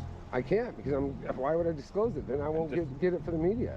For those who don't know, in Nevada, when a person is detained, they are required to identify themselves to the officers when asked. So the sergeant is actually right here. However, in this case, the detainment is not legal because there isn't a reasonable suspicion for the citizen to be detained, as he is only practicing his constitutionally protected right to film in public. Since the detainment is not legal, the citizen is rightfully not obligated to provide any kind of identification. You're stalking us. No, you don't. I think that you you're going to know find I'm out not. where we live. You already know that I'm not. That is so I think ridiculous, you're going to find out where man. we live, and I think you're going to try to do something. You hear what you're saying? That's ridiculous. No, I think that you're trying to find out. I think you're trying to find out where I live so you can do something against me and conspire and retaliate against me for filming this. Definitely, that's what you're doing right now. You're trying to intimidate me into giving up something that's not legal, that I don't legally have to give you. Detained, you do Not have for to, this you is have to tell us your media name. filming is not an illegal activity. The sergeants are clever to make their case and try convince the citizen that he's being detained on suspicion of stalking, but thankfully the citizen knows the law. Even though the sergeant sets up a fear for safety by telling the story of cops who were in an attempted kidnapping and waits 2 days to confront the citizen so it can be seen as a pattern, he forgets one important detail. That filming in public cannot be made into an illegal activity, so the citizen is not doing anything suspicious that can be tied to stalking. What I want to do is avoid taking you to jail for not You can't take me to jail when I'm doing a media activity. It's not. I'm not obstructing. That's a secondary charge. Once again, the citizen knows his rights, and that failure to identify can only be regarded as obstructing if it is a secondary charge, meaning a primary charge must first be addressed, which it hasn't in this case. So the citizen is correct and within his rights.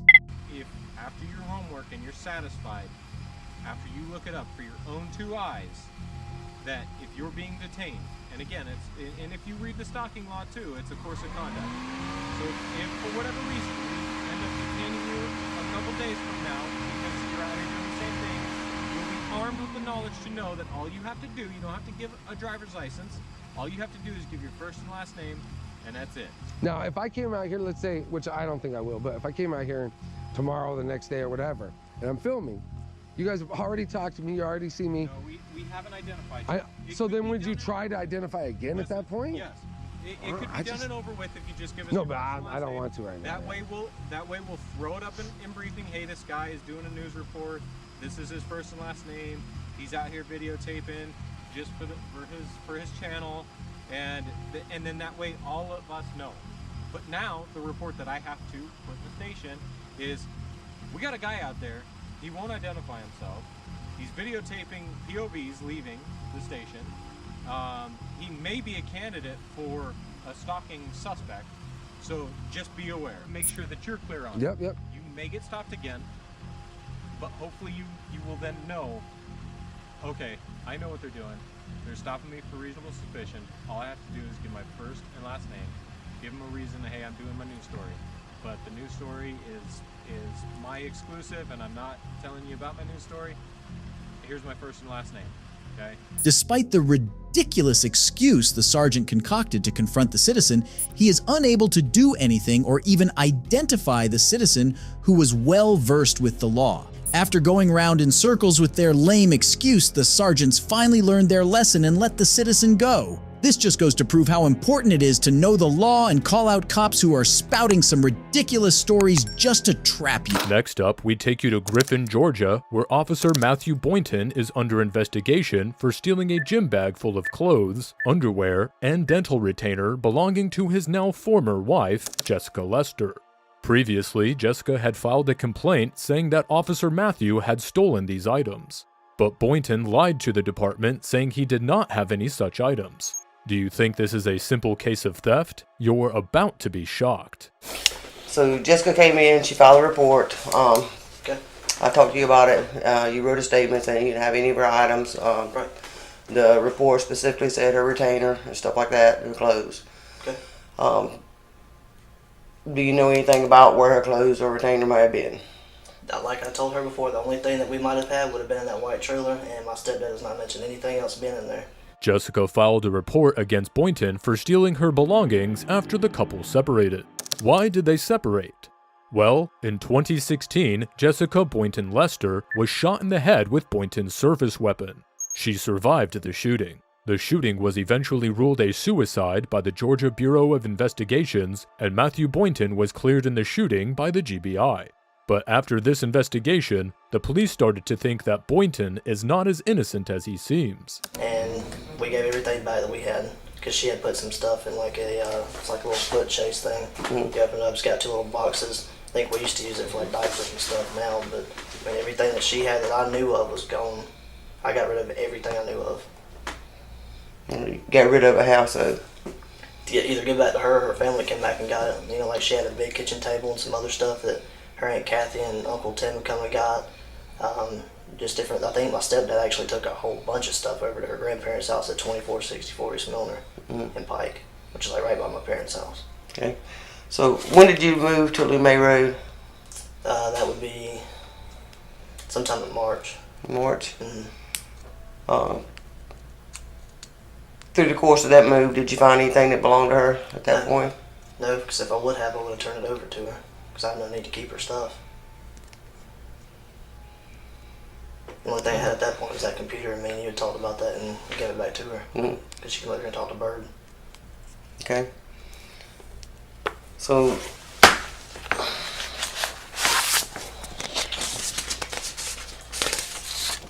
do you recognize that bag? Yes, that bag that Jessica let me use to put all my gym stuff in when we used to be together. Okay. So when's the last time you saw that bag? It's been a long time. Like I said, when I used to work out at, there's 2 gyms in Thomaston. I don't remember the name of it. I used that one, and I had a gray Nike bag I used to work out in. So I interchanged my stuff like protein drinks, powder shakes like pre-workout, workout shorts, pants, shoes, whatever. I'd put it in that bag or my Nike bag. So when's the last time you saw that bag? I mean, it's been a while. I don't know the exact date. I don't know. I think my stepdad, he had it in the white trailer, and that's been a while.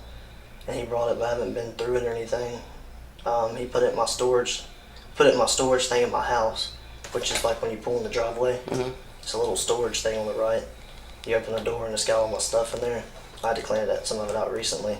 That was tossed in there, but I mean, it's in there with a bunch of my stuff, like a brown tub I used to keep in my old patrol car with gym stuff in it and work stuff. The investigation officer is trying to establish a connection between the stolen bag they found and why Boynton might have needed to steal his ex-wife's belongings. This bag was reportedly sent to the police station after Boynton's new girlfriend found it in their home. Known you a long time? Yes, sir. This bag, you saw it moving when you moved from your apartment to the main road. I didn't know. And your stepdad and Wendell saw it, and another female saw it. All right. Okay. At the house and the apartments, yes or no? When you moved from the apartment. When I moved, like I said, I had all my stuff in the white trailer. That's not what I'm asking you. When y'all were in the process of moving, and you moved into the house that you're at now, your residence, did you or did you not see this bag? Yes, sir. It was in my storage room in the garage. All right. Now, why would I be holding a picture of this bag? I guess because Jessica brought it into you. Why would Jessica have it if you had it at your house? I don't know. I guess somebody got it from my garage. Who would have gotten it? There's a couple of people. Okay. I don't know. All right. Exactly who. Okay. The sergeant is questioning Matthew Boynton about a bag that was seen moving when he moved from his apartment to the main road. The sergeant is trying to find out if Matthew Boynton saw the bag during the move, and if so, why Jessica would have had it if he had it at his house. Matthew Boynton admits that the bag is in his storage room in the garage, but doesn't know how Jessica could have gotten it. He suggests that someone might have taken it from his garage. The sergeant presses him to find out who might have taken it, but Matthew Boynton doesn't seem to know exactly who. And inside that bag, there were numerous contents inside of it. And one of those is this right here. You know what this is? It's like Jessica's old retainer thing that she had when we were together. Right. The bag was completely filled with female clothes. And this is one photo of it. That's not yours. No, not. Right? No, sir. Okay. That's not yours. No, sir. Right? Yes, sir. Okay. Who did that belong to? This got Jessica's name on it, so it'd be Jessica's retainer thing. If it was in this right here, where would that have been at? I had all of her stuff in it. What would it have been at? It would have been in my garage thing like I'd sit in. Which is where? Which is at my house. Which is at your house. Yes, sir. Did you buy that for Jessica? I don't recall. I don't think I did. Because she I had, think her grandparents did. because she had retainers before she met you, right? Before y'all got married, right? I believe so. So that would make it whose property? Hers. Not yours, right? Right. Yes, sir. Whose bag is that? Jessica's. And the contents in the bag? And it's got all her stuff in it. So why would you not have brought that to us when you noticed, when you saw the bag at moving? Sarge, I promise I've not been through that bag. The last time I used that Matthew, bag was for the I gym. didn't ask you that, Matthew. Listen to me, buddy. Whose bag is this? I understand what you're saying. It's Jessica's. I should have brought it up here. You have two bags. Did you swap your stuff in between, right? Yeah, I don't have the other one anymore. So this would have been your only gym bag. So how would you not know the contents of the bag? If this was your gym bag, man. I have no excuse. Like you said, I should have thought about it and brought it up. The bag was turned into us. We have possession of the bag. Yes, sir. We have evidence that says it came out of your storage room. Is that true? Yes, sir. Is there anything you'd like to say? No, sir.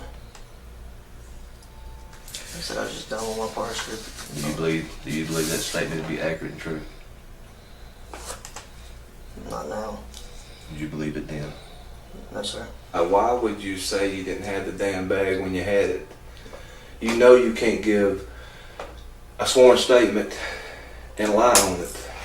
No, Sarge. Why would you do that, Matthew? It was a bag, man. It wasn't. It's not like it was. Talk to me, man. I mean, help me understand. Sarge, I swear I know it's hard to believe, but I didn't think about that bag. Otherwise, I wouldn't have wrote. I said, hold on, LT. I got something. Let me go get it. I swear I wouldn't have done that because I've got 2 kids, 3 and 1. I wouldn't jeopardize that over a bag. The sergeant is not letting Boynton off the hook easily. He's trying to figure out who the bag belongs to and if Matthew Boynton knew about it. Matthew Boynton admits that the bag belongs to his ex-wife, Jessica, and that it was in his garage. But when the sergeant asks why he didn't bring the bag to them when he saw it, Matthew Boynton doesn't have a good answer. The sergeant reminds him that lying under oath is a big offense and can land him in jail. Matthew Boynton seems to be struggling to explain himself and insists he wouldn't risk his kid's custody over a stolen bag. What do you think should happen now? I know that's probably gonna happen. No, that's not what I asked you. So what do you think should happen?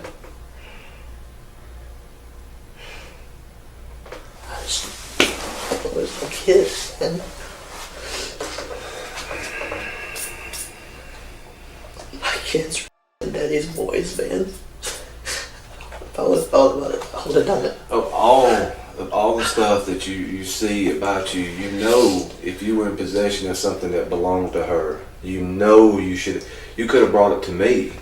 I love working here. I know you do. And I asked you, I was so scared to come to work every day.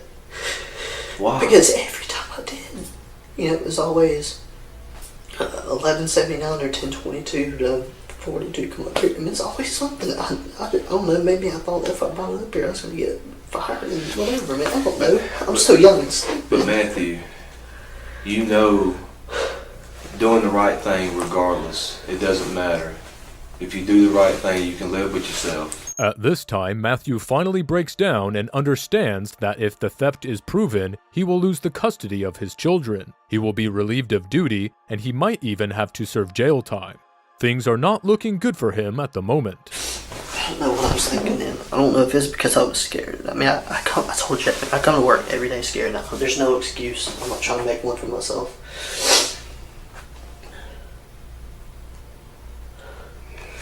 I know I'm obviously not employed anymore.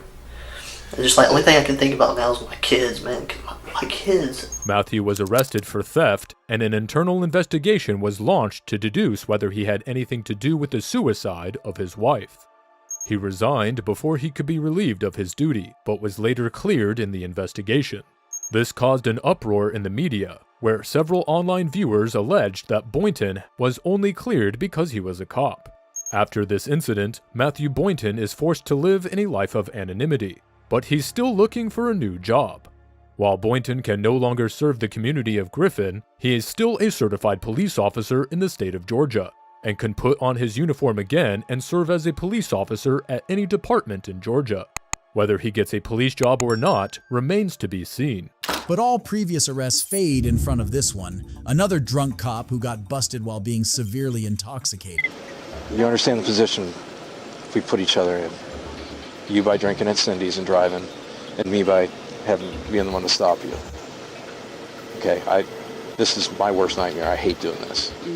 Okay. This is Cincinnati Police Captain Amanda Caton. On February 9th, 2020, Loveland police officer Jacob Salomon pulled over Captain Amanda Caton and her husband Lieutenant Patrick Caton as they drove home after a late-night party. The officer had observed the couple's car swerving and crossing over a solid yellow line.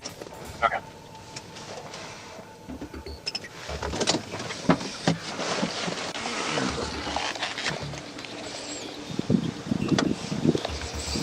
Whole driveway there. Stops here on the road. Good evening. Hi. Hello, you got your license insurance on real quick? Yeah.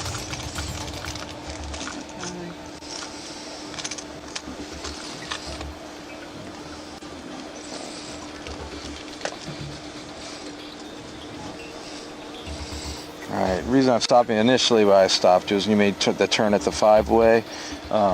There's a dotted yellow line there, and you totally, like, Oh, okay. it was in the middle of your car. I am a Cincinnati police officer too, if that makes a difference. I don't know. Where are you coming from? We were downtown, Loveland. Okay. I can't find my. Do you have your gun on you? I do. Where's that at? In my purse. Alright. Let me do this. Let me put your gun in the car, in the trunk. Is that okay?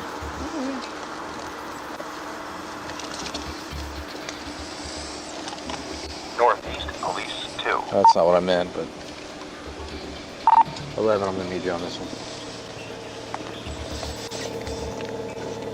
Hey, pop your trunk for me, please.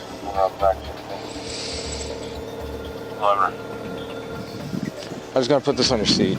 Yeah, that's fine. Just unlock your car, please. Unlock your car so I can put this in your trunk. Can you unlock your car? Unlock the car, Amanda.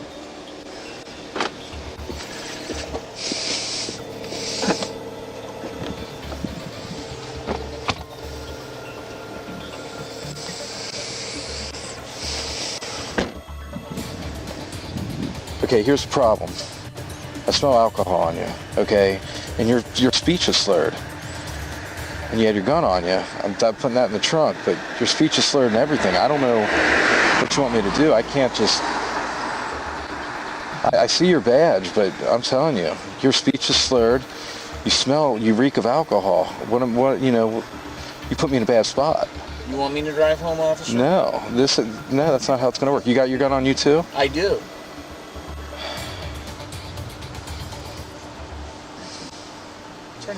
Turn on the radio.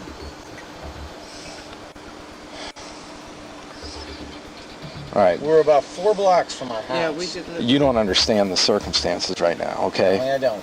You don't. I mean, everything's recorded. I can't just do nothing now. Oh. You guys both reek of alcohol. You were passed out sleeping when I pulled you over. I was not. Okay. That's fine. Wide awake. Okay. That's fine, but she's slurred and everything. I can't just... No, she's not. You do, officer, that's you do what you gotta do. That's why I drove, because I was fine. Okay. Well, let's do this. All right. Step on out with me and talk to me. We Sir, crossed a yellow line while we were driving. You do what you gotta do. I have to. You understand that? I have to. It's not that I want to. Yeah, you do. Okay. Hold on to your ID. How long have you been a cop? Pat, stop it. Stop.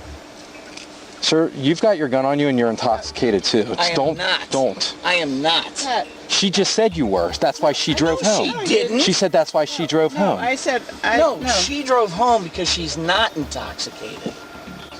You do what you got to do. Well, here's the problem. Too is that you've got your gun on you. Where's that at? It's on my hip. It's on your hip? Okay. All right. Miss Amanda, step out with me real quick. Okay? Just talk to me real quick and we'll go from there. It looks like the officer himself isn't too happy after pulling over a fellow cop. If the Catons were civilians, chances are both would be in handcuffs by now and would have been hurled into the back seat of the police car, but it looks like their badge is affording them some immunity. I'm right over here. All right.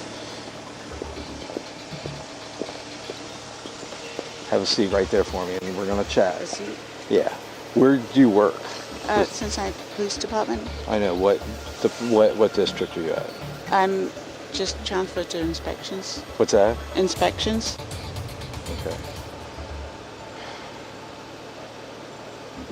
We live just down the street. I understand that. My hands are tied. Okay. Everything's recorded, and that's, you know the circumstances. Right. Okay. I've got another officer coming to back me up because you both are armed and all that stuff, and he's agitated. I'm just going to check your eyes and make sure you're okay, and we'll go from there, okay? Now, do you have any head injuries or anything? No. Are you epileptic or diabetic at all? Mm-mm. You wearing contacts for color or anything? No, but I'm not going to take any kind of... You're not even going to let me do HGN on you? Right. Okay. All right. Well, and why's that? Well, I mean, you can do the whatever, but I'm not... I've got high heels on. I'm not going to do any... Okay. All right. And that's fine. I'm going to wait till my buddy gets here, and then we'll talk about it.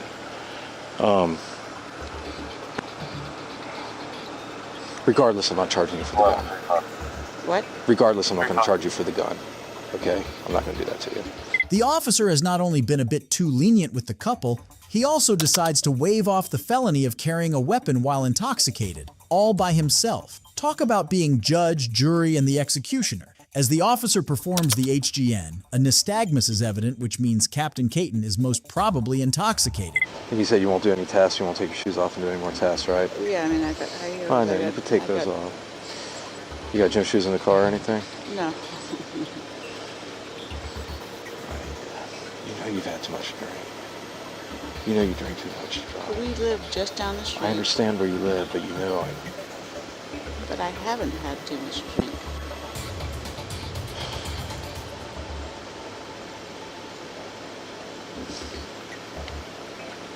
You can follow us home if you want. I mean, How long have you been with Cincinnati? 16 years. I mean, it's beyond too far. I can't just follow you home now. You understand that? It's nothing personal. Okay. Okay, but I'm going to have to do what I have to do, okay? I'm going to have to arrest you for drinking and driving tonight. We'll do the paperwork. I'm not going to charge you for the gun. I'm not going to do that to you. I have too much respect for you. But I have to, I can't not, you know what I mean? Not for this. It's, you understand, right? You understand the position we put each other in. You by drinking at Cindy's and driving, and me by being the one to stop you. Okay, this is my worst nightmare. I hate doing this. Mm-hmm. Okay, you got a mad husband up there with a gun. Okay, I'm not charging you with the gun. I'm not doing that because that would be, you know what, weapons under disability. It's a felony. I'm not going to do that to you. Mm-hmm. This we can get through though. Okay, so I am going to arrest you for drinking and driving right now. Okay, and then we'll go do the paperwork and we'll offer you a breath test. And if you haven't had that much to drink, you know how that goes. Okay. And then if you blow under, if you do blow and you blow under, get you home tonight. Okay, we'll get you home regardless tonight, okay? But I am going to have to arrest you for drinking and driving tonight. Okay? So let's do this. Put your glasses on or in your pocket. I'm going to be nice and handcuff you in front. I have to handcuff you. It's our policy for transport. Okay. Do you have any other weapons on you or anything? No. Okay, so let's do that now. We'll talk to your husband, and he's going to be mad as a badger, but... With Captain Amanda Caton in handcuffs, the officers go to her husband to explain what's been going on. Lieutenant Patrick Caton is, just as expected, mad as a badger. All right, man. Here's the deal. We're not towing the car, and we're going to get you home where you can go with her. Just going to offer her a test and be done with it. What? Yeah. You're going to offer her a test for what? The breathalyzer test. Are you kidding me? No, Keep your hands where I can see them for you. Because you said you have your gun on you. Hey. Knock it off. I'm doing the best under the circumstances, okay? Lieutenant Caton, dressed in a kilt for reasons which remain unknown, ultimately decide to walk back home on foot, but not without a squabble with Officer Salomon. No, you're not talking to her right now. Why? Go walk like you said you were going to do. You're good to go. Fellas, you know what? I don't know why you're doing this. I really don't know why you're doing it. Okay. Captain Amanda Caton was taken to the police station where she was booked for OVI refusal and a centerline violation. She was not charged in connection with having a firearm while intoxicated. What's the story? Why are you carrying around a fake gun? I'm a limousine driver, and I thought you were a federal marshal. Hey! This is 61-year-old John O'Grady, a self-proclaimed federal marshal from Boynton Beach, Florida. On March 21st, 2018, the employees at Best Buy called in police when they noticed that a man who had shoplifted an iPhone X from the store was back in the store. Watch what happens as the police investigate this, quote, U.S. Marshal, unquote. Is he a law enforcement officer? How'd you get here? My car. You got any drivers? I lost it. Do you have any weapons on you, sir?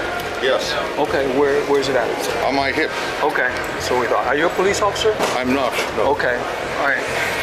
What are you? A federal marshal. Okay, all right, that's what we got to ask. You don't have an ID? No. Okay. Just, we don't want you reaching for anything. I'm not reaching for anything. If you're a federal marshal, you understand what we're doing, right? Absolutely. Just. You have your federal marshal ID? No. So you're carrying a weapon with no ID on you? No. Because I just stepped out of my house to get this character. You have a number we can call for your supervisor? No. Okay, I got to take this for you just for our safety. Handcuff me. For what? Until we figure out what's going on. You have a weapon, you have no ID on you. The SIGRENT is quick at figuring out that there is something fishy going on here. Something just doesn't add up in this story. It's not a real weapon. You're carrying a fake weapon? Yeah. And you're a federal marshal? No. He's got a little badge. Oh, you're not? No. Congratulations, you're impersonating a police officer. That's a federal offense. Oh, yeah. Congratulations. That's a felony. Okay.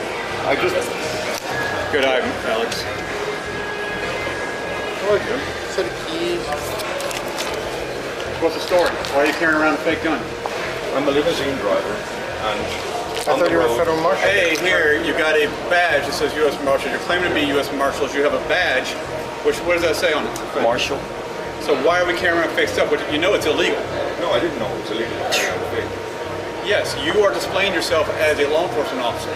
No, I'm not. We just asked you, are you in law enforcement? You said, yes, I'm a U.S. Marshal. I don't, you know. That's illegal.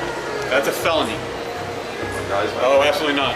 We don't play around with this. Needless to say, it is a stretch to call such nut jobs even a bad cop, but kudos to the arresting officers for spotting a cop impersonator. For John O'Grady, he was charged with impersonating a law enforcement officer and retail theft and taken to the Palm Beach County Jail.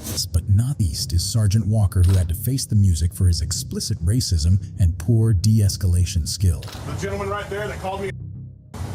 Damn, right. Are you serious? They just called me.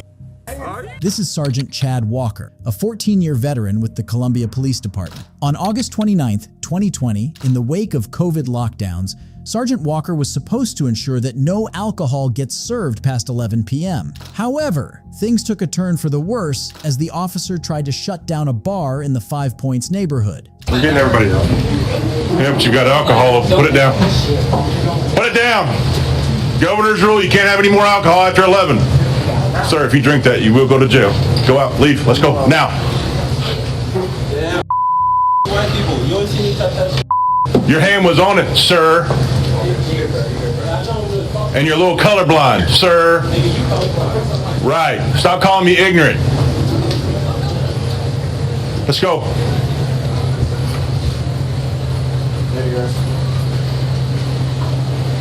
Cutting it close, guys. 11 o'clock sharp. They've got to be out of here. No alcohol open. Heard. Hey. Y'all have a good night. Hey, Tim, we'll be back. White man, why are you so racist? I'm sorry, what was that? What did you say? Please say it to my face. I believe your exact terminology was pigs. Oh, no, I know what you're talking about, sir. That was you. Because you were mad we made you leave without drinking your beer. Was that on film or anything? Did you get that on your body camera? Actually, yeah, I did. All right, cool. Try again. What's your problem? Speak freely. You got my attention now because that's what you wanted, so speak freely. My issue is you talking to these people of color as if they are less than human. The people of color. The gentleman right there that called me a Brian, that guy that just called me a Can you stop saying that word, please? I never told you that. Actually, you did. So body cam. So try again. No, actually, I never. Try again. I've never said that a day in my life. Yes, sir, you did. No, actually, don't yes, sir, on you camera. did. No, I didn't. Yes, you did. It's on camera. 60. Camera. I never. Right there. You just did it again. No, I did not. Yes, you did. Dude, there's literally like 17. You got mad because I told you couldn't drink your drink, so you called me that word. What word? Okay. You want to say it again? Yeah, actually I do. Say it. Why? Because all you're doing is calling me ignorant. Sir. That's what that word means. If you'd like to call yourself ignorant, keep saying it. Sergeant Walker has a rowdy attitude from the get-go. Instead of trying to disperse the crowd peacefully, he decides to lock horns with the drunk customers. As an officer, you are held to a higher standard, but if an officer is eager to get into a verbal spat with drunk people at a bar, needless to say, he is not going to last long in this line of work. Correct. When I was called that, I can say it back saying the guy that just called, oh, I can't? He can say it to me, but I can't say it to him. White. Right. You're white. Who cares what color I am? He called me a word. It's a racist word. It's not a racist word. I said he called me that word. Nobody was called that. Use it. No, can't use it. I can't use it. Escalating. I can't do this. Grow up. You're a cop, all right? I need to grow up. Ultimately, the other officers and bystanders had to intercede to defuse the situation. Sergeant Walker was totally over the line here. Instead of trying to de-escalate the situation, he made a mountain out of a molehill. Following this incident going viral on social media, the Chain of Command Disciplinary Review Board unanimously voted to fire Sergeant Walker from the service. It is comforting to know that at least some tyrant cops meet their fate, but it also leaves one wondering about how many such cases never make it to the public eye. Certainly, better officer training protocols and increased police accountability can reduce the incidence of such cases. If you enjoyed this video, let me know in the comments section and don't forget to subscribe. Goodbye.